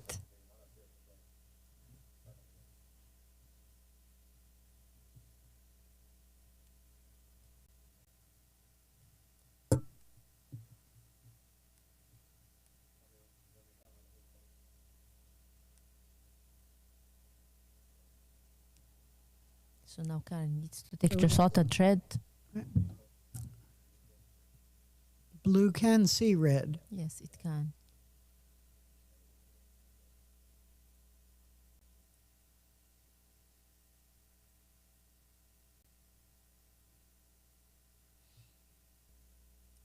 Very close. Very close. So after 3 weeks of freezing temperatures and iguanas falling from trees, today is a beautiful 80-some degrees in sunny Florida. It is. It was a little bit brisk this morning, but we are back to Florida. That 3 weeks of winter was just so difficult for us.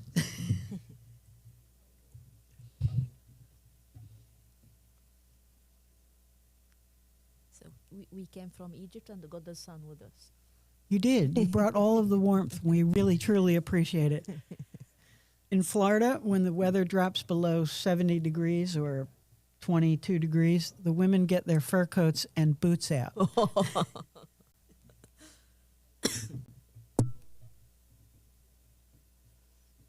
So surprisingly, yellow was a bit long on that.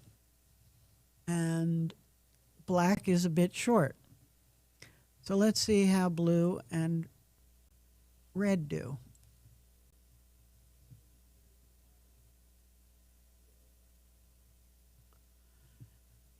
Blue has chosen to take a safe position back towards the line. With yellow so close to the hoop, that is a safe place to be.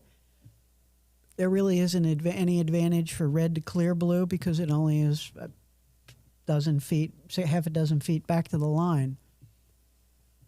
If blue had been a little shorter, black could improve their lie for both of the balls, but they're just too much parallel to each other. Too short, the red. I imagine red is going for a little walk.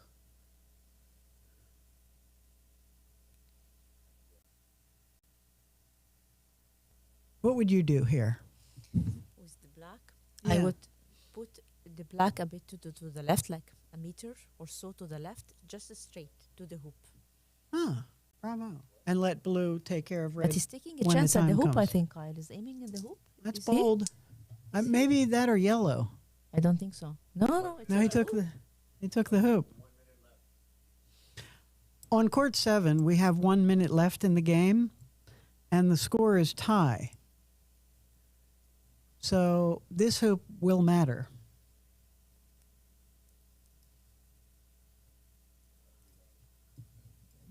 With black on the border, would you clear red with blue or would you clear yellow? Yellow, for sure. I think this is what Ken is doing actually. Oh, she's taking an attempt at the hoop. She did. That Are the was- players aware of the time? They perhaps are. Because this last two moves from Kyle and Karen means that they know it's time sticking. So And he's they're trying to take they're it getting off. wild. Yeah. So red is attempting to block black, but I wouldn't have ever gotten that far from the hoop. I wouldn't have done that. I would have just taken a better position and leave the yellow, the black to remove the yellow, because the red is the blue is not dangerous at all. And now Time is blue off. time is off. Is it? It's not for all. So it seems that the time is off and the score. We must be incorrect with our score. We apologize.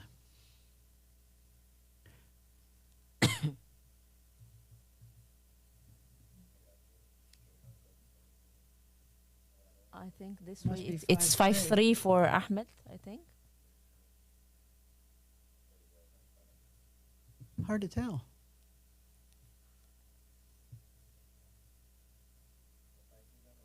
We just need to check with anyone downstairs.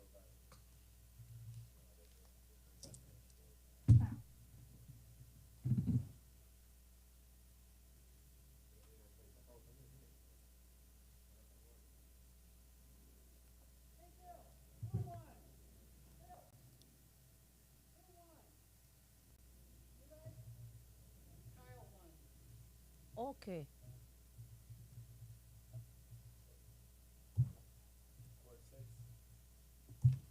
So it's 5-3 to Kyle, was it? Yes, yes. We apologize. We were so engrossed in watching the game, we got the score wrong, and we had Kyle and Karen win the game 5-3. We're taking you now back to court 6. Brian Lozano was leading 5-1 till the 6th hoop. So I think the time is up as well in court 6. So it's a game for Brian. It must be 5-2. Yeah. 5 or 5-3, we don't know. But it's a game for Brian anyways. We're having too much fun up here. Well, again, we're at the National Croquet Center in West Palm Beach, Florida. We are having the United States USCA Open Championships for golf croquet. Today is the ProAm with 32 of the best players in the world and 32 of our wonderful local and international players joining them. This week, we will have those 32 players playing the entire week until Saturday. And you're welcome to come to the National Croquet Center. Join us on the pavilion and on the courts to watch the games. And it will be some exceptional croquet. For all other watchers from all around the world, you can follow up on the live streaming. At what days would be live streaming? We're live streaming every day, and we're live streaming each day, and the championship finals will begin on Friday afternoon and Saturday all day. All are welcome to come. Yes, and the link to the live streaming is available on the USOpenGC.com. Correct. Thank you. Thank you all.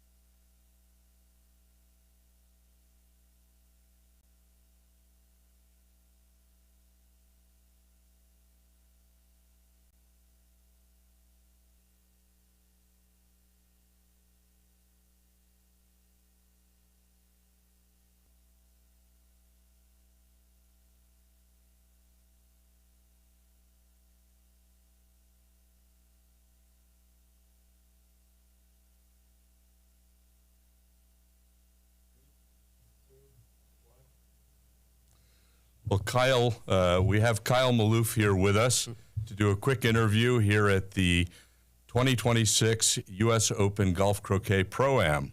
Kyle, welcome. Thank you, Tate. So, Kyle, tell us how the games are going today. How have you fared? So far, it's going well. Won our first game, lost the second to Matthew and Mark Ski, and then just won the third. Always nice to beat the tournament organizer, and Billy Simmons. But it was good. We've had some good battles. So now, who are you playing with today, Kyle? I'm playing with Karen Hickman, and she's been an awesome partner. She's got great touch, shooting wickets really well. It's been a lot of fun. We've had a good time. So now, you've played a lot of tournaments in your career thus far. Tell us what you think of the Pro-Am format and playing with the sponsors like Ms. Hickman. I love it. I mean, first of all, thank you to all the sponsors. It's awesome to be able to have a tournament like this where you offer prize money, not only for the prize money, but the biggest thing is it attracts all the top players from across the world. This is one of the strongest tournaments in the world outside of a world championship. And that happens in large part because of the money they're able to give out to attract players. And so, from that standpoint, being able to say thank you to the sponsors is great and get them out here and involved. But on top of that, I think this format is a lot of fun because it's kind of it's a different mental challenge. When you have a Pro-Am format, a little bit of a high-low format, it's always a puzzle on how you play yourself, how you find your opponent's strengths and weaknesses, who plays before who's a clearer, who's a scorer. There's, a lot of nuance to the game of doubles anyway, and this kind of adds another chapter to that. So I love it. I love the mental challenge of figuring out my opponents on a game-to-game basis, and this to me is a perfect warm-up for the event. We get used to the speed and clearing at different paces, and so it's been fun. Now, you're a pro at a local Florida or a Florida club. Why don't you tell us a little bit about that? Because it sounds like as an instructor, you're using a lot of the skills you probably use in your daily life. Mm-hmm. Oh, exactly. Yeah. So I actually teach tennis, pickleball, and croquet. So I run all three programs at a small club in Central Florida, Mountain Lake. We've got a really, really busy croquet program now. So the club itself only has about 100 families as resident members, and we've got about 70 croquet players. So, a very high percentage are out playing croquet. We organize, open play clinics, and get them out a lot throughout the week. And, it's good to keep the skills sharp. I get to spend a fair amount of time on the lawns, but I'm, dividing my time up between tennis as well. So this past weekend we had a tennis tournament, and I haven't been able to touch a mallet in a few days. But all right, fair enough. I'm trying to figure out how you hold tennis, pickleball, and a croquet mallet. You must have very strong feet. Well, I've gotten good with my toes. Yeah, it sounds like you're a busy guy. So do you think that your skills honed every day at the club, teaching people how to play croquet, have helped you in the high-low format that you're engaged here with the Pro-Am? Oh, I mean, definitely. Anytime you're on court, you're always learning.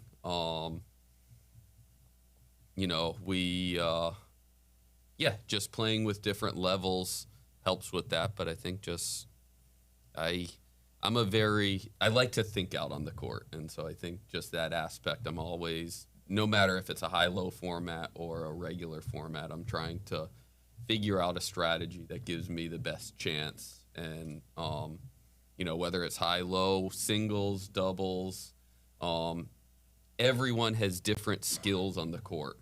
And you can play the same way against two people who are the same level and maybe beat one and not beat the other. Whereas if you change your strategy, you can up your chances against them. So I'm always trying to add different skills and and also, you know, see what works against power players, what works against touch players, what works against, you know, soft clearers, hard clearers. So it's, you know, always fun to play against as many different styles as possible. And well, that sounds wonderful, and it sounds like you're certainly putting all those skills to test on the lawns.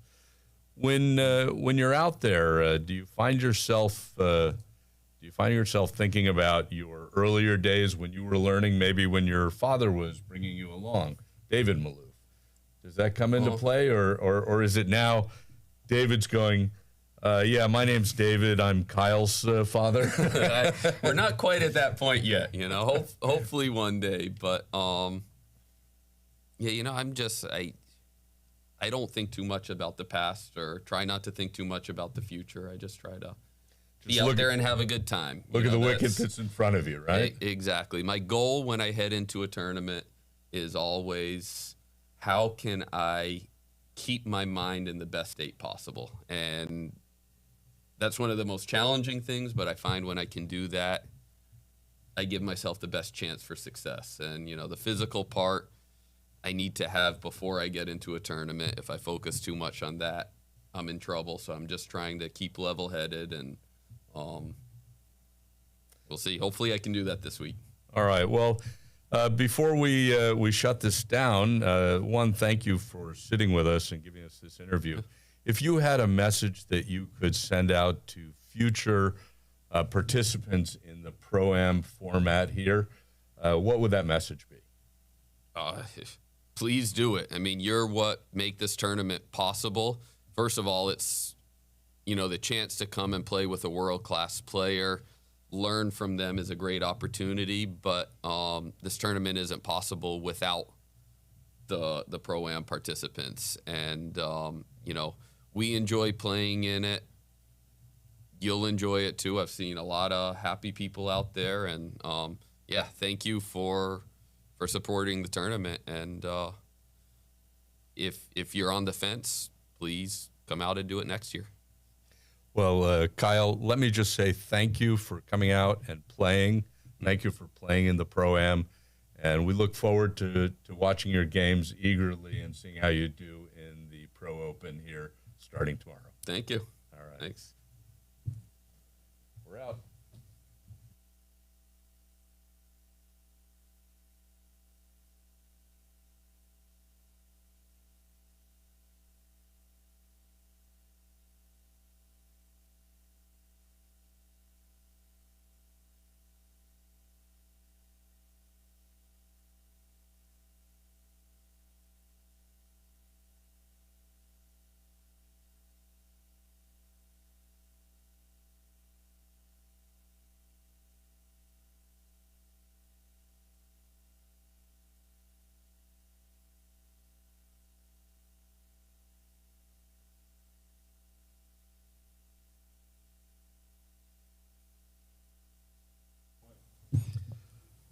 Welcome, everybody. We're here at the 2026 U.S. Open GC Pro-Am and Pro Open event.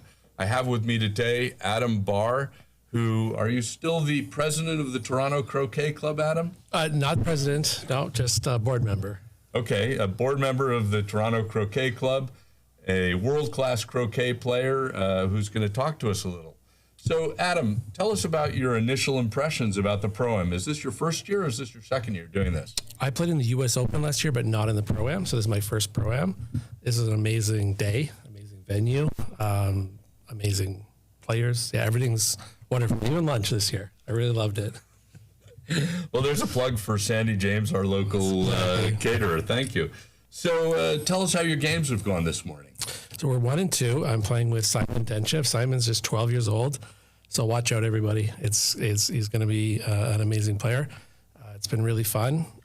Both Simon and I got to play our first match ever against Reg Bamford, which was amazing. Reg made red shots, so it was awesome. We actually battled for 25 minutes at Hoop 2. So it was really a great battle. So Simon was right in there in the battle. Simon has been amazing. Simon has amazing clearance shots. The only thing we're struggling with, both of us, is the lawn speed here. The courts are so amazing. as a plug for anyone who hasn't made their way down to the NCC from around the world. It's absolutely incredible. The lawns here are so fast and very, very true, but it's a challenge. I mean, I'm up in Toronto. We have 4 feet of snow. We haven't played at all since October, so just adjusting to the speeds it's been a challenge so far. All right, so this is coming out as a good practice day. Absolutely. For the warm up for Yep. the coming Pro Open, I would assume. Yes, exactly. It's the biggest thing is the setup. So I'm excited to get back out there, and we're getting it in. We're dialing it in. So we have a couple more games to go. Now, has there been any just I have to go out and play croquet, and even with a little snow on the ground, you've hit a ball or two?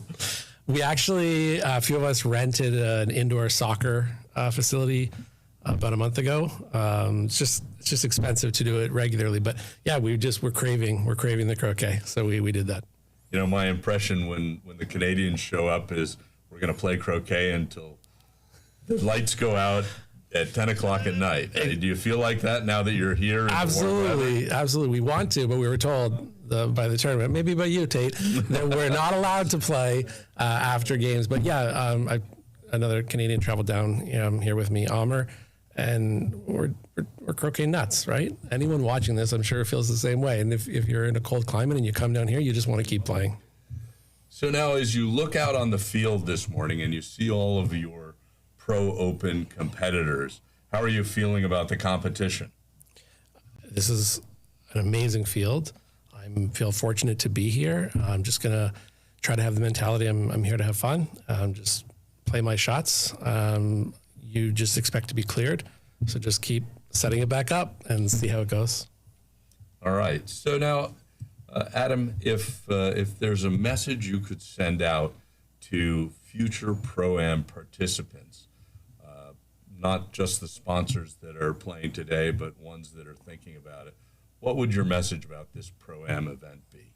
I think it's an amazing event. I see downstairs, everyone's socializing, everyone's meeting the best players, getting the one-on-one sort of coaching and experience, and just watching the best players make the shots that they're going to make. So I'll just share, Simon and I were playing, and we sort of knew that Reg would make this very difficult shot, clearing 2 balls that were very close together, just picking out Simon's ball. And I said to Simon, that's worth the price of admission, right? Just to see the very best be on the court with them, it's an awesome experience. All right. So I'm going to take that as a recommendation for future Pro-Am people. Absolutely. So before I let you go, let me just ask you this. Now, I had the luck to be a spectator at the Under-21 Worlds when Simon was playing this past year in 2025. Now, here you are out on the courts. You're playing with him. Is this your first time meeting Simon and playing in or around any tournament with him? Yeah, I was only aware of Simon from seeing videos from the Under-21, seeing video from a North Carolina Open this past spring, I think when he beat Matthew Essick. So the word's out, there's this kid out there. So I was excited to get on the court with him. And I'll just say he's much better mentally than I was expecting. He's just 12 years old, but he's making good decisions. And he's a beautiful swing, very straight. He's getting great coaching. He's going to partner with Matthew at the upcoming U.S. Nationals for doubles. So big future for Simon. All right. Well, so last question about Simon. Are we looking at a future world champion? I would say yes. I mean, it's hard to bet against him. Starting so young, he's just got a huge opportunity. Think of Blake, think of Matthew, right? When you get those years, he's got a very good situation in terms of winter and summer. He's at croquet clubs. Someone who doesn't get that opportunity, I think it's a huge advantage, obviously. If you're getting the training, you're getting exposed to world-class players, and then having facilities, big future for Simon. Well, let me just say thank you, Adam, for coming and talking with us today. We all wish you the best of luck in today's tournament. I need all the luck. Come on, everybody. And the Pro Open. Send those wishes my way. I see you're sporting some Canadian gear here. Not unusual when the Canadians show up. That's right. So, Oakley Woods. Oh, good this way. Rep Oakley Woods Croquet. I'm going to throw it in there. We run the Canadian Nationals in July. can take 32 players. I still have a few spots left. So just check out croquet.ca if you're interested in coming to Canada. Toronto in July, amazing time to visit. Well, I can double down and say it is. I played that tournament before, and I expect to be up there this year. Well, thank you, Adam. I appreciate you coming and talking with us. And good luck. Thanks so much, Tate. All right. Take care.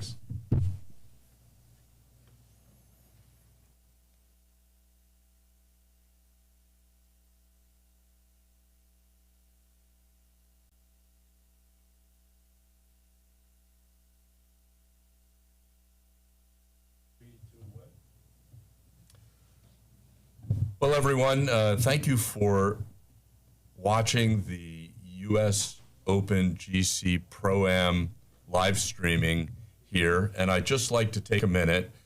If I can introduce myself, my name's Tate Russick. I'm the tournament manager here, and myself and Bill Simmons, our tournament director, are part of the organizing committee.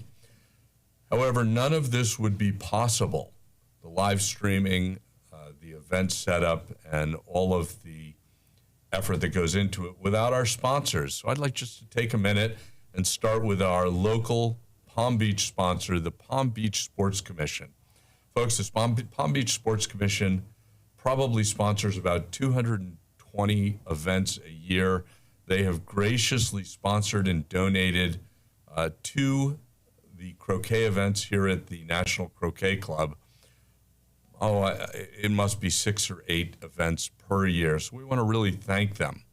In addition, we have some commercial sponsors. Oakley Woods Croquet. I'm sure everyone who plays croquet is familiar with Oakley Woods.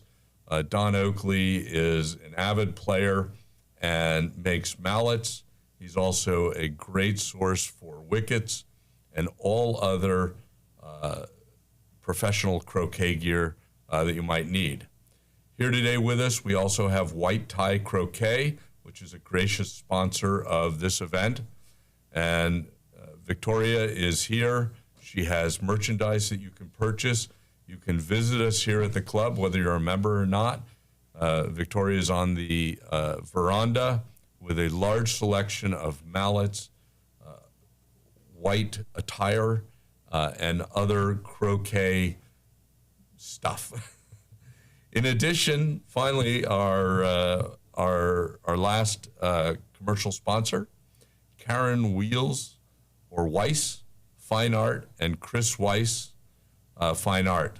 Karen is an artist of some acclaim. I'm very familiar with her work. She's had me over to dinner and shown me through her studio and some of the stuff she's working on. We'd just like to reach out and thank Karen and Chris for being one of the sponsors today. In addition, we have several platinum sponsors. Platinum sponsors have graciously agreed to pay a larger amount as a donation in order to pick their pro partner today, and that's Alice Pinelli, Billy Simmons, Kim Beatty, David Goddard, David Kepner, Gay Sinkay, John Brown, Trula Myers, and William Hinkbien. In addition to our platinum sponsors, our gold sponsors are Alex Galasso, Alex Scanlon, Bruce Hinden, Carol Firth, Diane Wren, Jay Carey, John Dillon, John Currington, Karen Heckman, Madeline D'Ambrosia, Mary Galasso, Priscilla Flowers, Dick Bogar, Trevor Head, David McCoy, and William Kuhn. And finally, our silver sponsors, Alice Scanlon, David Goddard, Deidre Myers, Georgia Carter, John Brown, Kent Lavorne, and Canty Calloway, Mary Cole for April Wilson, Nancy Sansalone, and Trula Myers. Thank you all for your generous support. We really appreciate what you've done. We're probably going to call you next year, and we hope you come back and be a part of this great event here at the 2026 Golf Croquet Open.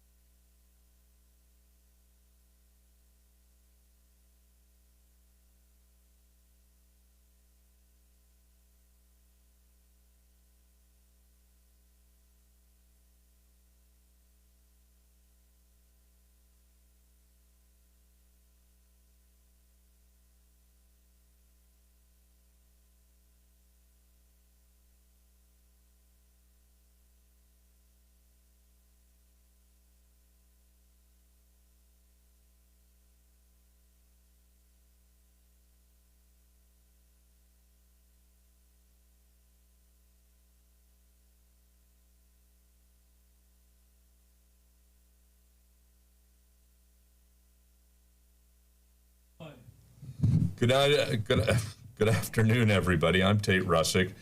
I have my co-commentator with me, Jack Rush. Tate, welcome to be here. We're going to go ahead and get things started here. The action right now is on court 6. We've got Matthew Essex and Elise Scanlon playing against Zach Watson. And I'm sorry, who is? Matthew's playing with Mark Ski. I apologize. So Matthew is playing with Mark Ski. Zach is playing with Alice Scanlon. And now Zach just hit a great clearing shot on Matthew with yellow there. So is Matthew playing blue today? Matthew's playing blue. All right. So we're on hoop 1. All 3 balls, yellow, red, and blue, are sitting on the line with black looking at the hoop with about a 45-degree shot. So what do you think is gonna happen here? We've got blue playing in Mark Ski right now. So blue should just set in here, right? Red and yellow are on the boundary. They have to be clearing. Oh, it's got to get there, and I think it did. It's a nice shot there by Mark. Great shot. Mark has got a lot of control on these lawns. They're very fast, so that setup shot is so critical. So we've now got 2 balls more or less looking at the hoop. They're double loaded. Are we going to see a couple clearing shots here? What do you think? So it looks like Elise just going to set in here. Going to maybe rely on Zach to try to clear that blue ball. And red going a little bit south, which is the right shot, right? So that way when Matthew goes in and clears this red ball, it can't be cleared down the court away from the hoop or far to the other side of it. So black center ball clears red, taking the boundary. Yeah, it looks like blue and black, Mark and Matthew, are doing a good job controlling. Ooh. Zach knocks blue off, but let's see what Mark does here. I guess if I were Mark, I would be coming, not just coming back, but I think he's got to move yellow off so that if Elise goes ahead and clears black, they've still got somebody on. Yeah, so Mark just setting back in. This is still fine, right? Because yellow's not set on that clear. Black's got a very reasonable hoop shot, so Elise going to take on this clearing shot. All right, so looks like she's ready here. We'll see what happens. And that's a lovely shot there. It looks like she was almost going to get a setup, but it seems like she's left a little to the right-hand side of the hoop. Yeah. So here we got Matthew just coming right back in. So the reason they're just positioning, for those watching, is that they just want to maintain control of the hoop. Oh, and we switched over to Reg. Oh, no, back to court 6, sorry. You want to go to court 7? Okay. So we're going to switch on over to court 7, where we have Tom Balding and John Brown playing Reg Bamford and David Kepner. And for those, Reg Bamford is actually our current 2025 Association Croquet World Champion, won here at these same courts just this past October. So it looks like John Brown just made a nice hit in. He's taken position, maybe a little rental space. Blue is right there. We'll see what they're going to do with black and yellow. Looks like Reg is giving him the universal sign for set it up. We'll see if David can make that happen here. Yeah. So if David gets a good setup here, it's going to pretty much force Tom into shooting either at blue or black, right? Blue's got a very easy clear on red here. So David coming in. Needs to try. It's going to be a little long. Oh, gets right up behind that ball. So Tom kind of might just choose to lag in here. Yeah, I mean, the way black is sitting, red doesn't have a shot. And shooting at the hoop. Oh, just misses swing it. And a miss. Anyway, you can never tell. I mean, that's a tough shot, but Tom certainly has that in his toolbox to make. So what's blue going to do here? I'm thinking if I were blue, I would set my ball in a line with black and red, and get protected from red so he couldn't be cleared. What do you think? We can see on the screen there's a decent amount of distance between black and red here. So I do like this play from Reg, clearing this red ball and putting the pressure on red to come back and either hit or block black. And Reg getting a nice little flick off of red towards hoop number 3.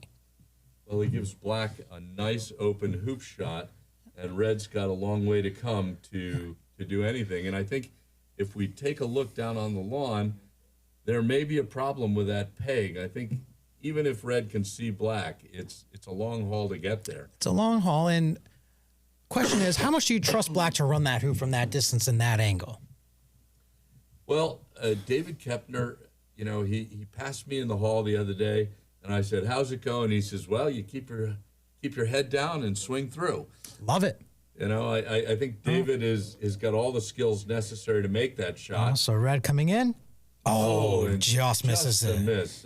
John would have bragged about that one had he made it. He would have. I like John. I don't know how much you got to talk with John before in the past, but I've met him at a few tournaments, 6-wicket tournaments primarily, and he is one of the funnier guys I've ever met. So it looks like David's got a free shot with black on hoop 2. And obviously he's coming in here. He stalks the ball. Very well. He's got a very nice setup. Now let's see if he keeps the head down and swings through like he said. And these are hoops that we want to be running. Jawsing here doesn't do us any real good. Nice smooth swing. Right. Oh, and just a little nice rejection. Hit. Good swing through. These hoops are not forgiving. No, they are not. These are the same hoops we used at the AC Worlds, and they were challenging. Oh yeah. So we're using today quadways hoops. These are from down under, and they certainly are a challenging setup. They're set up exactly at the competition level, which leaves 130 seconds to the left and 130 seconds to the right. That's a great setup there by Reg. Yeah, we've got a good 2-ball game, but red is not too far away. Nope. If I'm red, I want to take out black and preserve yellow. But you know, Tom Balding, he may have a different idea here. And honestly, I wouldn't even object to red if it can hit blue, hitting blue. Black is not set on the hoop. Black would have to handle yellow, and yellow would just return. Yeah, no, I think if he can take blue out here. So it looks like they've decided just to lag red in. Little wide. Yeah, I think that's it's not my first choice here. I mean, the 2-ball game with black shooting next, all they really have to do is send yellow to the far line, almost over to the yellow flag. Yeah. And there's a good chance that blue is going to be able to make the hoop. So it looks like Reg is almost having David snuggle yellow here, which is, if he gets it, it is probably going to win the hoop. But if he misses, it leaves Tom a lot of good options. And the snuggle shot is a very effective shot, but it's a very tough shot to get. What would you say David's got here, about 7 feet? Maybe, and well, and it looks like he did it well. Beautiful shot by David Kepner there.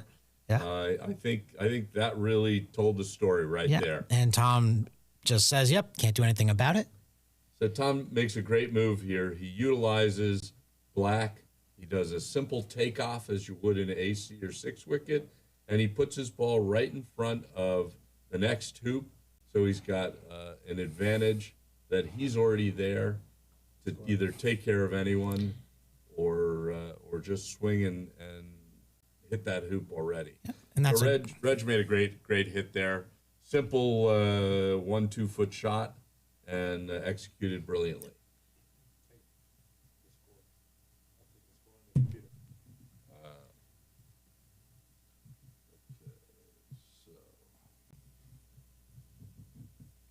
Red getting nice position there at hoop 3. So this is game. This is game 1. I believe there are 2-0. It was a 2? I believe is it 2 or 1? I didn't see who scored hoop 1, to be honest.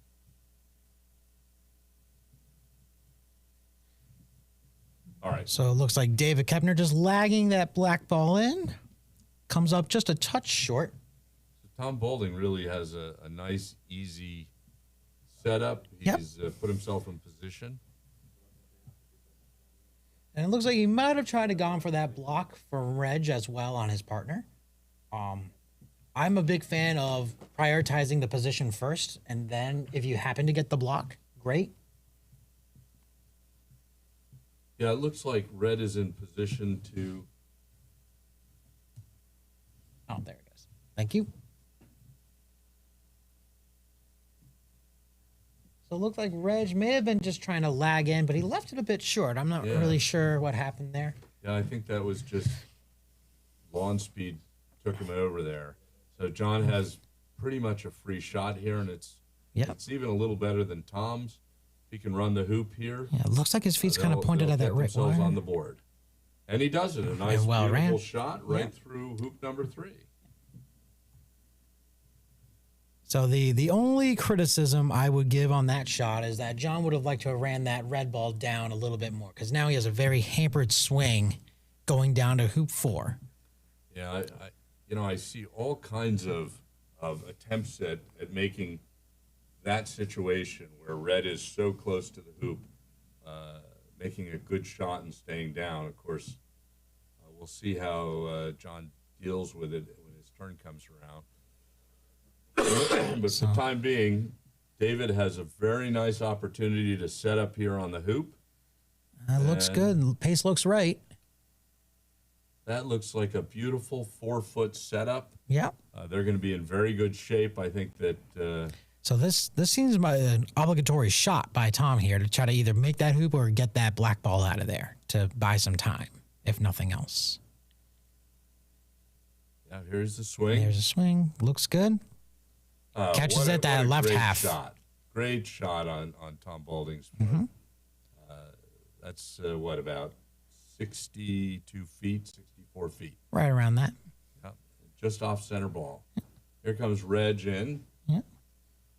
Again, looks like that pace. And this is probably the most important part of golf croquet is this positioning shot. It's probably, I don't know, Tate, what did you say, 60% of the game probably? Just getting your ball into a hoop position. There was a woman that was doing stats on the balls, and that's exactly what she said. About 60% of every shot you make is going to be a setup. Now let's go back to wicket 3 here. John is doing a backwards, kind of like a hammer shot almost. Down onto the ball, but he does pretty good. He keeps it well. straight. Yeah. He leaves himself in pretty good position. If Tom can move Reg off substantially, that the position for red might give him a hoop shot there. Yeah, so Tom's got to. Well, David's got to probably just lag a ball in here. Again, if you can get the block for partner, fantastic. Tom is as good a shot as we have in the game, so you don't really necessarily want to give him these clearing shots, but sometimes you got to make him take them. I haven't played Tom in a little while, but you walk into every game with Tom Balding. Oh, what a great shot there by David. You've got to do what you have to do. You do. He didn't quite get a block here on Tom. No. But he's got a great positional shot, certainly a lot better than Red. And I think it's going to force Red to defend rather than go for the wicket. See how Tom does here. There's the swing. And beautiful center ball hit. What you want. Center ball.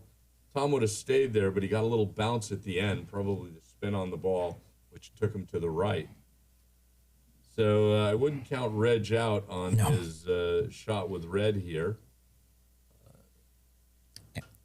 So are we going to see a clear here, Jack? Or is Reg gonna set it up and double load and bet on the distance? I would expect Reg to try to go for the clear here. Oh, he's going for the set. My apologies. Nice, easy pace. Lovely swing. Gotta go. Still came up a touch short. Yeah, that's the second time we've seen Reg sort of lag the ball short. But this is always a hoop shot. So for players looking to improve their game, you have this kind of 2v1 situation. Always take this hoop shot on. It's very tempting to clear black. Yeah, yellow is too far away. I think you're right. This has got to be a nice clear shoot. Oh, and a great effort there. Barely misses. I mean, I think he just caught that hoop. And this is what we were talking about before about quadways. Mm-hmm. If you don't get the ball in the hoop, these hoops will reject your ball almost every time. Yeah. All right, so black has got an opportunity here.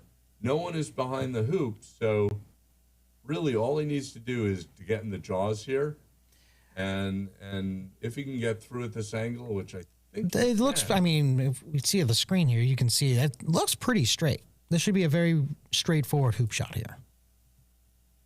And there it is. He runs hoop number 4. Got it through, kind of trickled through, kind of hopped on him a little bit.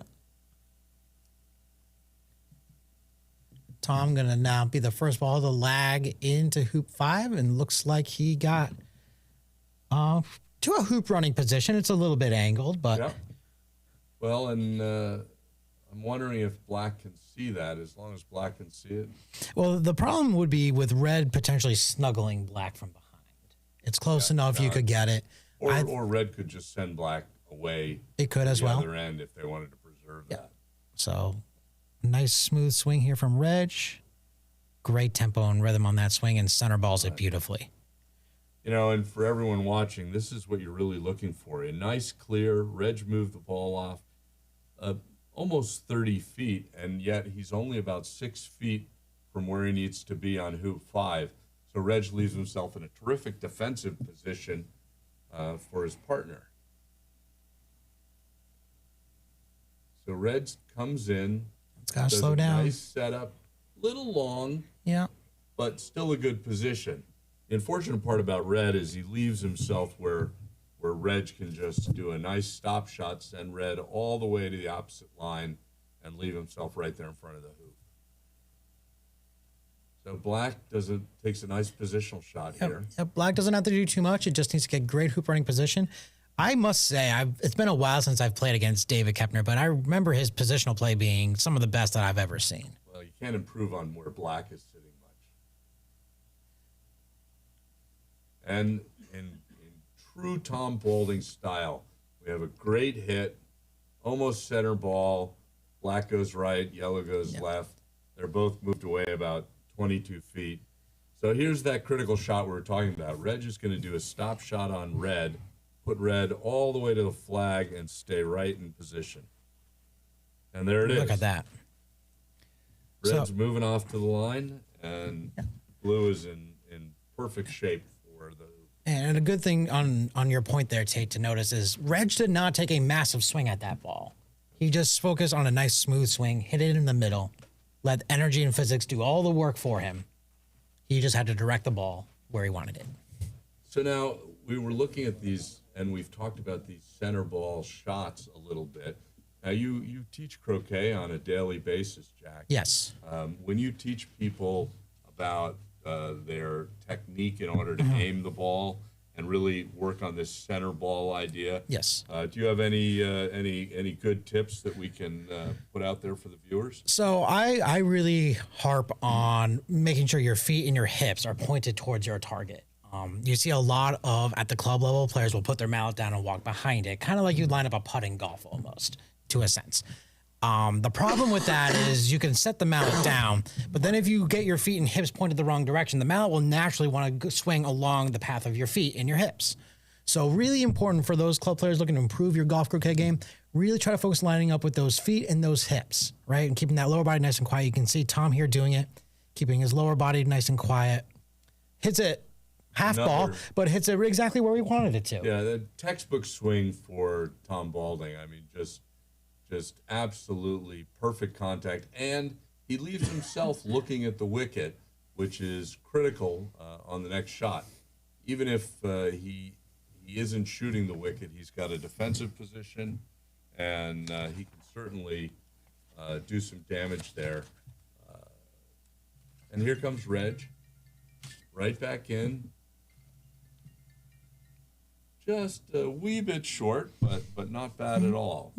So Red will be pretty much almost obligated to take this hoop shot on. And the reason for that is Red could turn and clear Black, but the problem is Black comes right back. Yellow has to either shoot the hoop or hit Blue. And then it's just a sequence of clearing shots until the opponents maybe mess up or you take a hoop shot. So take the hoop shot now. Well, we see John lining up on the hoop, shooting. Oh, and hit right wire. And again, these are the most unforgiving of hoops, which honestly, when you have this caliber of player, Reg Bamford and Tom Boulding, having a championship level hoop for these guys to shoot at is critical, or they're just going to run the hoops all day long.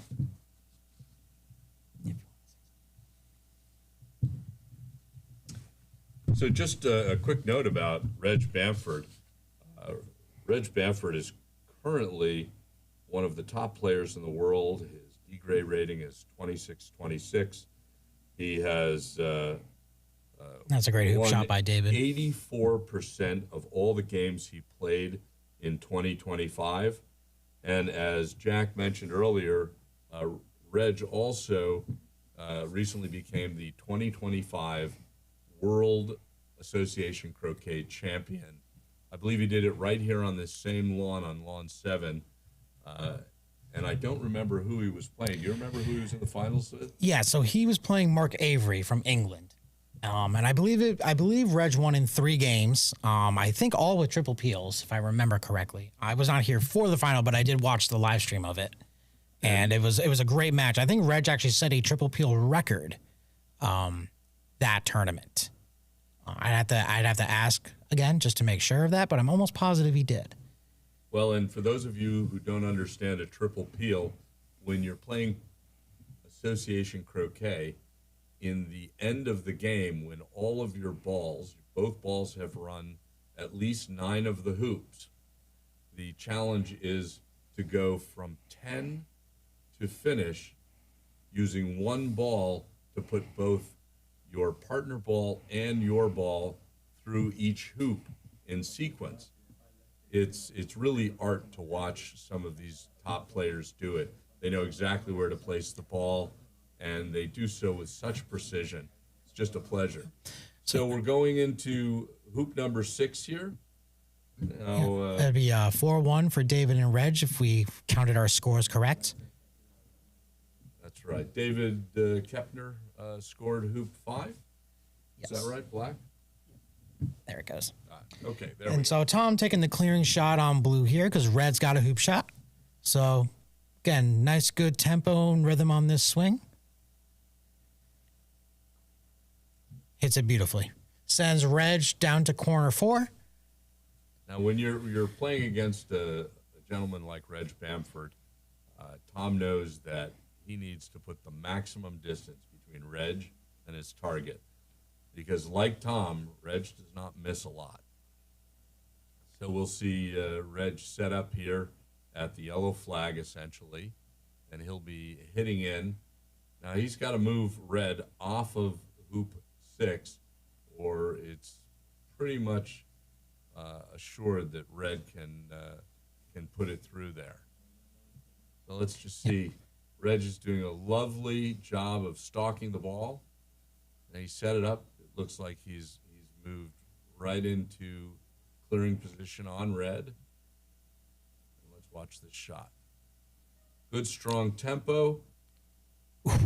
Just misses that right wire. Going for the red or the wire or the hoop there. Only Reg will know the answer to that. Yeah, there you go. Either way, it was a nice shot. Didn't make it. It looks like John Brown will have a good shot on hoop 6 here. And this is a great thing for all club players to do is to stalk this ball. You saw both Reg and John both stood behind their ball, trying to get their feet and their hips pointed towards their target.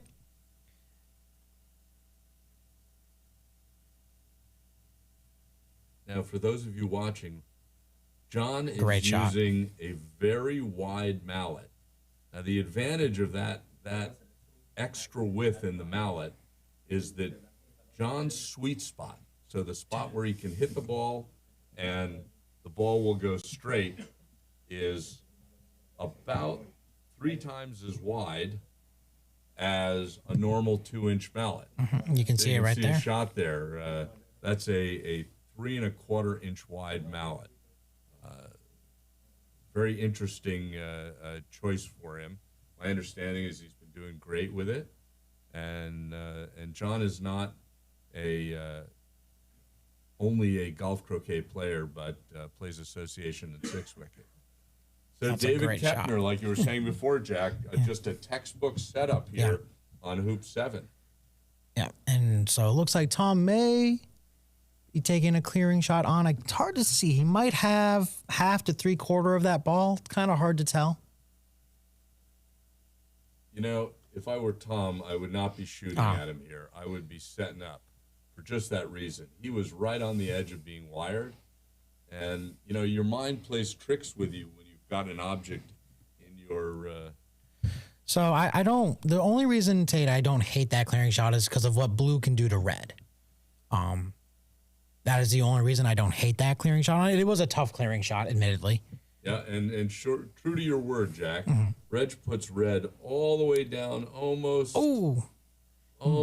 to a wired spot, but it looks like hoop number one there saved red from being all the way back. Yeah, John leaves him a good view on black. Yeah, John got a favorable bounce off that hoop. He could have gotten stuck in it, and then he would have been dead in the water. I know if I'm red and I'm watching that shot, I'm going, hit the hoop, please hit the hoop. I find that if you talk to these balls every now and then, they'll help you out. All right, let's see if John can keep a nice smooth swing on this. Well, he's got a lovely setup swing. It's straight. All right, he's got good tempo. It looks like he got a little jump in the ball. Yeah, he did. There, and I think that threw the ball off. I don't know if that was an old hoop hole or he hit down on it. It was kind of hard for me to tell from here. It kind of bounced off. Maybe he topped it a little bit. Could have been. All right, well, David has got a really good, slightly off-angled shot here on hoop number 7. I think that there is a very good possibility that he can put it through. Let's see how far he travels down, though. You know, as you said before, you know, you don't just want to get it through, you want to get it through and down. And that's really a big surprise here. I thought David had that one. Kind of looked so Tom kind of obligatory shot here because red could actually clear black if he wanted to, but Tom, knowing Tom, he'll probably shoot at it. Very interesting. Yeah. Another testament to these hoops. He was in that hoop, but just caught a little bit of the left wire, which kicked him up and back to the right. These are not. This is not your ordinary social game. These hoops challenge even the best players in the world, as we're seeing right here. I mean, Tom made a beautiful swing. He had great tempo. You know, we talk about the top players. You know, Tom is currently the 9th-ranked GC player in the world. He was part of the USA winning national team that won the World GC Team Championships in 2025 in Tasmania.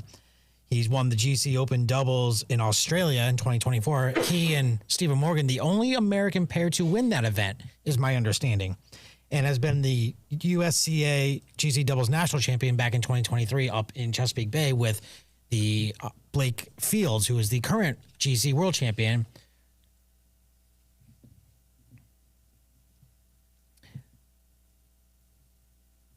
Right. So looked like maybe red went for a clear. I don't know if he was aiming. He looked like he was unlucky and hit his own partner.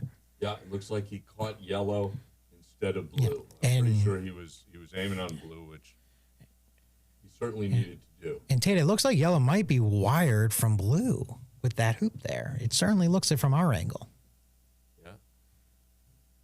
So let's see what they decide to do with David's ball. So it just looks like Reg wants him to put it just in a blocking position so that yellow can't get through the back door. Yes.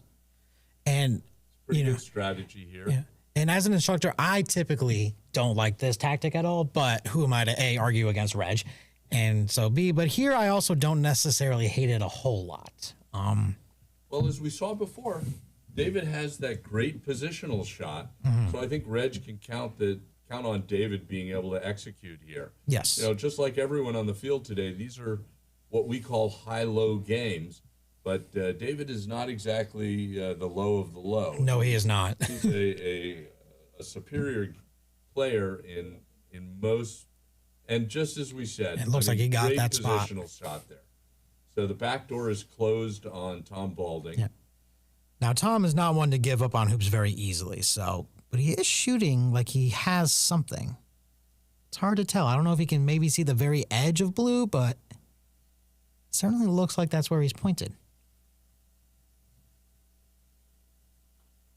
Oh, and just missed it. So maybe he could see a quarter of that ball, or right. maybe a little bit. He had a little bit, and like you said, he doesn't worry about going for it. Wherever his ball ends up, he's in fine position for the next one. And you know, as most Certainly good looks coaches like that's will where tell he's you, when pointed. you're in a croquet game, if the hoop hasn't been scored, everyone misses. Don't give up the hoop. Oh, So just Red misses. with So a maybe he lovely could see. through shot. Mhm. You can see that he not only goes through, but puts himself all the way down on the far line, ensuring that he's really just 20, 25 feet away from any kind of defensive shot that he's got to make into hoop number 8. Yep. So David playing in, or I'm sorry, John playing in, and John just going too far past the hoop leaves a potentially great wiring opportunity for black here. Yep.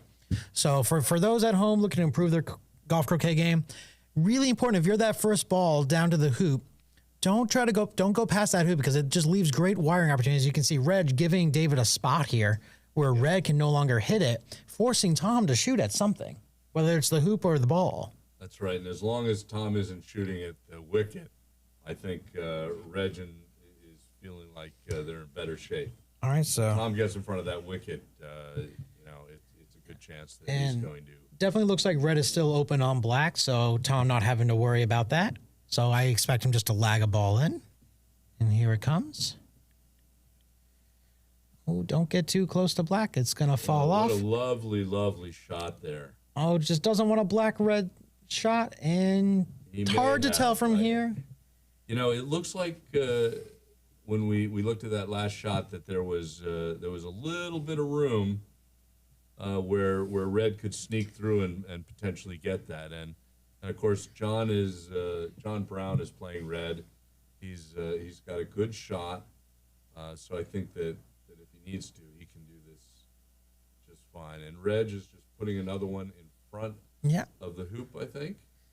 Yeah, I mean, it looks like he came. It looks like he's in hoop running position. I can't tell. It's hard to tell. Looks like he's better than a 45-degree angle. Yeah. So I mean, this angle Reg looks has good. definitely got that shot, and we'll see what John does here. You know, he's got an opportunity here to put both red and yellow in front of the hoop. If he could just promote yellow to a blocking position on on black, and leave himself with a hoop running position, it might change the dynamic of this hoop, which right now looks like blue and black are in a pretty good position.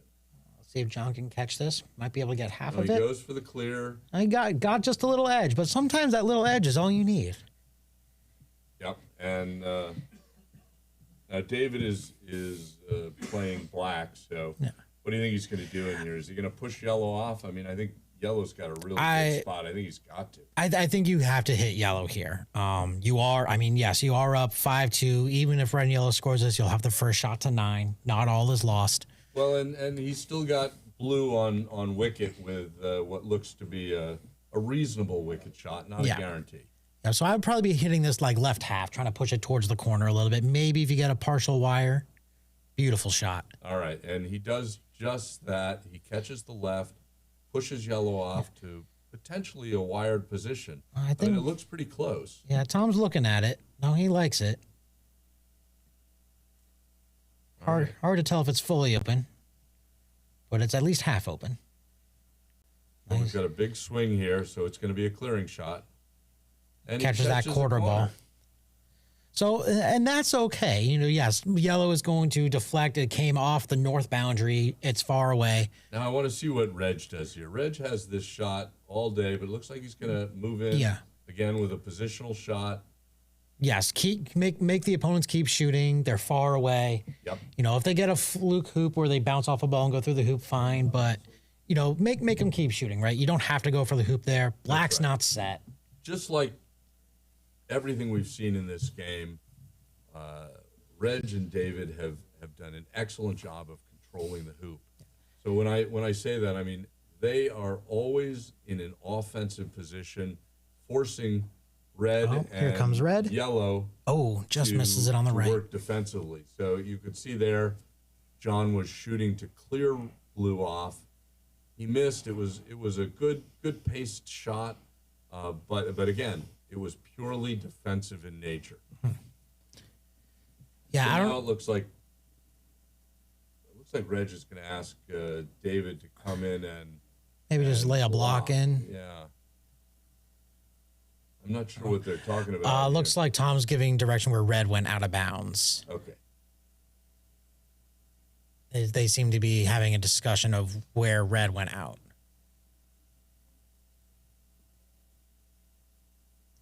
All right. Yeah, I think you're right. Yeah, they're just. I'm not sure this matters much. They're debating the line on which red went out. I believe it is up to the striker where the ball went out. Now, obviously, you want to make sure everyone is in agreement with where the ball went out. We certainly, and with this group, but I think you're exactly right. The rules of golf croquet say that where there's a disagreement, we look to the striker to tell us what actually happened. And I think that's a bit of the Corinthian nature of this sport. We're not going to argue vehemently one way or the other. The rules allow us to make a definitive decision. So black trying to lay a block in for partner. Hard to tell if it got it from here. Tom's stalking it pretty closely. Yeah, I don't think that black got there. So this, however, what Reg might have wanted here is to get a block on the hoop. So at the worst part of this, that's a nice if looking blue swing. Is cleared, and he got is, it beautifully, center ball. 2 and 1. Yeah. So we know exactly where blue went out. Yeah, so you can see Tom pointing where the balls went out right there. So my guess is that black was set up there to be wired on red, so that he's got an opportunity in this next shot to do something. Yeah, and so and this is a good thing for upcoming players looking to improve your game. If you have a choice between the opponent shooting at an open hoop or moving your partner, protect the hoop. It's okay if they hit your partner away. Your partner will just come right back. But protect the hoop. That's the only way you're going to lose the hoop is if they score it. Protect it. So what's Reg going to do? Is he going to set up, or is he going to set a short block on red trying to do something with black? I think you need a position here. Red and yellow are on the south boundary. I think you need to just get a good position. Reg coming up a little shorter than I would have thought. I don't know if he's still shooting for a block there, just a longer block than I would have thought, or he was moving for position. But he certainly, if he was, he came up a little short, and that might just be the lawn taking it away from him again. It could have been that. Hard to imagine that Reg would be making a lot of mistakes, though. I don't want to speak too soon on that. You know, my coach in Egypt always said the one thing that I remember, which he says, you don't have to shoot at everything. Everybody misses. Correct. You know, whether the ball is short, whether the block rolls to the left, everybody misses. And, you know, we haven't seen a lot of those kind of shots here, but we've seen Tom miss a couple clears. Mm-hmm. We've seen some spectacular balls shot in by black by looking John Brown. Black looking at the hoop, it looks like. Maybe he's trying to jaws it. It's hard to tell if he has a runnable angle. And looks like he ran it. Beautifully done. Well done, David. Well done. So that should be 6-2 for Reg and David. Now, Tom does get the first shot over to 9. And looks like he's a little longer little bit than long. he wants to be. But it's not all bad. No. And, you know, as you look at this lawn, as yellow rolled in, Tom's ball came in and came over the light brown area on the lawn. And if you look at it, those lighter brown areas are going to be a lot faster every time than anything that's green. So Red should be setting up deep here, right? He wants to be in a position where even if Tom hits him, not going to get hit very far away. It'd be a difficult cut, and that's a great spot. Yeah, predictable position. We can go to 6, yeah. So it looks like we're going to hop over to court 6 real fast, where we've got Zach and Elise versus Matthew and Mark. Zach getting rid of blue. I'm not sure what the score is here. I'm not sure. They are competing for what I presume is hoop 11. So it's either 5-5 or 6-4. It'd be most likely one of those two. Otherwise, the game would be over.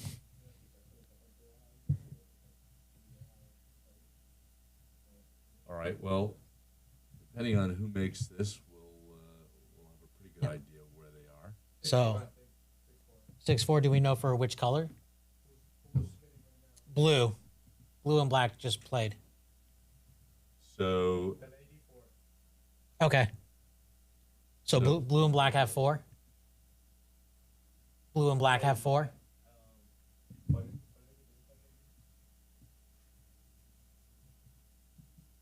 Someone has 4. The 2 guys have 4? 6. Oh, they have 6? Okay, so Matthew and Mark. Oh. So Matthew and Mark have 6. So we're just trying to update the score for everyone here. We believe Matthew and Mark have 6, and Zach and Elise have 4. Can we bring that up on the screen? Yeah. So we'll get the score up. There we go. So Matthew taking the clearing shot. He's probably going to want to try to hit this maybe left half. And not too bad. Done. Leaves himself a nice view on the wicket. Yep. And puts Zach as far away as he can go. Now, I'm surprised if Zach wasn't clear and blue here. Blue looks like he's got a window. Yep, and sure so enough, he's got it. Clear and blue. Center ball, beautiful. Yeah, I'll tell you. You know, Zach once said to me about 2 years ago, he says, this darn golf croquet, if I could just hit center ball. I think he may have gotten over that. It seems like it. I was watching him play Simon Denchev and Adam Barr earlier, and that man could not miss to save his life. I don't think I could have paid him to miss. So again, Mark just setting a ball back in. Doesn't seem that red runs super easily. It may be able to jaws, but I'm not sure if it runs. Looks like Elise is lining up. Well, I think I would definitely put it in the jaws. Looks like it's lining up the hoop. Yeah, this looks like hoop. Yeah, you know, with Matthew sitting so far back. And gets it. The hoop. Did she run it? Yeah. Oh, she did. Fantastic shot, Elise. So that'll be 5 for Elise and Zach. Zach congratulating his partner with a great shot. All right, and Black having the first ball down. Not surprisingly, Matthew puts a very nice ball in play. So, got it. Looks like we've got 11 minutes left in this round of play. All right, so Zach probably going to take this clearing shot on because red is a little bit hampered.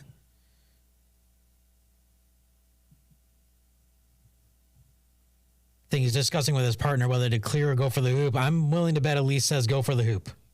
They're having a good laugh out there. And this is one of the great things about this event is everyone's very friendly. They're all having fun, having some jokes. Yep. It looks like back on court 7, John Brown and Tom Balding survived hoop number 9 to put another point on the scoreboard, making it 3-6 for John and Tom. All right. And forcing...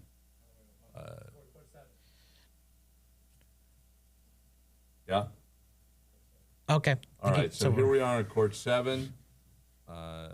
We've got John shooting. Now he's got to move Black off the hoop. Does and it he does beautifully. a great job, yeah. Very well done. And may have even gotten a partial block on Black to yellow. Right. Hard to tell. If they can preserve that position with yellow, it looks like they might be able to get another hoop and inch a little closer to tie in the score up or getting themselves back in contention for this game. Of course, every hoop counts for them now. They've got to be very precise.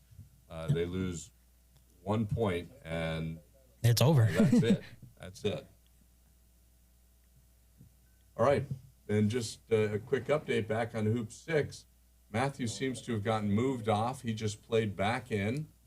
And right now, blue and black are lined up looking at the hoop, which gives red and yellow a great opportunity. All right, so David with a shot on yellow and hits it beautifully. All right. Well done, David. Well done, David. Reg showing his appreciation.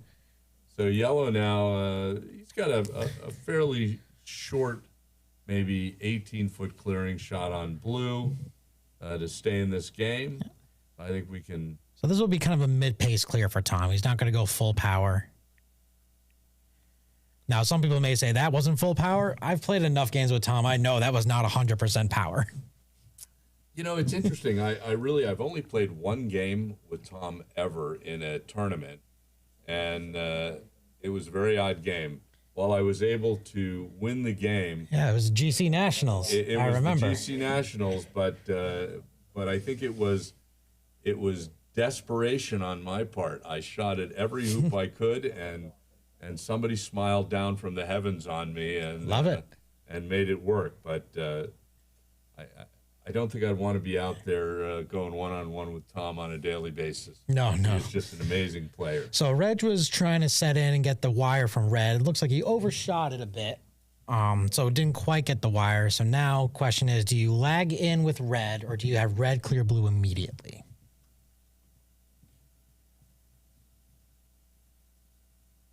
It seems that they have opted to have Red just lag in.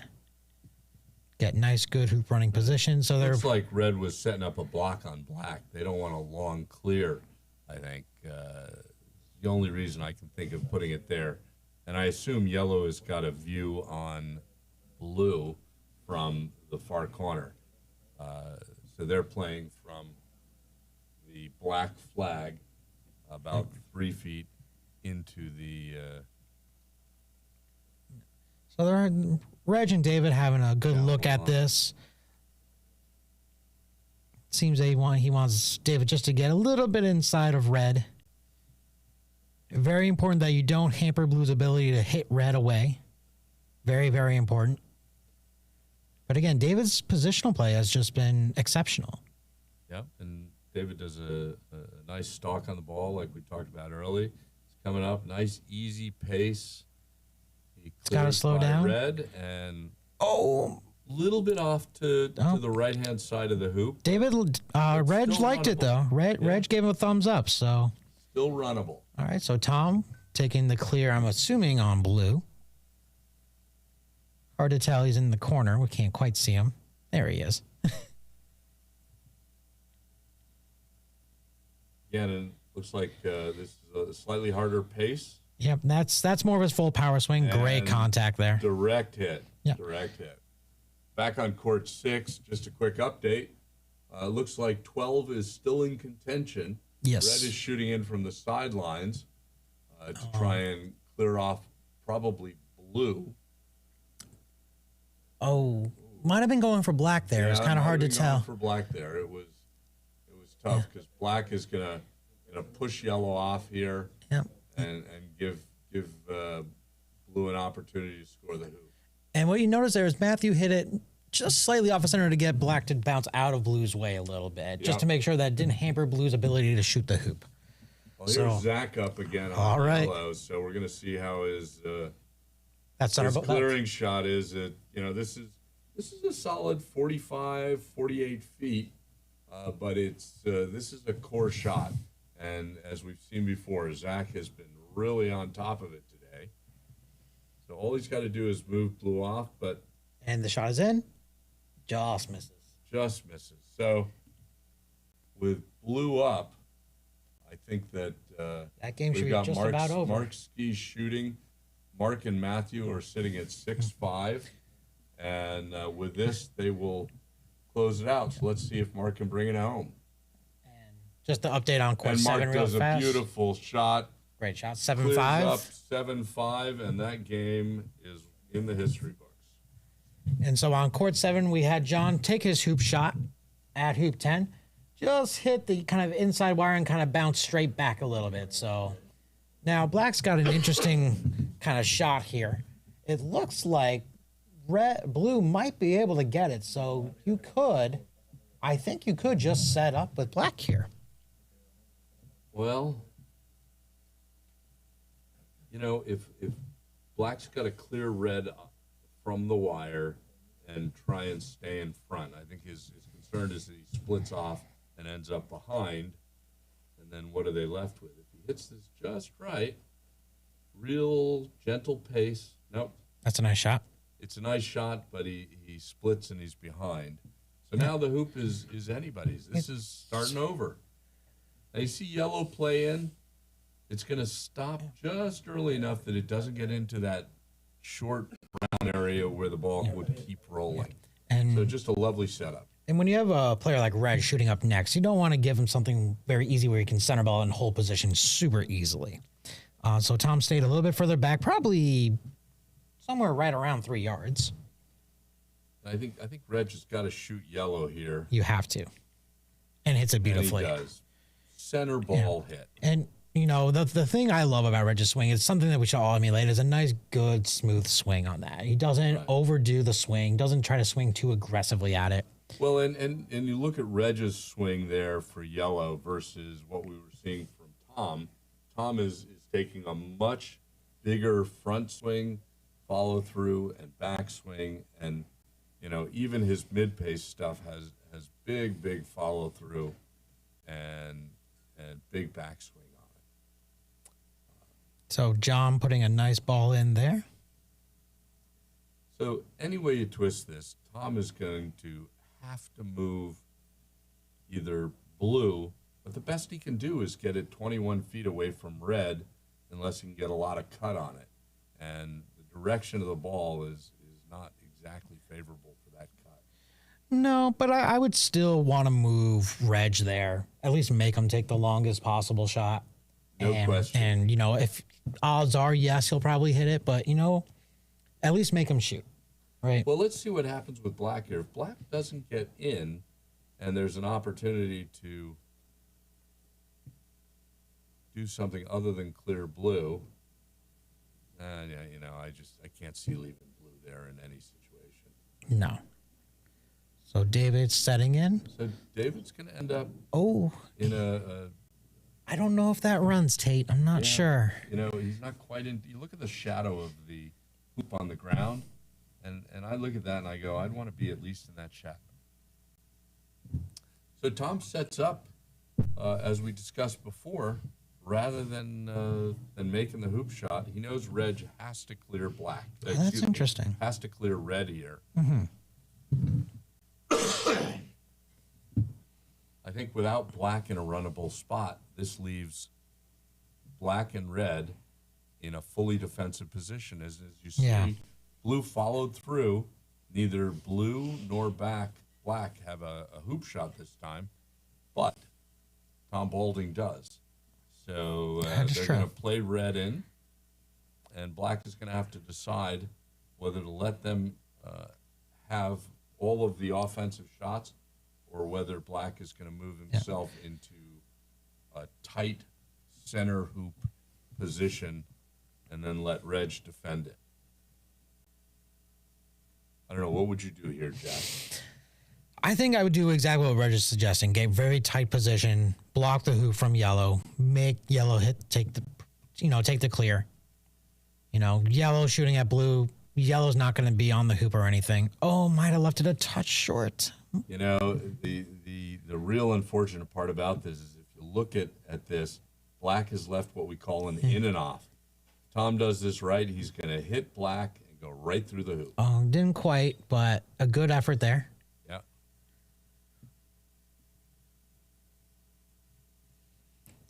So blue, do you think blue takes red or do you dare him to shoot that hoop? No, I think if blue doesn't take red. No. Well, John's long distance hoop shooting hasn't been super strong. Here's my problem.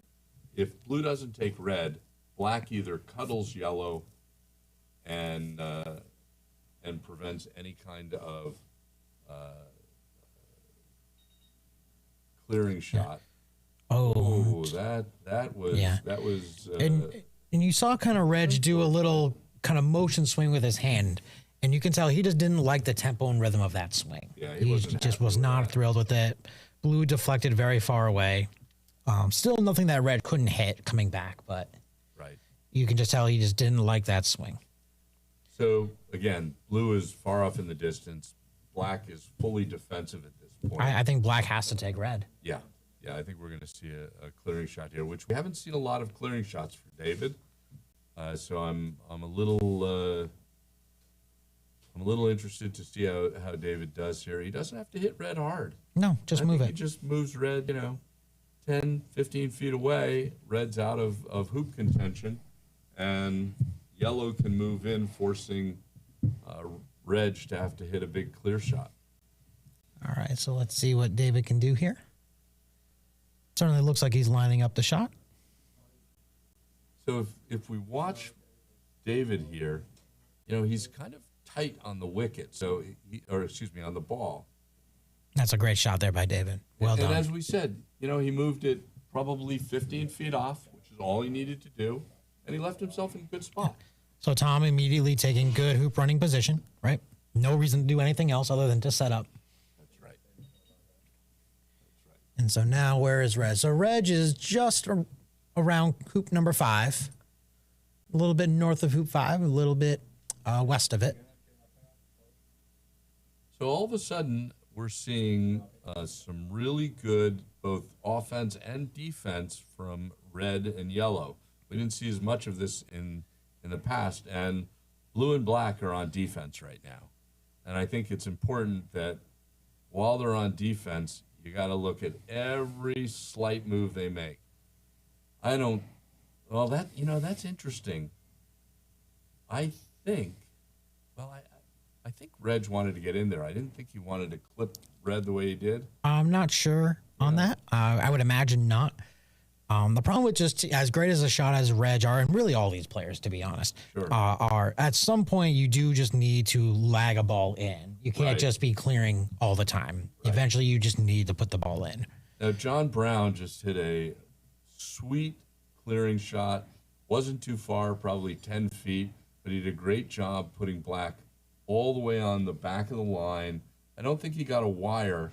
No, it's definitely open. He definitely maxed out the distance that black has got to shoot now on yellow, and I don't think black has any choice but to clear here. So correct, yeah. David Kepner, he's lining up for the shot again, and we've seen real good, precise shots from David. And this is a great camera angle to see where his feet and hips are aligned and pointed. And just a nice smooth swing here, David. Nice, good follow through. And trust, you got to trust it. You got to trust it.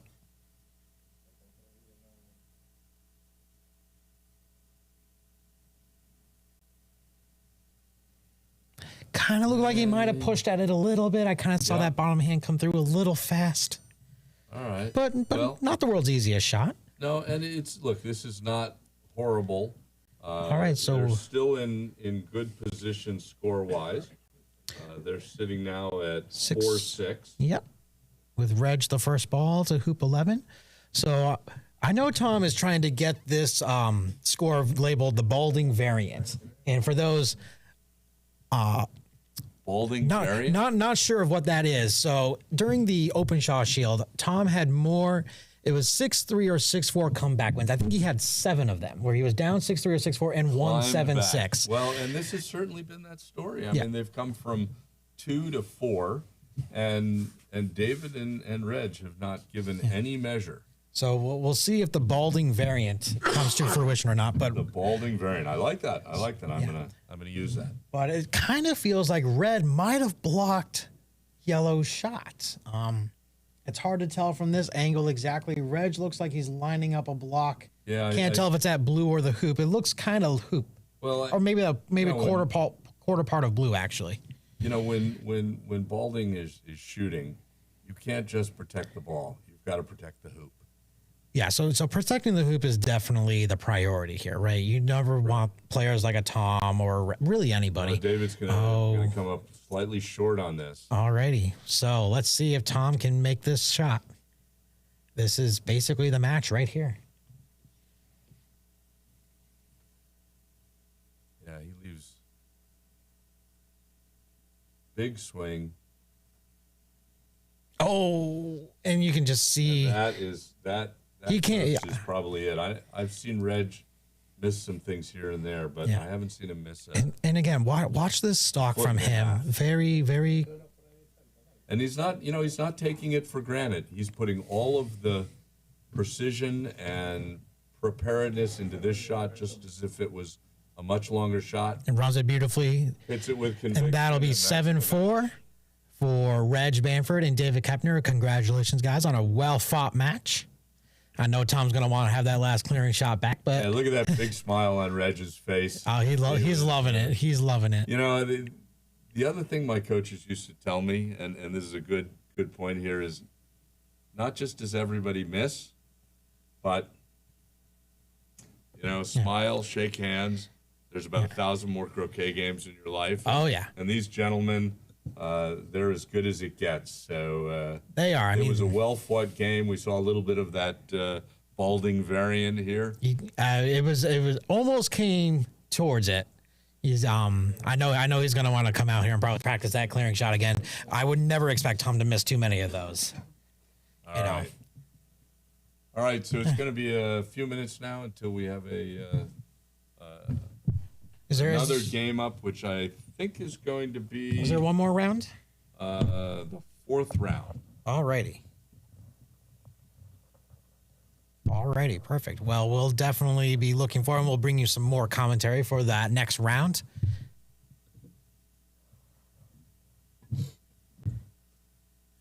Looks like we have a couple of matches still finishing up around the lawns. So, one of the interesting things about this Pro-Am match, Jack, is there haven't been much in the way of... There hasn't been much in the way of referee calls. No. And have you ever played the Pro-Am before? I haven't. No. I didn't play it last year. I didn't sign up for the Pro-Am this year. I did get on the wait list for the main event this year. I was 12th on the wait list. Gotta get those numbers up a little bit before I get into the main draw. But I still need a few points. I let it slip a little at a tournament back in 25, and that's why we play the game. But it's all fun. It is. I think it'd be a lot of fun to play the Pro-Am. I don't know if people would approve of me playing in it because I do count myself as a croquet professional teaching and everything. You're a good player and you're consistent. And, when you're playing the amateur side of this, as much as it's the game, it's about supporting the event overall. Of course. All Pro-Am players have made a sizable donation. Yes, they have. And we're grateful for each and every one of them for making that donation and allowing us to put on such a terrific event.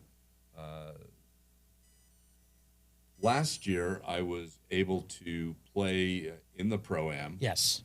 And I came away from the day. We had a terrific day. We lost one game.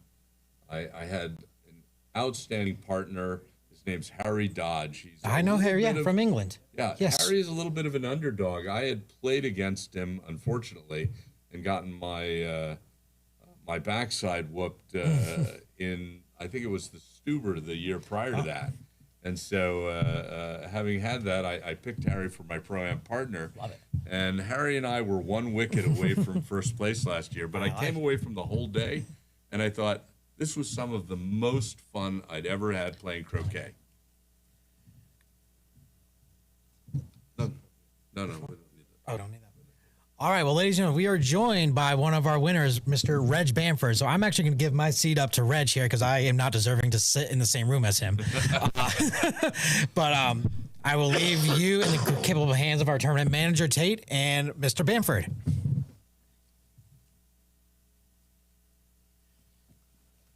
Hi, Tate. Well, welcome, Reg. Thank you. Thank just you. Coming off that otherwise spectacular win. We've been talking about you for the last hour, and we've been watching everything. But welcome to the U.S. Open Pro-Am. Thank you very much. It's fantastic. It's just such a privilege to be here, and I just love this club, and I love the people here, and I love these courts, and it's just so nice to be here. Well, thank you. Thank you. We're glad to have you, and I'm sure David is thrilled that you're here today. Mr. Kepner is a major donor to this club, an avid, lifelong croquet player. I think he's been playing for many, many years, more than I have. That's for sure. I think my question is, how much did he pay to get me? Well, he paid more than everybody else. Oh, did he? Okay. I was just saying I played this last year, and I looked at the field of pros, and it was an amazing lineup last year. For sure. I think you weren't able to get here, no. But I had actually, I was saying I chose to play with Harry Dodge. Oh, top player. superb. And he was really an undersung hero, because I think a lot of people didn't know that at one point Harry had sat in either the top position or close to the top in all of England. Yeah. So the first time I met Harry was at a British Open GC event, and just a very beautiful swing, tall, elegant player. I ended up playing him, I think, in the final of the GC British Open. Very, very fine player indeed. In fact, I also played him in a semi-final as well. So a very good record. I think Harry's playing here in America, isn't he? Well, he was here last year as a pro, just a few miles from here at another club. Okay. However, I think he went back to England. I haven't spoken with him this year in the last few months, so I'm not really sure what he's doing. But we've missed having not having him here this year. I miss not being out there playing with all of you, because I was just saying to Jack, the ProAm last year was one of the funnest days I've had playing croquet. Sure. And I mean, all days when you're out on a beautiful lawn, effectively hitting balls with a stick with great competitors. It's so much fun. Terrific game. It is just so much fun, and it's been played in such a great spirit as well. And I actually think the format is it just, I think, makes each game quite competitive. It's I agree with you. I think it's just a great format. So now I think everybody that doesn't know you directly would like to hear about you, because they all know your name. Okay. So tell us a little bit about your background, how you got into croquet, and of course, you're sitting on top of the world almost here. I'm sure you'd like to push Rob Fletcher off a little bit. But he's just such a great player. Yeah. But yeah, tell us about Reg Bamford. I think everybody would be really interested to hear. Well, I mean, the funny thing is, I played actually two youngsters today. So the first was a guy called Simon. Simon's about 10 or 11, is he? Yeah, that's right. He's he might. I think he's 12 now. Okay. Give him his due. Okay, 12. And then in my very next game, I played another youngster, and I'm just trying to remember his name, and I should remember his name because Trevor. Is it Trevor Head? Is it? I off the top of my head, I'm not sure what his last name is.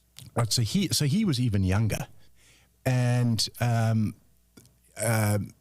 met his two parents who were there, and the first question I said is, how old was Trevor when he started playing? And they said, well, he was 6. And I said, oh my goodness, that's a year younger than when I started playing. Really? So, yeah. So he is starting at the right age, because he's a great little player. So Tate, I started playing when I was 7. My parents took me up to a friend's farm in South Africa, and they had a beautiful front lawn. And as a little 7-year-old, I started playing croquet socially, of course. Now these are the old wooden croquet sets. It was. I think it was an old Jake set, and those very thin wire hoops that were probably set at about 7 inches, right? But they were still. Why can't we have them here today? Yeah, and they were pretty difficult to run because the lawn sloped a bit. These mallets were miles taller than I was, but as it happened, there was a croquet club just up the road from where we lived. And we were driving past there sort of a week or so after this lovely holiday that we had, and I saw these people playing croquet, and I said, Dad, they're playing that same sport that we just played, and I would like to go and play.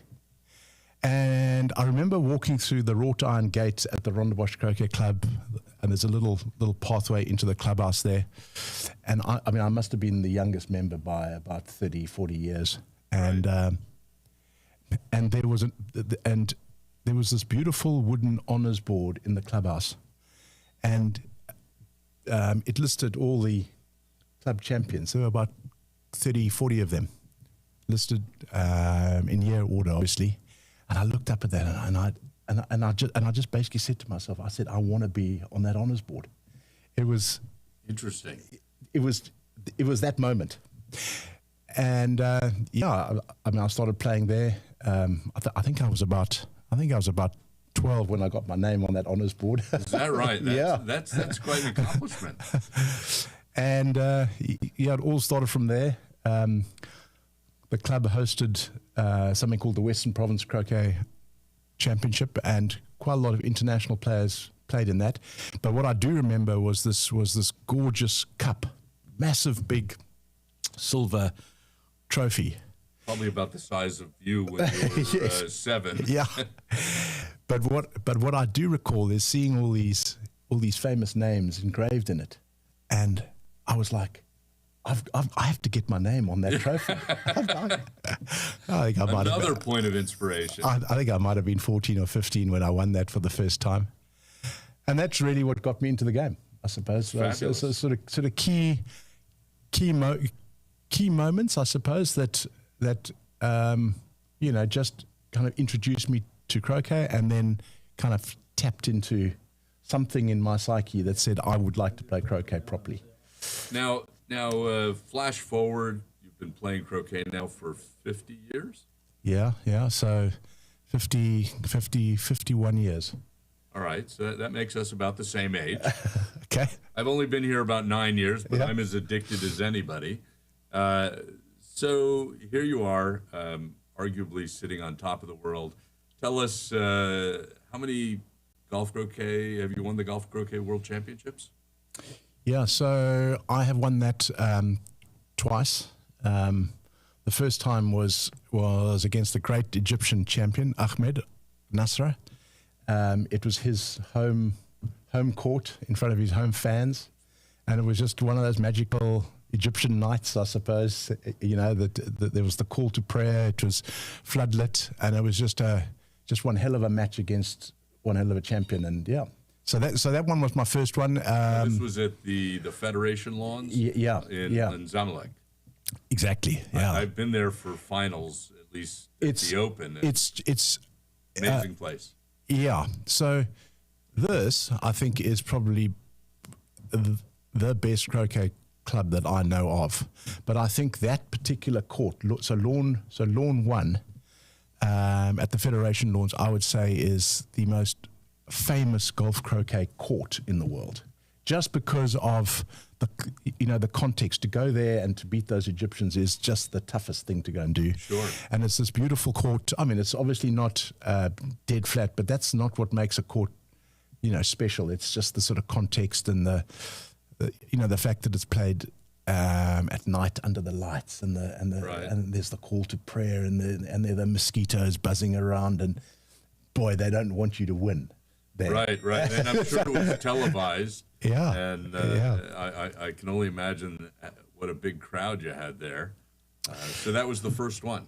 Yeah. Was that your first ever world championship? No, or was this your first golf croquet? No, so I think I'd won 4 AC World Championships. Okay, so you were not a neophyte to the spotlight of this kid. No. But what really made that particular match special, not that it was my first GC World Championships, but 2 years before, the World Champs were played down in Cape Town, which is my hometown, and I made the final, and so it was my crowd.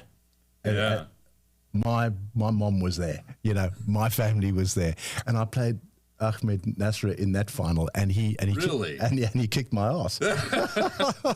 So I was. So you went to Egypt with a little bit of a chip on your shoulder to bring home for sure, yeah, the cup. Yeah. Wow, yeah. That's a great story. I didn't realize that there was those 2 in a row. Yeah, and he just like sometimes when you're on a lawn and like 5 or 10 shots in, and you just know it's not going to be your day. You just don't get the feel for the lawn, or you just don't feel comfortable. And it was one of those matches where he just had me the whole match. So of course going to Cairo and then playing him in that very, very, very famous match, it was so much fun. Well, now you're not new to the National Croquet Club. Just a few months ago, you came here and won the most recent 2025 AC World Championships that were held here. And I understand there was a record set on triple peels during that tournament. Do I have that right? I think so. Look, I'm not too up to speed with all the sort of record keeping, but we don't have stats cards like baseball players. No. Of course, yours would be maybe 2 stats cards. Yeah.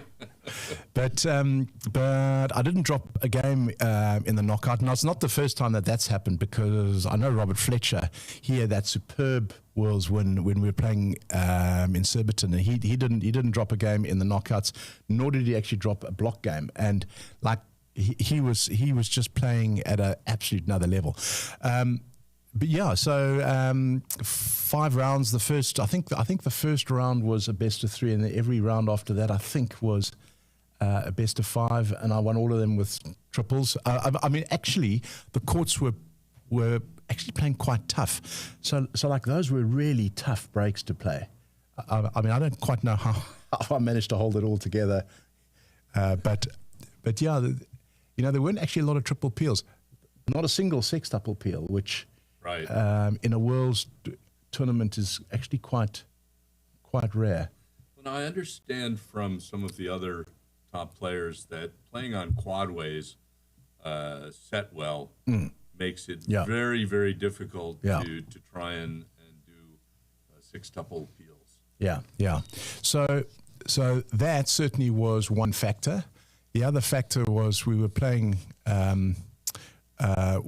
with the Invictus balls, and they were all brand new. That's right. And man, those things pull. Yes. Those things pull. So the secret to a sextuple peel, obviously, is you have to get your peels right. You can't have peels sticking or failing too often. But I was watching what was happening out there on the lawns, Tate, and it was the funniest thing. People were trying these peels, and they were just missing the hoops completely because the pull was so significant. Just such a big draw. Yeah, and it's such a fantastic improvement to the game that we've now got these beautiful balls that don't misshape. They keep their milling, but they're also quite challenging because the pull is so great. So, it's actually it's a fantastic development in our game. Thank goodness for the Fletchers, and thank goodness for the Invictus ball. Well, now I understand that you're actually building some interesting mallets. Now, are you in South Africa still, or are you in the UK now? No, so Tate, I have been living in London for the last 35 years. Okay, that's right. But yeah, so it's a little project that I've got going. We started about 18 months ago. I am about to get one of my mallets into my hands in the next sort of 5 or 6 weeks, and then I'm going to disappear into my basement for 2 or 3 weeks. See if you can do anything with it. And I just go into my zen zone. I am one of those people who are quite happy just to go down there and hit for hours and hours and hours. I know that that's not everyone's cup of tea, but I do seem to have that kind of ability. But I'm going to have this new mallet in my hands, and I guess I'm going for that kind of sweet spot of 3 things. The first is, physically it has to have the characteristics that beat other mallets. Okay, so there's certain physics that I'm not really going to go into right now because it's all been patented. But there's certain physics that will enable a croquet mallet to hit a ball straighter. So that is the first thing. The second thing is that when you play with a mallet, it has to feel nice. Sure. So this might be a mallet that can hit a ball straighter, but it has to feel good in your hands. So it has to appeal to the heart as well. And then third, it has to look beautiful. So I think I've ticked that last bit. We think we've ticked the first one. I just need to get this thing in my hands now and see if it hits me in the heart. Well, it'll be interesting to see. I've heard some rumors about it from Billy Simmons, our TD, who I guess talked to you about it last year. Yeah. And we certainly watched, we watched the swing of your stroke out on the lawn just before this interview with great interest. We were really looking at everybody, and so let's go talk about that. From our vantage point, it looked like you and David Kepner had a very solid control the hoop game. You seemed to really put John and Tom on their heels, where they weren't getting to look at the hoop, and they were having to fend you off constantly. Yeah. Talk to us a little bit about what you were doing out there. So David asked me what we should be thinking about and, the tactics as we approach today. And I said, look, the two secrets of golf croquet, as I know that, the first is if you can get a good hoop position. So if you're the first ball in or second ball in, and you can get a good hoop position, so you are reasonably tight to that hoop. You're not 5 yards back, six yards back, or you don't miss position.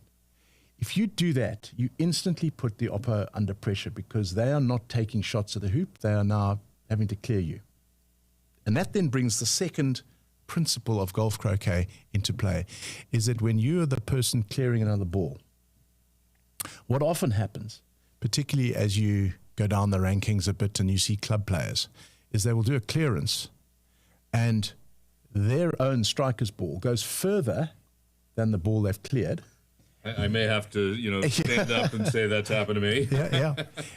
But crucially, your ball goes not just further than theirs, but they come back first. Right. So now you're under pressure. So the two secrets to golf croquet, as I understand it, is take a good hoop position. Get in front of that hoop. Don't be 5 or 6 yards back. Get in front. And when you do your clearances, you make sure your ball stays on the lawn. So I shared that with David, okay, because that's what he kind of wanted to know. And then he started asking questions around, his swing, and do I think he's got a good swing? And, sometimes when he misses on the left. I hear this every single time I speak to someone is how can I improve my swing, Reg? Do I lift my head, and is my stance right, and that sort of stuff. And the most important thing about your swing is you focus on your process. And I love watching international sport. I watch top class golfers, and I watch top class snooker and darts and all sorts of sports. Sure. Rugby, football. When you're under pressure, you must go back to your process. You always got to be on task. Just be thinking about making your perfect swing. Just hopefully you have practiced it, but that's what you must focus on. You mustn't focus on the outcome. Don't focus on the hit. You focus on the swing itself. And I shared that with David. So we've got a couple of sort of code words that we now use, and I actually think David's been playing fantastically. Well, I mean, he's been making his hoops. He's been clearing. When you're playing with that am and you're asking your am to hit 7-yard, 8-yard clearances, and I've got confidence that David's going to go and do that. That's a wonderful position to be in. When Jack and I were up here watching your game, one of the things that we talked about was how precisely David could take position. He didn't just take position, but his positions were tight. They were within 10 or 15 degrees of the hoop line. Yeah, center it's beautiful, line. Huh? So we were thinking he was at least holding up his end of the bargain. For sure he was. And now, but at the same time, to your comment about your process, I think we saw that a little. You were sitting in front of hoop 11. You were maybe 24 inches out. It looked like on the last hoop, and Tom Balding missed his clear, and we thought, okay, this is an easy one. Reggie's going to go up and hit this, but you didn't. You stopped. You took a moment. You stalked the ball. You aimed. You didn't just haphazardly hit it. You took your time, And both Jack and I commented on, even the easy ones, you looked very focused, and I'm sure that probably helps, with the multiple world championships. So I must look quite kind of boring out there, because I do, and I consciously try and do the exact same process, the same little things that I do for every single shot, whether it's a 2-foot hoop shot or a 10-yard hoop shot or a long hit-in. I will do exactly the same thing every single time, and that's a learned behavior. That is a trained behavior, but not just physically, but I'm also thinking the same thing every single time.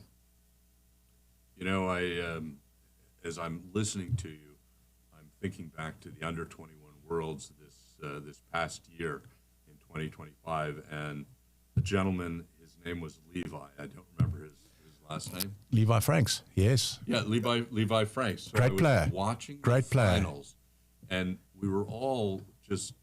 I mean, it was a fabulous finals. It was Levi and Fauci, and they both had very good play. But you looked at Levi, and nothing ever changed.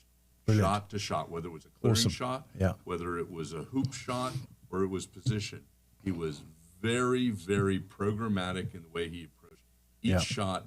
And I think that, it's hard to say anything will get under Fauci's skin. I mean, Fauci is a great player, terrific. I'd watched him for days. Yeah. And just very consistent player. But Levi was, I don't think he missed anything. Wow. Which is, Brilliant. it's always a brilliant game when you come off going, I didn't miss a shot. And great place to be. Yep. But that's what I was reminded of as you were saying that, and it played well there, and every time I've watched you play, it seems to play well for you. So thank you so much for coming up and talking to us. It's a pleasure, This has been Tate. great, and I hope you're enjoying the Pro-Am. Loving it. If you had to give one piece of advice to the amateurs that might want to participate in this in the future, what would your advice be? Well, what would I say to them? Look, this is just so much fun. They might think that they're the ones under pressure, but what I'd say is it's us pros are under pressure because they've paid some money to partner with us, and so you better arrive with your A game. So we're the ones under pressure, not them. Well, now you're 3-0. We are. Did you win all your games? Is it 4-0? Have you played 4 games now? Yeah. Okay, so you've got one more. So you're in contention here. Yeah. Well, thank you again, and good luck with your last game. And I really enjoyed talking to you. Thanks, Tate. All right. Awesome. Are we out?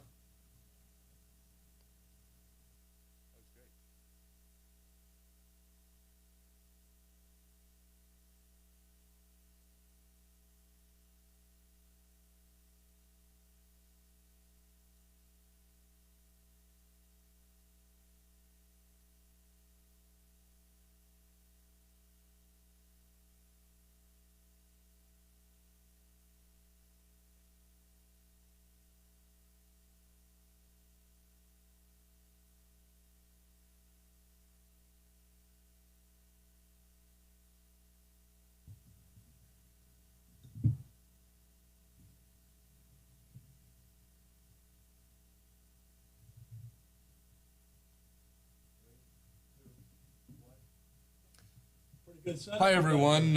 We just want to take a minute here at the 2026 U.S. International GC Pro-Am Open. And we'd like to thank our sponsors.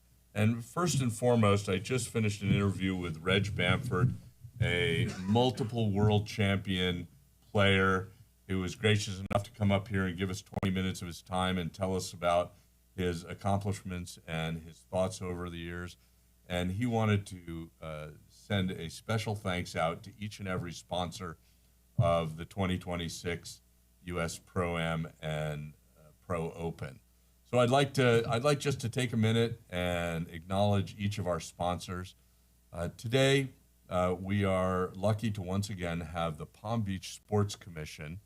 Now, of course, we're here in West Palm Beach, and the Sports Commission is an avid promoter of all things sports and competition in Palm Beach County. And like all other sports, they have allowed the National Croquet Center and the events that have been held here to reach out to them for a grant for each event. We are thankful for their participation, both monetarily and in support.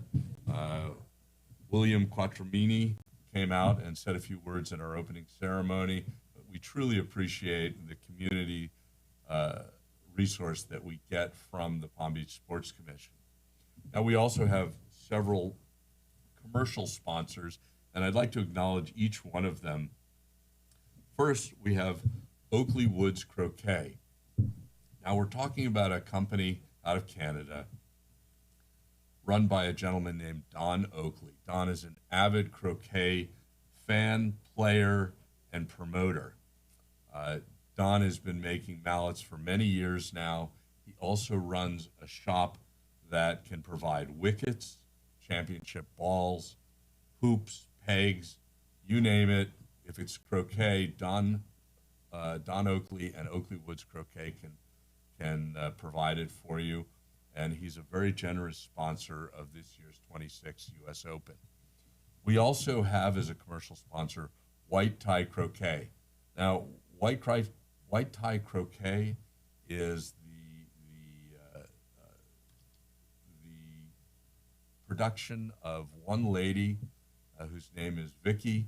Vicky is a huge croquet fan and a complete addict when it comes to croquet, like all of us here. And Vicky has pulled together a whole host of croquet mallets, paraphernalia, belts, clothing for women, clothing for men. I think I went over and I bought a great waterproof vest earlier today. So White Tie Croquet, she travels around. If you meet her, please stop in, say hello, take a look at the goods. She's here on the veranda at the National Croquet Club. If you come on down, and let me just say, everyone is welcome. If you happen to catch wind of this event and you're in the community, please come check us out. And while you're here, stop on the veranda, say hello to Vicky. She's on the right-hand side. It's the south side of the veranda. She's got all of her merchandise set up there, and she'd love to sell you a croquet mallet or just a great white outfit so you can look like the rest of the players here. And, you know, even if you don't play croquet, you know, fake it till you make it, right? And you can look the part, and that's okay. We love everybody who wants to get into this sport.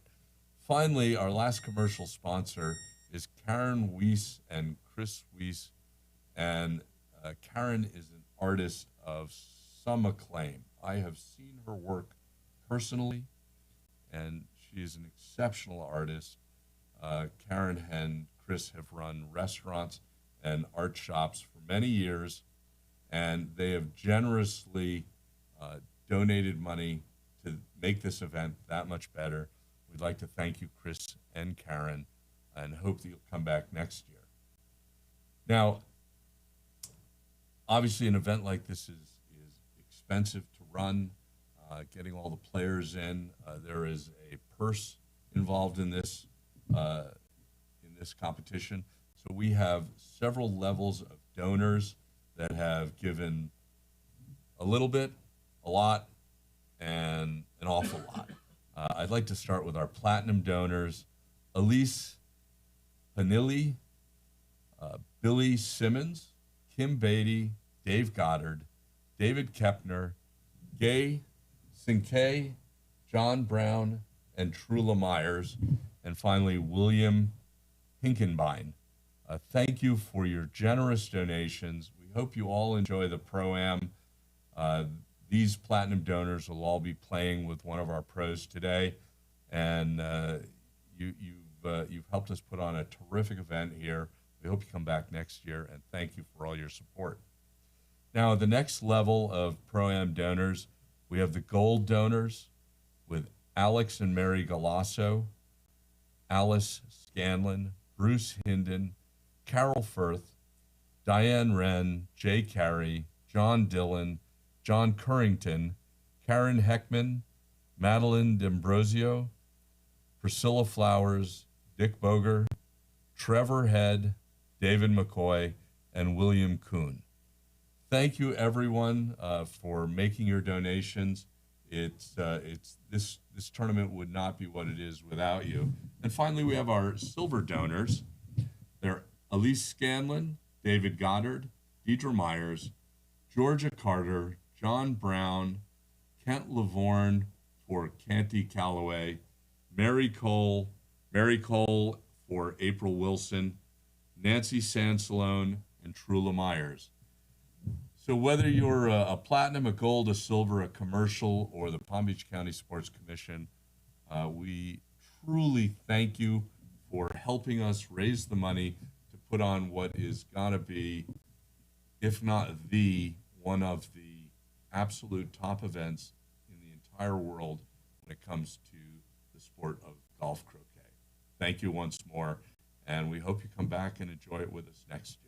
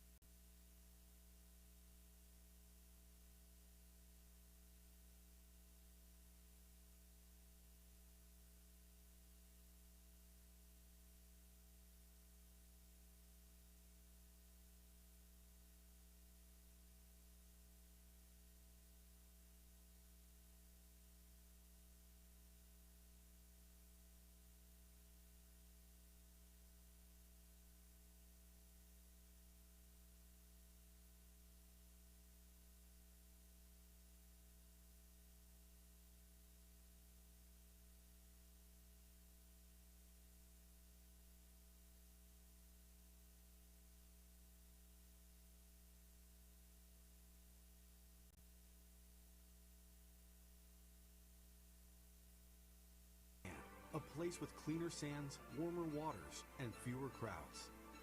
A place different than the rest. One that exceeds, excels, and surpasses all expectation. Waiting here just for you. We are the original, the one, the only, the Palm Beaches. There's a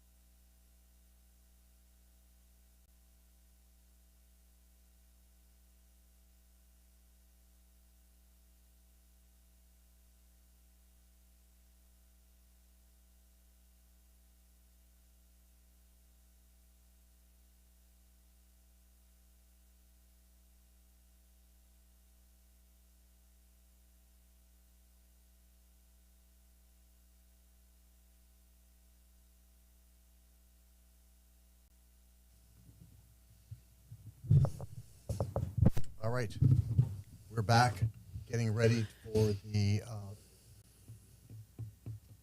final match of the day in the Pro-Am. There goes the coin toss.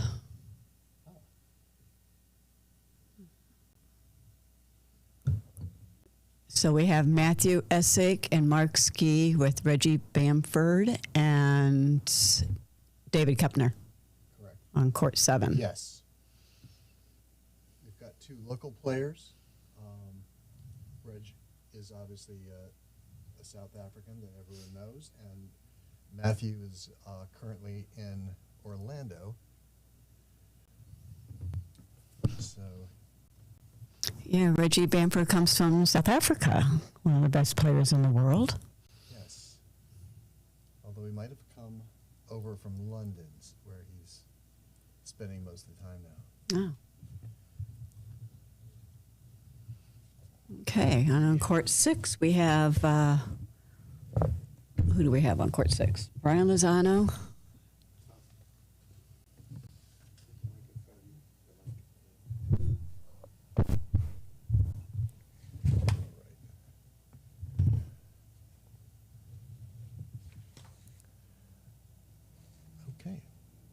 Looks like, okay, Reg will play the blue ball. Okay, he's hitting in. We'll see who's red.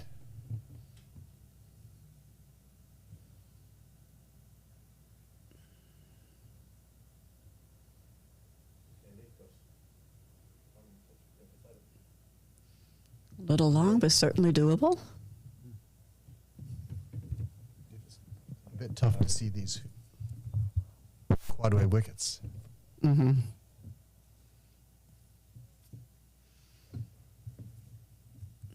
Looks like Matthew might be playing red. He wanted to come out and take a good look at blue's placement.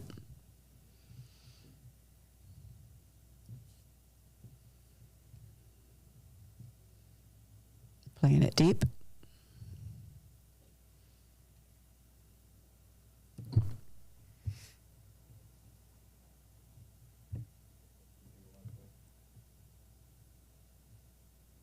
Mark will play the black.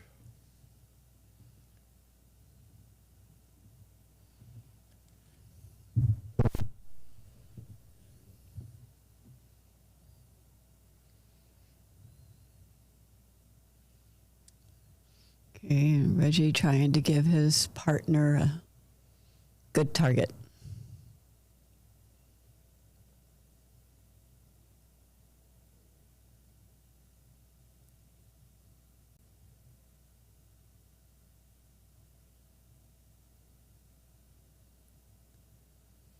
Ooh, that'll work. Well, with that Look shot, at that. you know, we Black and red. Wonder how David paid enough to play with Reg, but you know, David Kepner must have done it on merit because just hit the best shot of the opening sequence. So. Look at that.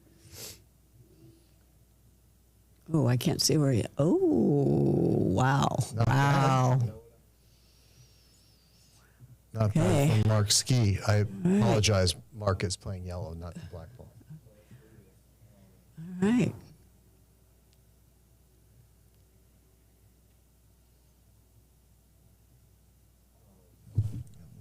Croquets begin. Okay. Well, he's just trying. Oh, look at that. Oh. He may have hindered red just enough that he can't do anything about black. I'm sure everyone agrees some of these nasty cuddle shots can be much, much worse than a clear to the boundary. That's right. I mean, if you can get it nestled just right. If you can nestle that ball, it's more effective.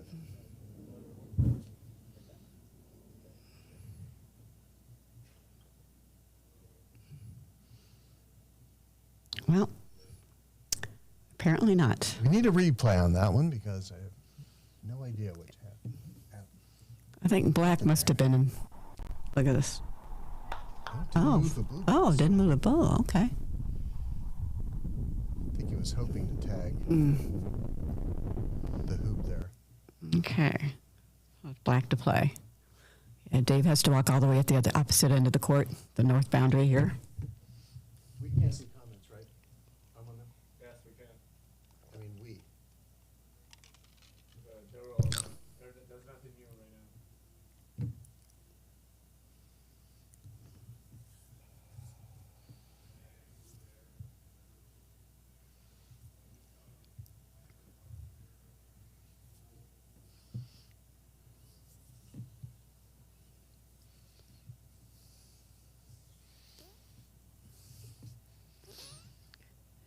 Dave has a long clearing here.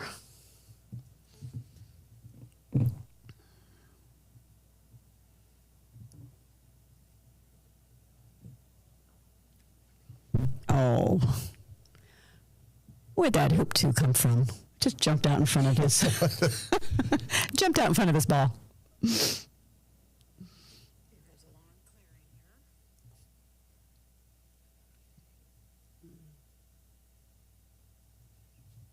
There we go. Okay, so yellow and red are on the board. Mark Ski under pressure.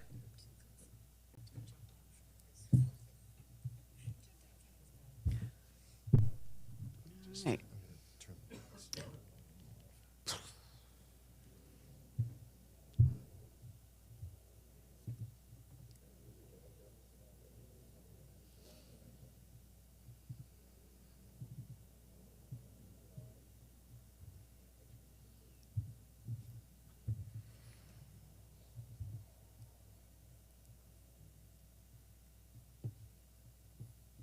Red's going to try to promote yellow up into position. Very nice. Beautiful. And that's why we urge all golf croquet players to take up the 6-wicket game. Comes in very handy. Yes.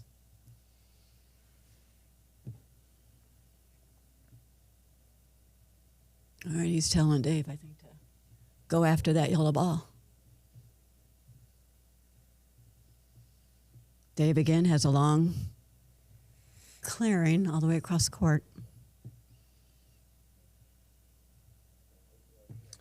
Yes, he was caught off sides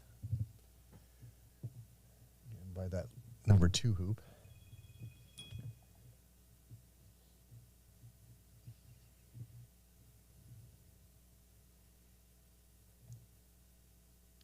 Do we have Macy White on the speaker today?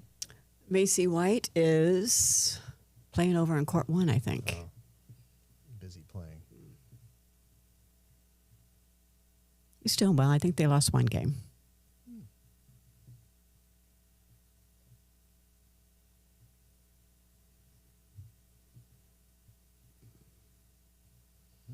And yellow. Yellow certainly Pull up can. a second hoop.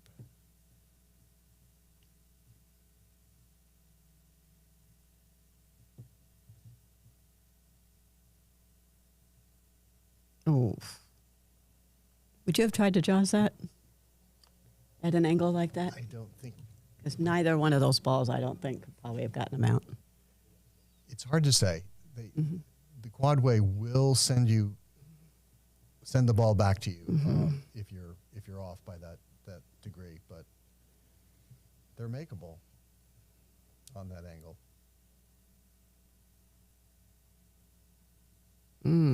Wow, sneaky red. Sneaky. Hides blue. I think yellow has eyes on that ball. I can't really tell from here. He might be perfectly wired. Looks like it. Free hoop for Matthew, though. Yeah. Oh. The camera made it look like it was right next door. Oh, wow. Almost. He bounced right off the hoop right in front. Great try.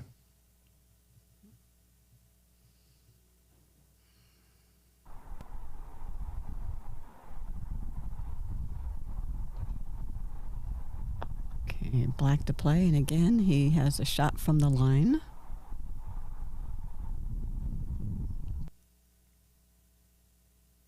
We hope David has an easy shot one of these times.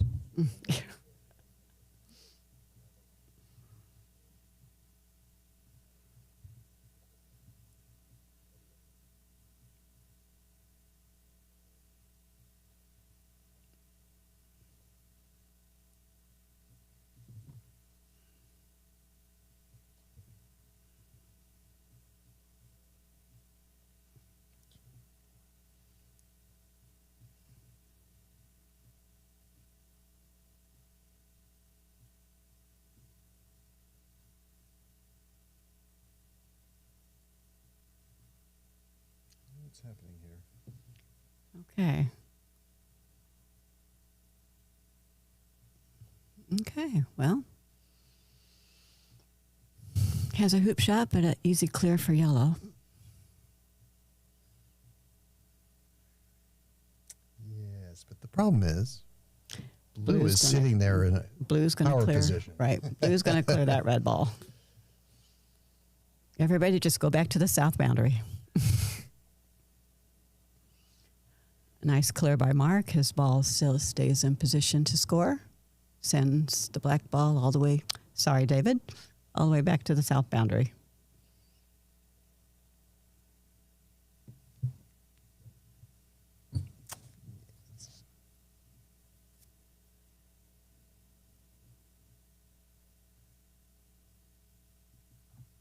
Oh, got both of them.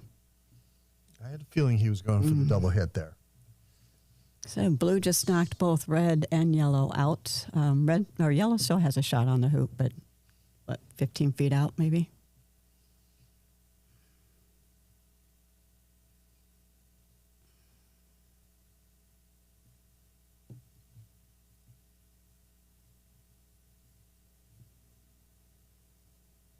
Oh, lovely. Matthew cleared Almost blue super and put red at an angle, but certainly doable scoring position. But we've been blessed with the weather today. Oh my goodness, gorgeous. Great day for a pro-am. Hangout. Spectate, a lot of spectators.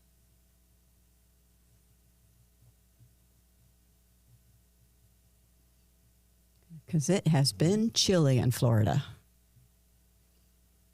David's got another Hail Mary here. Mm-hmm. Oh, I'm sorry, David. That might be your, Well, your shot. Did he hit it? I'm afraid. Oh, is anyone calling that? Apparently not. The response is normally.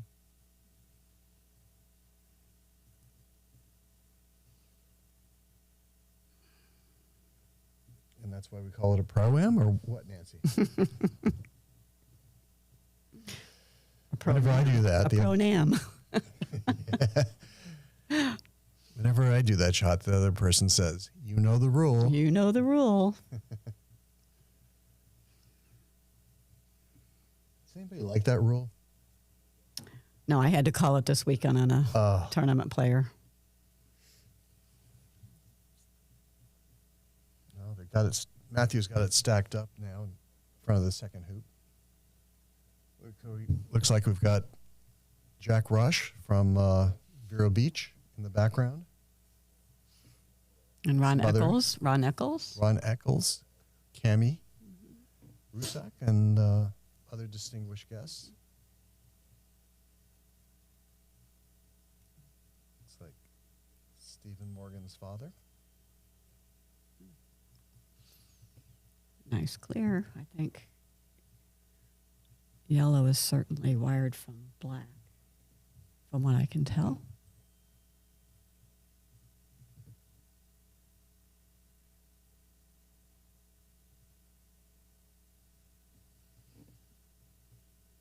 That was a great shot. Black's going to have a very tough time.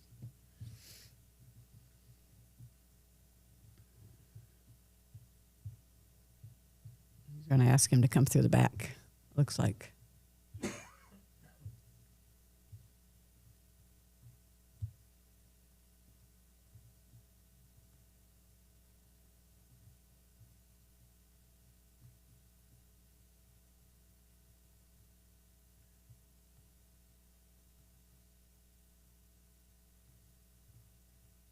Oh, almost.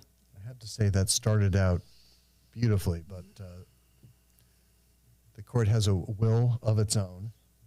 Especially with those soft taps, those soft soft shots. taps, The soft shots tend to veer as you get closer to the hoop. You must trust the court, and sometimes it lets you down.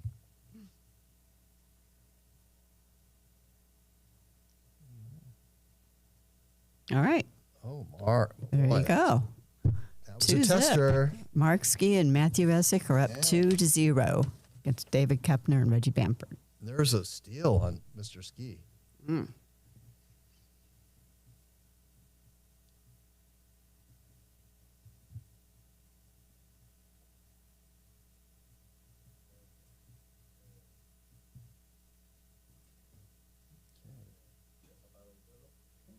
Looks good.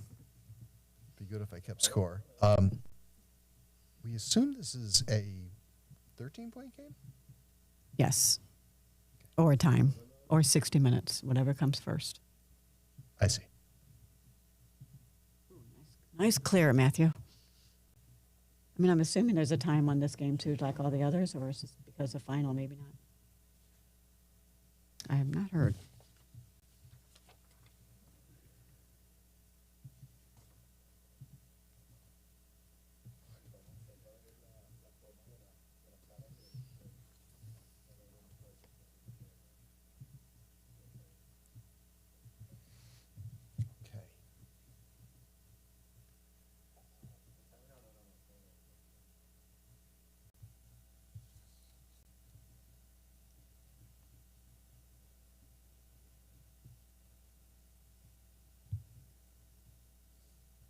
Black falls a little short.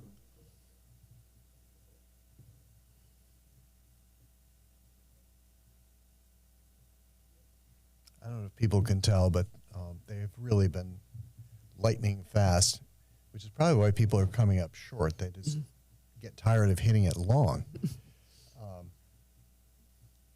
In Florida, it's been a bit chilly, so the grass has not grown much in the last month, really. So it's had plenty of time to be mowed and rolled over and over. So it's, with the grass not growing, it's quite quick.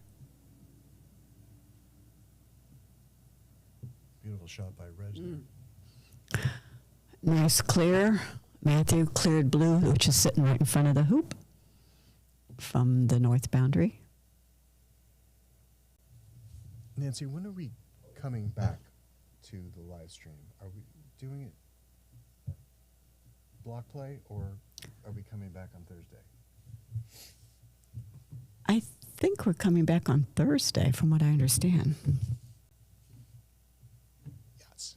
So we're just taking a couple days off, but watch the knockout on Thursday, Friday, Saturday, because the level of talent this week is unbelievable.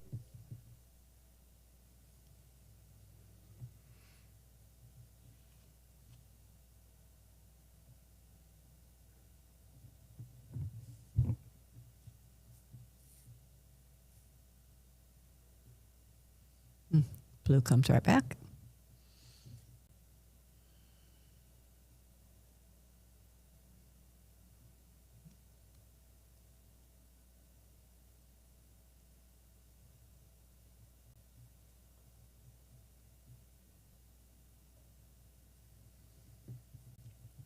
Matthew ends up on the south boundary with, the north boundary with a nice position at 3, so he took a full swing at that blue ball.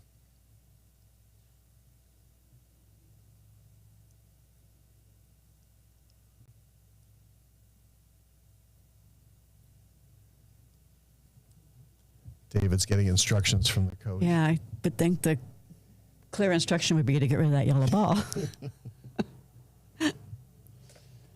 That plays next and is in scoring position. Well, kind of. A little bit of an angle. That's David's lucky hat. You can tell it's all frayed around the edges. And every match has taken its toll, and it's got character. It's got a lot of character.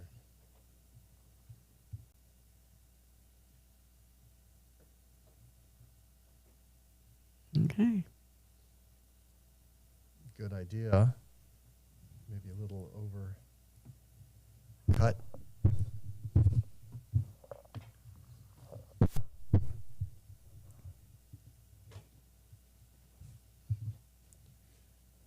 Should we talk louder?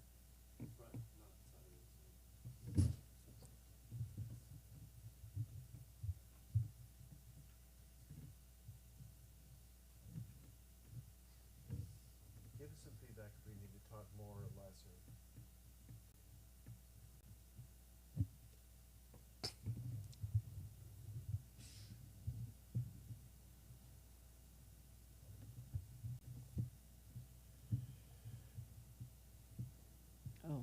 That was a beautiful shot with blue. I'm sure it's been mentioned already that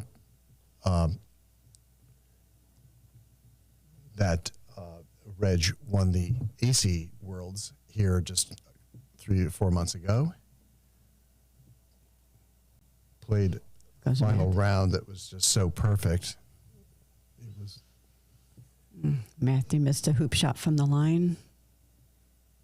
Bouncing blue out of position, but still, Yes. blue is still in position. Still in the area, though. Right. Just a little further out.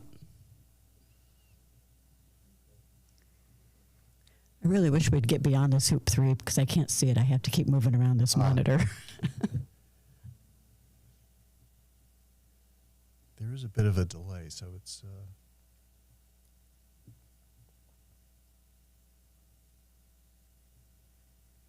If anyone's interested, we set the hoops at a 32nd to a 16th.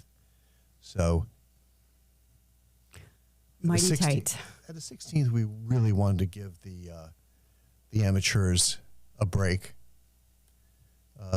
Starting tomorrow, they'll be set at a 64th, basically contact. So want to make it a little harder. What time does play start tomorrow? I believe at 8 o'clock. It seems a little inhuman, but we'll confirm that. Okay. Ooh. Blue scores and Almost got a 2 for there. heads all the way down past the south boundary out of bounds. It was hard to tell because he came at the hoop at an angle, so it, Really whipped through there. the tighter the wicket, the more it goes straight toward the wicket 3 to wicket 4, so it goes straight toward 4. The tighter the hoop is set. So if the hoop's really loose, it can go anywhere after making the hoop. But players like it tight. Players like it tight, so it follows. You can get that second hoop sometimes, or at least get down to the second hoop. It's a nice position. Oh, wow. Both red and black have a shot on the hoop.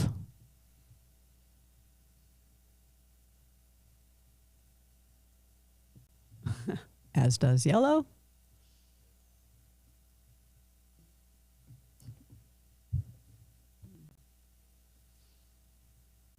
What would you do if you were blue? Just set up? Setup is usually the fourth choice. It's kind of like right behind the decision tree, says. the decision tree. The hoop tree. Are we setting up? Well, kind of.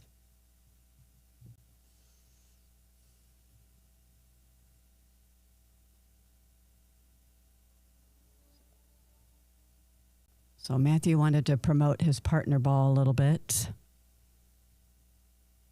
Both in scoring position. Black, however, not far away for a clear.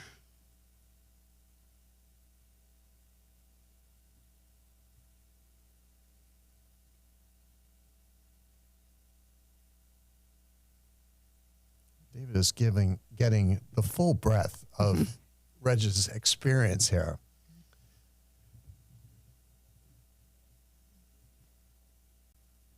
Kind of wish I was out there. Yeah, why aren't you? You should be out there. I need the education, that's for sure. He's got the hoop in mind, maybe. You could be one of the pros out there, though, Tom. Ah. Oh. Ooh. That was close. Black almost hit yellow into the hoop. That leaves Mark some options. Mm-hmm. Well, he's got to clear blue if he can. Far, far away. Far, far.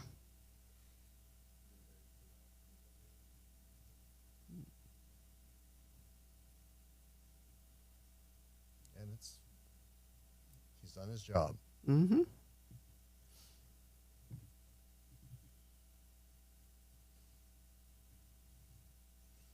Let's see if Reggie can clear this red ball.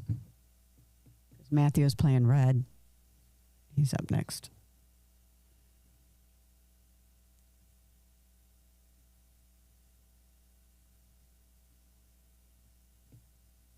Oh. Oh, did he hit it into the hoop? No.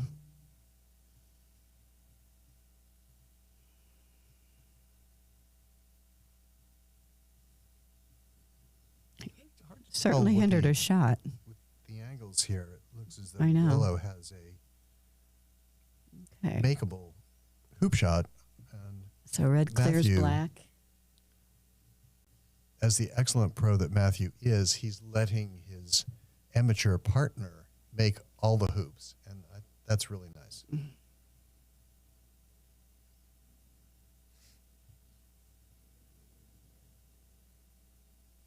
Not easy to do, but it's nice when that happens. It is nice. Yeah. True professional.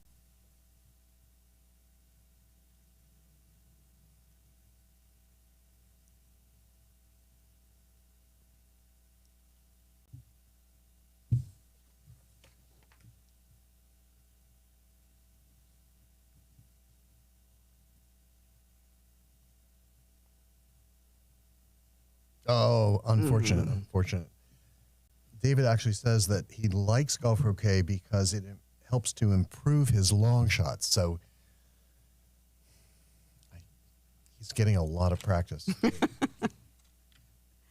Yes, because it seems like he keeps being sent to the line. I know, he keeps getting sent to the line.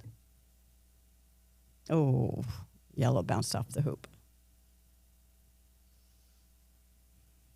Well, you can't let that one shot get in your head. No. Got to drop it. Leave it behind.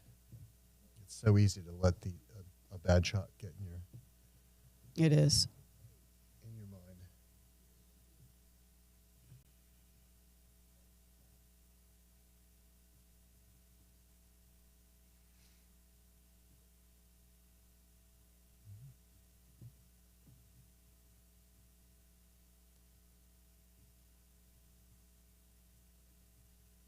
We'll see which ball Reg is going for here, the yellow or the red. Looks like the yellow. Yellow's gone.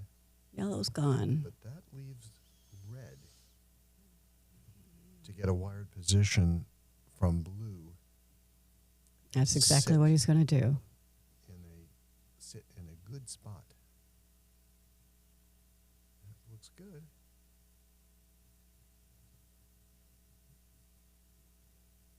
Looks to me like he's got a tiny, tiny piece of Matthew's ball to look at, but that's about it. Did you say? Yes, that's might have a bit. And Matthew is what, #2 ranked GC player in the world. He can do it. #1 ranked player in the country.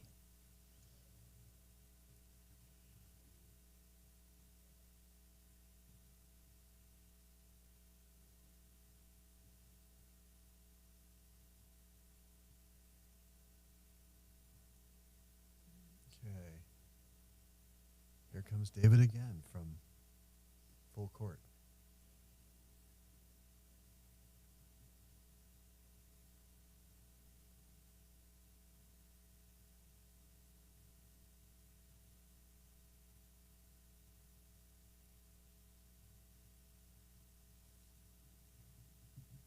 Oh, looks like a near miss.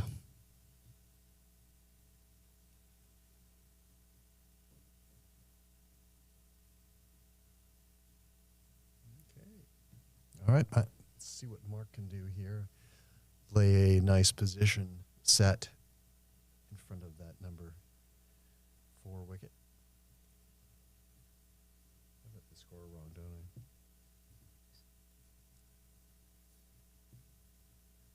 All right, they've gone through 3 hoops.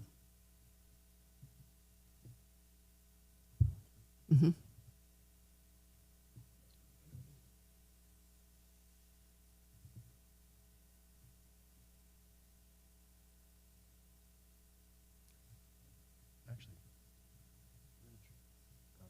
2-1, right? 2-1, Yes. right. Right, with that blue ball. He sent it all the way back to the south boundary.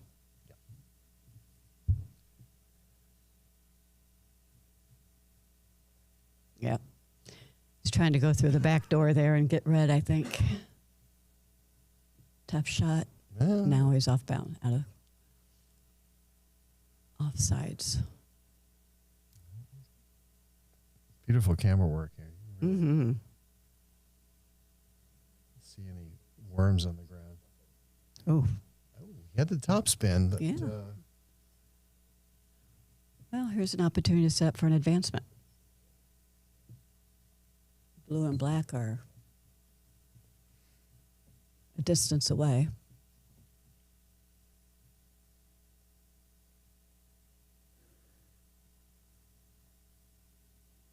we all know, you could see from Matthew's shot that he didn't get close enough to the near post of that hoop. But what we also should know is that if you touch that near post, near stanchion, it's not going to go in the hoop. So you're not going to make the hoop. So he aired to the correct side, the far stanchion. He's got a nice jaws position. So, oh, lovely shot. Lovely shot. Popped it out a little bit, but I don't think enough. Blue might be wired from seeing red. I'm not sure.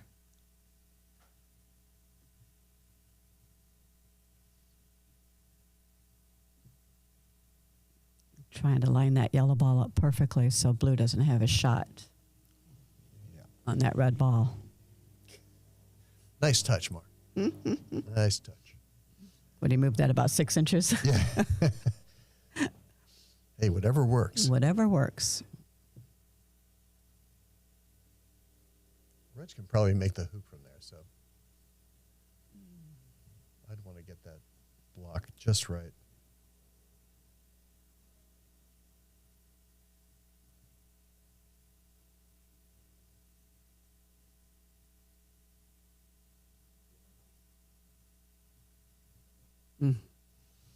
Swing and a miss.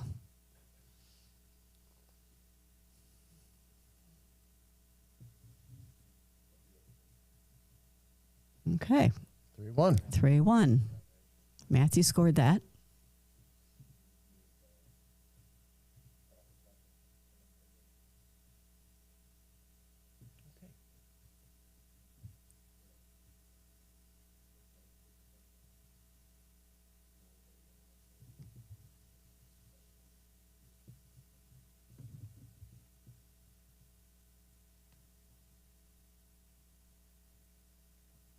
On to 5. Beautiful set shot by David.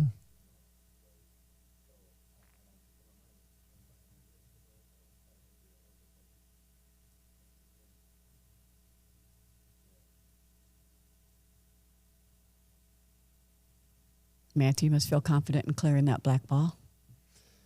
Yeah.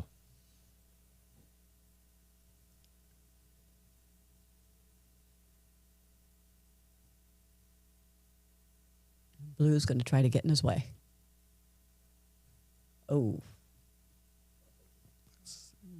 Probably didn't want to hit black, but That changes his strategy now. It looks like black is actually clear of blue and should have a good chance at the hoop. Uh-oh. And still does. Still does. Red ball cleared the blue ball. However, black's in perfect position now to score. And black is up. Steal the nerves.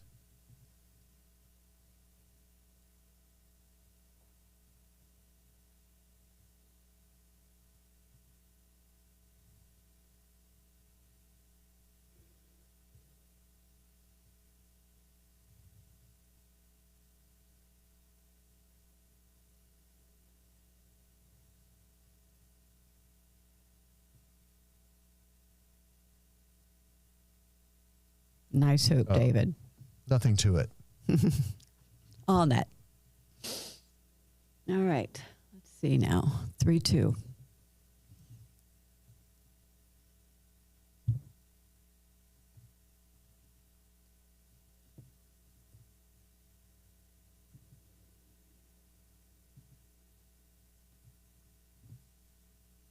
Ooh.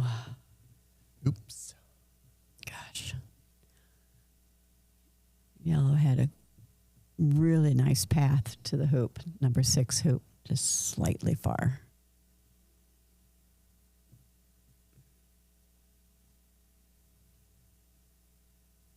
Interesting.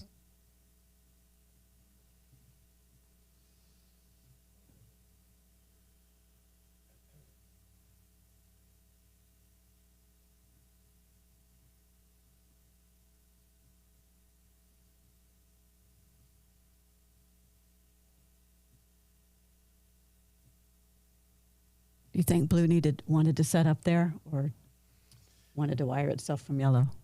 Yes. I think blue's a little vulnerable, so I wanted to be a little short of that spot. But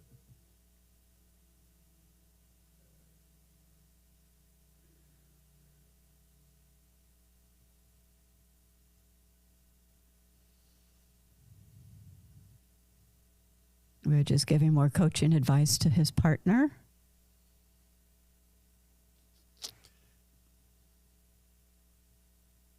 it's hard to tell. I think yellow's got a clear view of blue, so Marcus, yellow's fully capable of sending blue to the end line and leave the shot for Matthew.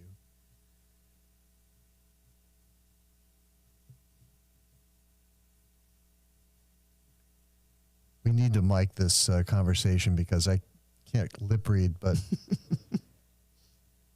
hit something. And not the stake. And not the stake.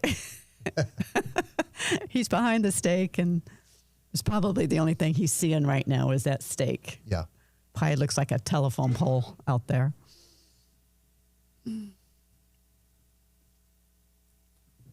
you're far enough away, you can aim for the stake and you're guaranteed to miss it. Right. But this close, I wouldn't do that. Oh, he did hit it. It bounced off the stake. Oh. Sorry about that. He had good speed.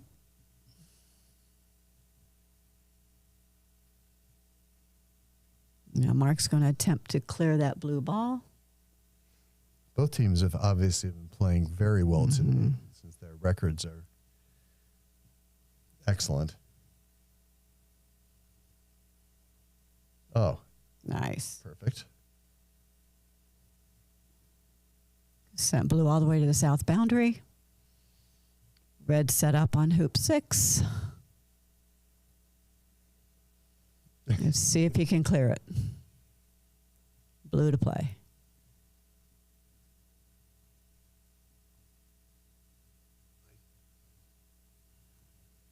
Reg is so far away from the hoop, I can't see him practically. There he is.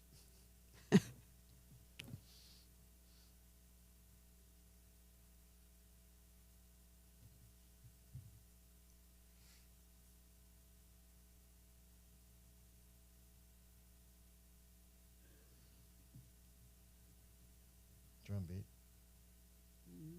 It was the hoop. Oh, he went for the hoop. That he went for the hoop and he bounced off it. Wow. Well, he did have 2 opponent balls. I mean, that looked like a good hoop shot from the moment he hit it. I mean, it was great speed. Beeline, but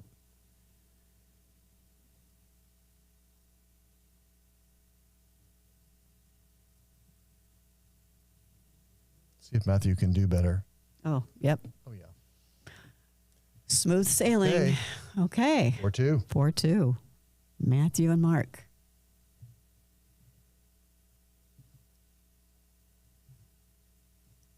Now on our way to hoop 7.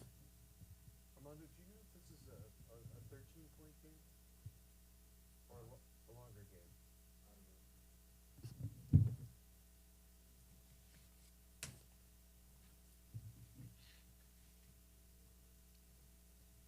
I know they're planning, probably for the amateurs, 13-point game.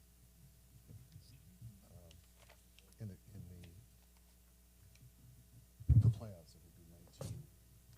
A lot of 19. I like the 19-point games for a playoff.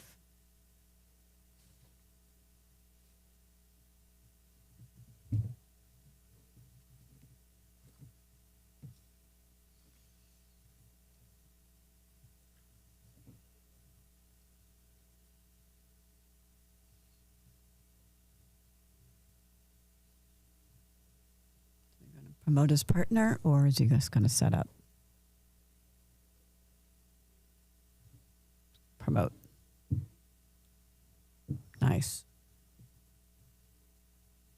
Not only did his promote his partner, but his partner ball is now blocking the yellow ball.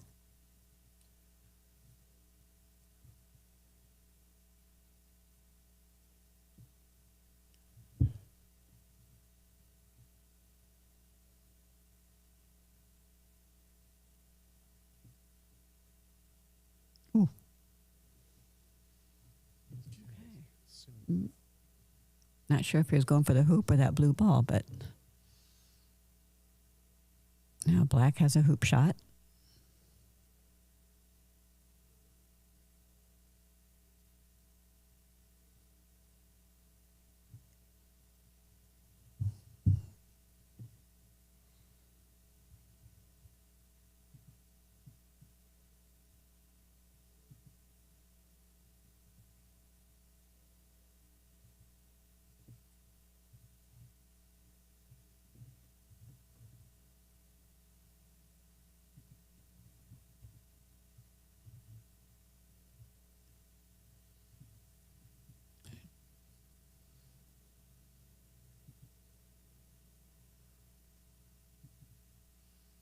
And now yellow has a hoop shot.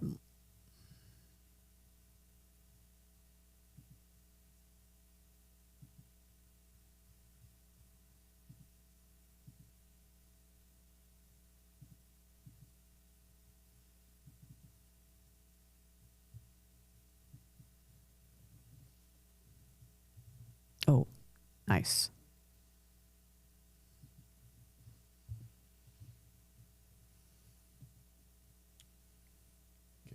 Someone in the audience has asked for ball colors, which I'm now placing next to the names. The black ball is fairly easy.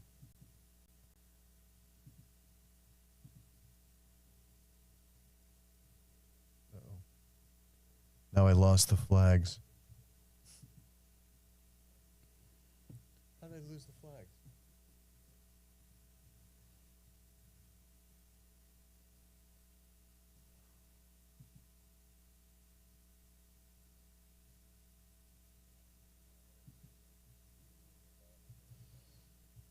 Okay.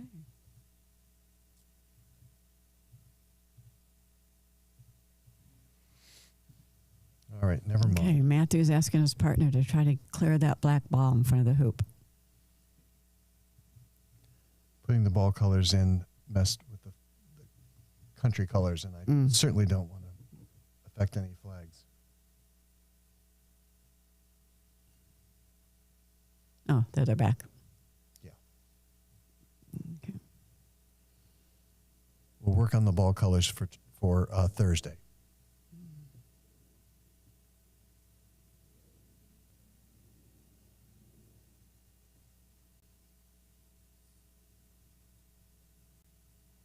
Or maybe they should just list the blue-black partners on the top and then the red-yellow on the bottom, maybe.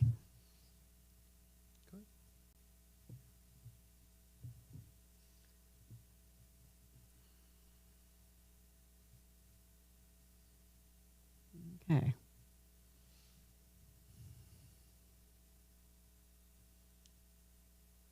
Okay. Reg is laughing, but Matthew doesn't seem to be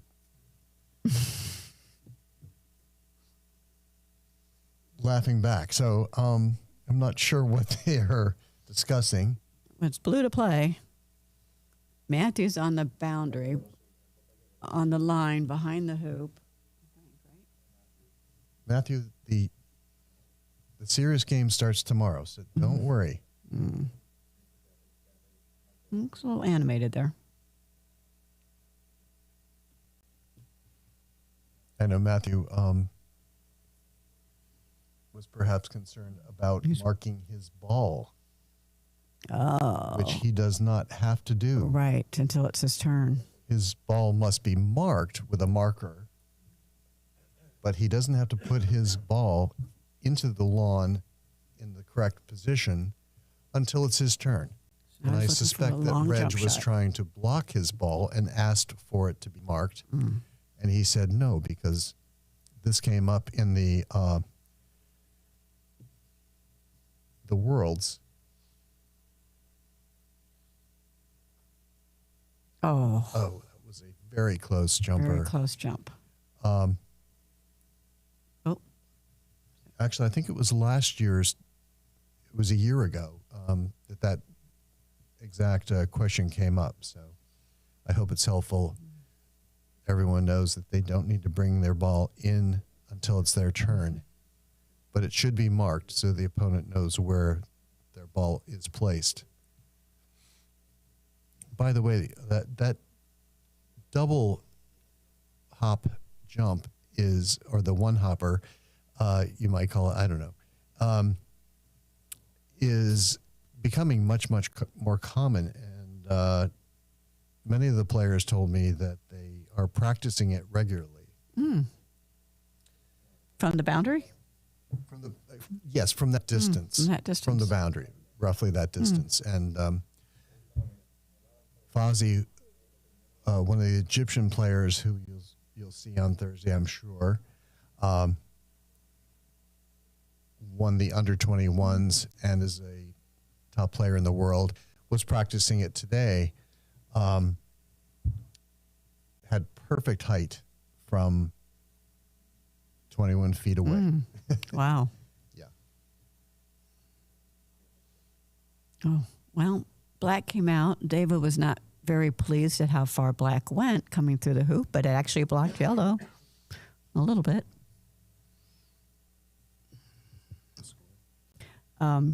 Black scored that one, so it's 4-3. Way to go, David. Way to go. Yellow's style was crimped, so his ball's not where he wanted it. Matthew should drop it in. Looks like it wanted to go take a couple extra rotations on its own.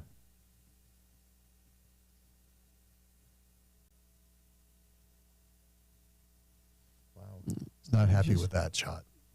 I am sure.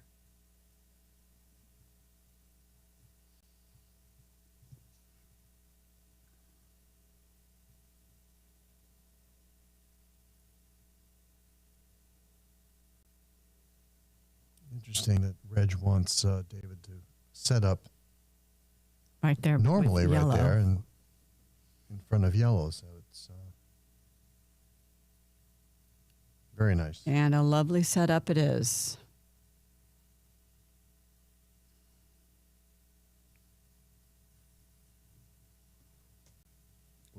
Well, it's certainly an important part of the game, and David's doing a beautiful job. Yellow just set up, do you think? Let red do the clearing of black?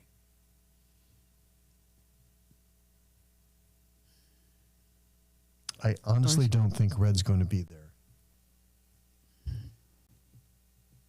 So Yeah. And they're still conversing on the sidelines. Uh-oh.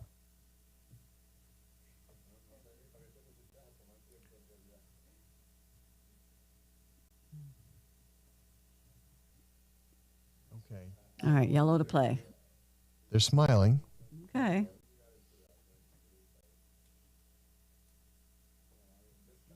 That's what we were talking about, miking the players during this Pro-Am, because it is just a fun event. And I would like to know what they're saying. They tried doing it earlier when Danny was playing out here on court 7, and it wasn't coming out very well, apparently. It was muffled. I see. You can try, experiment. We have been able to take a starting over the last couple of years, just getting into the live stream rudimentarily and or otherwise, but we have really taken strides with Armando's team There are no timeouts in this. They're behind, and they're taking a little bit of time here. It's Mark's shot. I'm not sure why he's not. Maybe Mark is on a break maybe. of sorts. Personal? Okay, maybe they. Sure. Okay, this is a perfect time then to thank our sponsors, Palm Beach Sports Commission, and Karen Weiss, Fine Art, and Chris Weiss, Oakley Woods Croquet. We all know Don Oakley. Many of us get a lot of our equipment from him. White Tie Croquet, 30% discount. Wow. During the tournament. I'm already veranda. Scouting my stuff. Vicky's over there on the veranda. Lots of really nice looking croquet clothing. Whitetie.com. Whitetie.com. White Tie Croquet. Is it White Tie Croquet? Oh. Anyway, she's here, 30% off. Platinum donors, Alice Peniel, Billy Simmons, and a big kudos to Billy Simmons, too, for managing this whole Pro-Am. And Kim Beatty, Dave Goddard, David Kepner, who's actually playing right now with Reg Bamford, and Gay Sinkway, John Brown, Trula Myers, and Bill Hinklebean.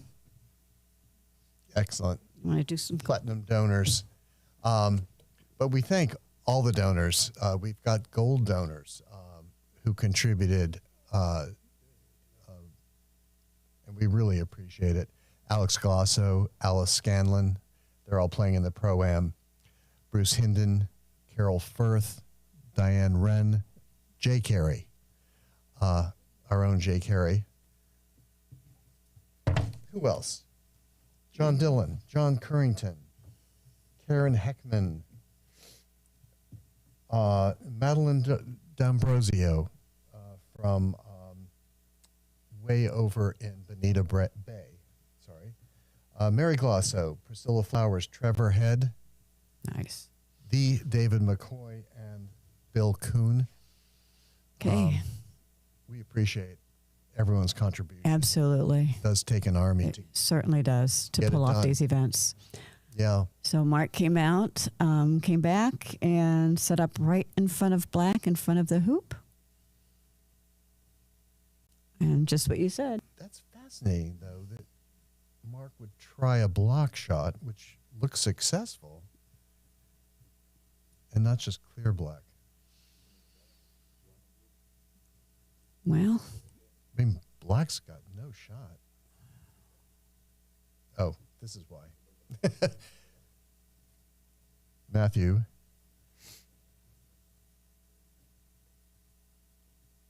Cleared that black ball. Yeah, I assumed Reg was going to try to bury Matthew's ball behind the hoop where, right. couldn't get at the yellow ball. And but it angled off. He ended up in a good position. I mean, a full 7 yards away, but still makeable shot, obviously.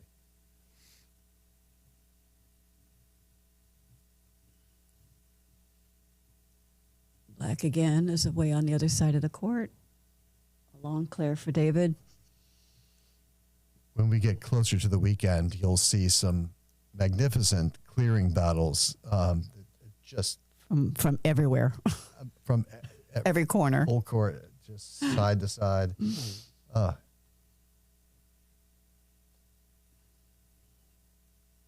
Oh, David, no. another close looks like a close one. Okay, yellow should easily score this. Yep.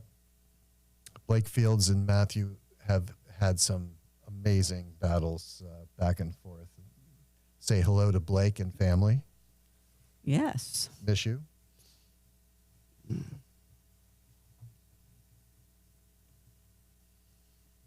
Okay, so yellow scores that.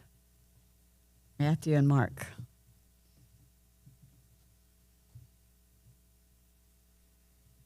Blue setting up now on hoop 8. Oh, 9, sorry. Excuse me.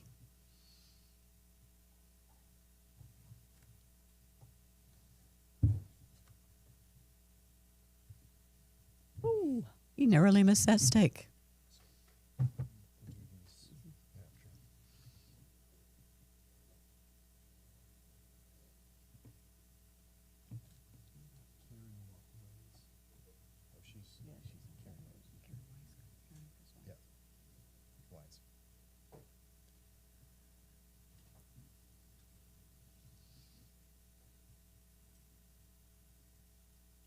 Let's see what David's set shot can do.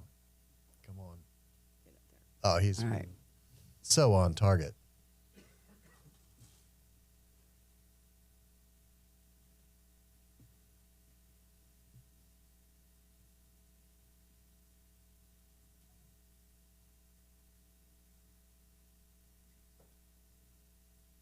It's so quick out there that it almost looks like Mark was playing curling on ice. Have you seen any of that? It's been pretty fun to watch the curling. Kind of a tedious, talking about croquet. Slow-mo. Talk about croquet. Curling is even more of a tedious, slow-paced sport, but it's pretty cool. It would be nice to get the croquet back into the Olympics. Yes. Good thought, Nancy. Work on that, huh? We need that. We do. We've got, 2 years for the Summer Olympics.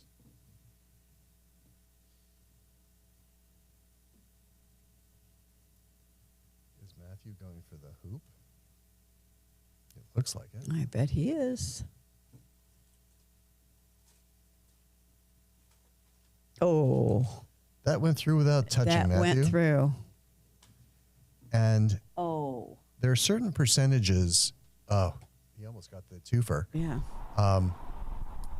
That better players than I know about when you're trying for number 9, number 8, 9, and 10. Yes. And Matthew just put it right through. Put it right through and. Oh, 10. That went through without touching, That Matthew. went through. 5 yards. Black is set up nicely, however.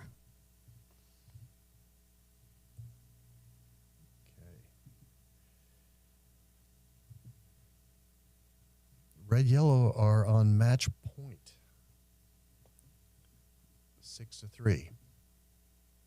Because we're assuming this is a 13-point match. I suspect people are hoping for dinner tonight, so gonna want to end at cocktail hour, 5 minutes or so. Yes.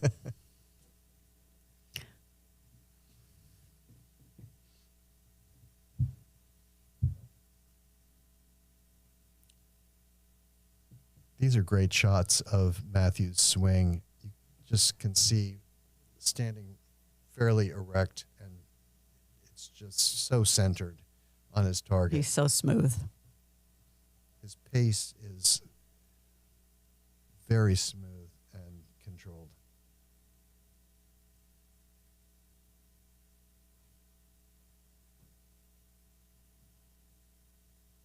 The tempo of your swing is sort of a detail that not everyone pays attention to, but ultimately it's very important because it really controls those bad habits like yips and pushing, turns, sometimes Steady swing, steady swing. Casting helps you keep that steady swing. It does. Oh, beautiful. Nice shot. Mark cleared that blue ball and set up nicely in front of the hoop.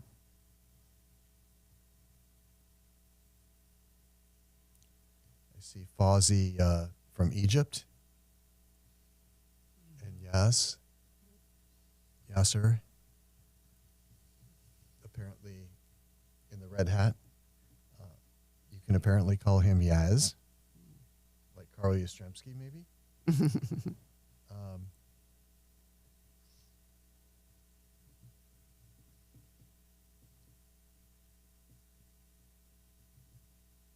These are two young Egyptian players that are going to be fabulous. There's quite a contingent here from Egypt.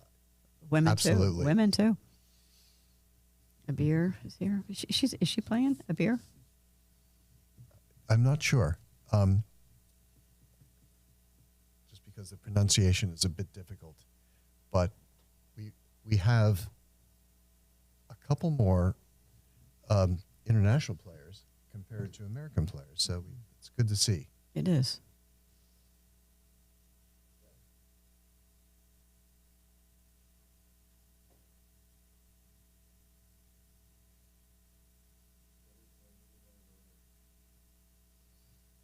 Oof. Okay.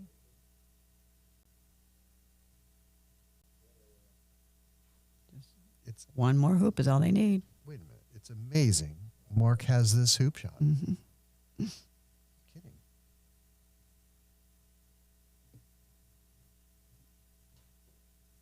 Oh. Oh. Oh. Ow. Yikes. I'm not sure if that's makeable next time around. I need to get a closer look. Under pressure. That's what Reggie's looking at too. He's like, Can we get a close-up of that yellow ball? Yeah, look, it looks like it might. I can't tell if it's up against the stanchion Thank you, or camera not. people. That's beautiful. I think it's up against. Look how much room is on the right. I bet it's up against the stanchion. Yeah, I think you're right, but still potentially makeable. They had a close-up of Danny Honeycutt doing a shot similar to this morning, doing the sweep shot. Danny's sweep Yeah. is probably the best I've seen. It's so difficult to referee a sweep shot in the first place. So if you make it look good, which Danny is expert at. And you're very confident that it was, a non-fault. Yes. My He's very good. personal opinion is that yellow is not makeable. Yeah, that's my opinion too. From here, anyway. From this, from I'm not standing over it, but 100 yards away, it looks like a tough shot. all right. So apparently Reggie doesn't think it's makeable either. Oh, he blocked red from hitting black. Black might have been able to get that yellow ball out of there. Well, maybe. Let's see.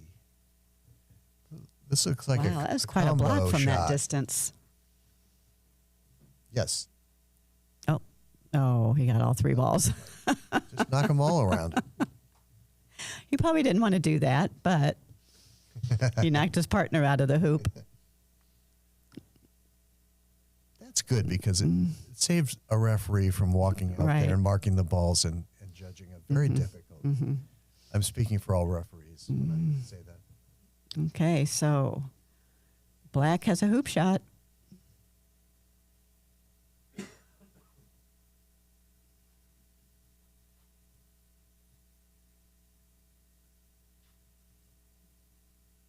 We have Edwin Fortis in the background.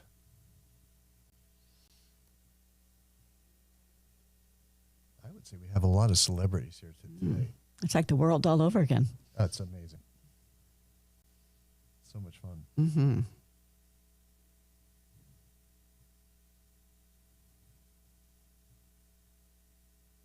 Right down the middle. Oh. Nice shot. Nice shot, David. He cleared the yellow ball, which was, it had a shot at the hoop, but probably a difficult angled shot, but nonetheless, probably could have gotten back into the jaws.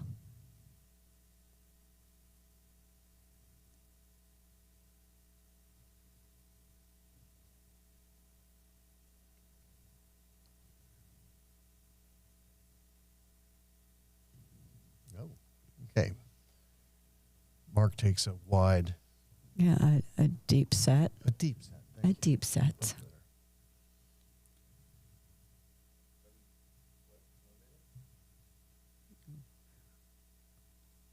1 minute left on this game.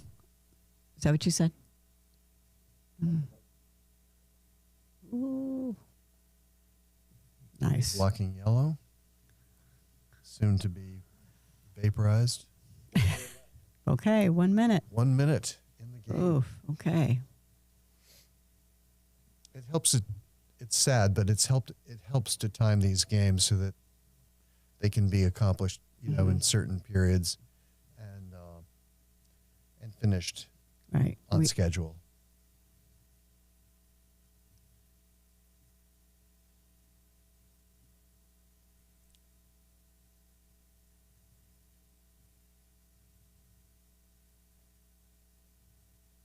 Oh, it looks like he got the block. Let's see if yellow jumps it or just sets. The age range just sets up. Yellow's red's going to clear it. The age range on this tournament is somewhere between 8 years old and 85 years old. Right. You know, you have to take all of it into consideration. John Dillon, who's playing, I commentated his game earlier, and he's 84 years old and just started playing 4 years ago. He's from the Vero area. Yes. He plays at a couple clubs there.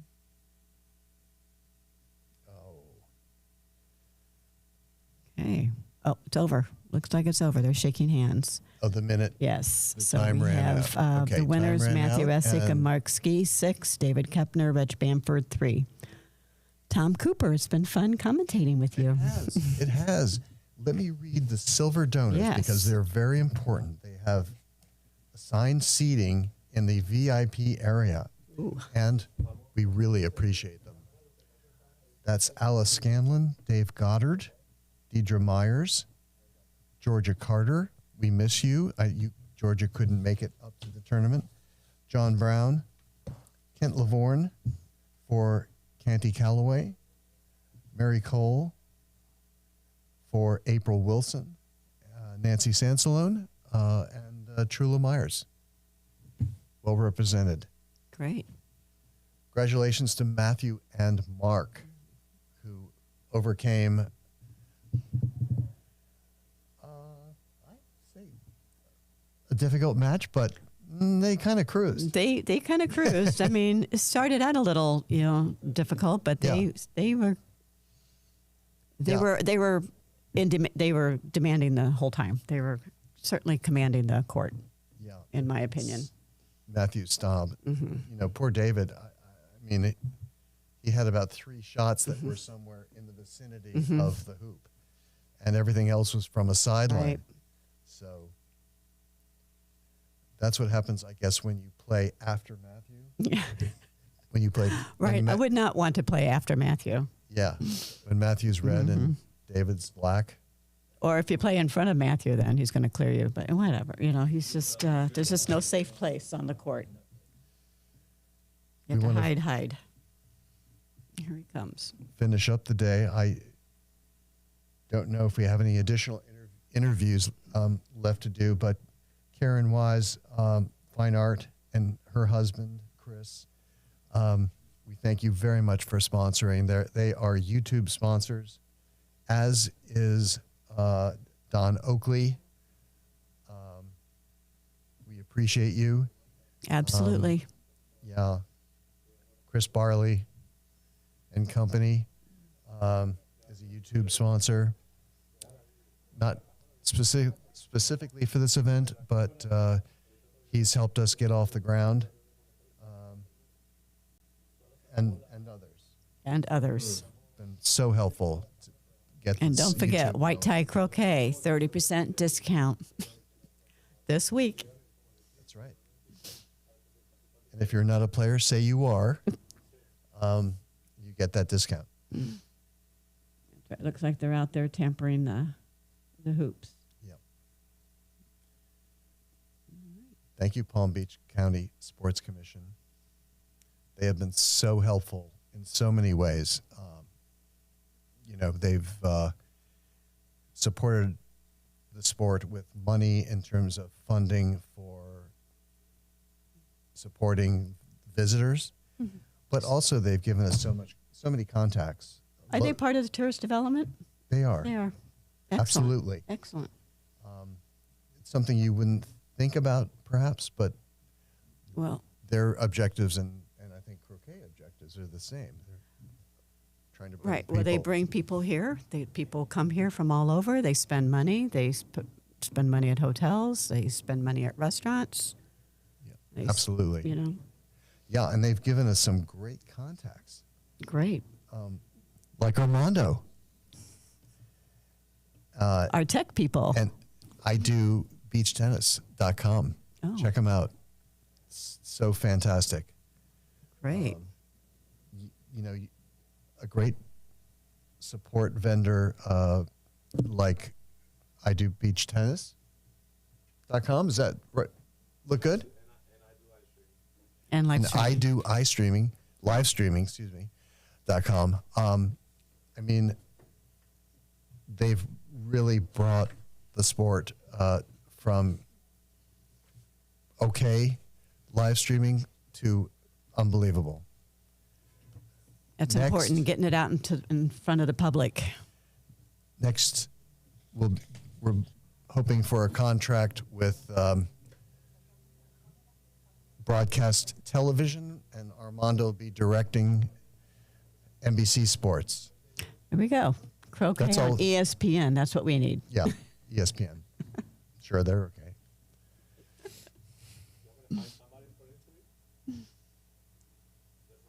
No, I think Okay, we're, it's almost we're, dinner we're time, out. I think. So I think it's happy hour. Yep.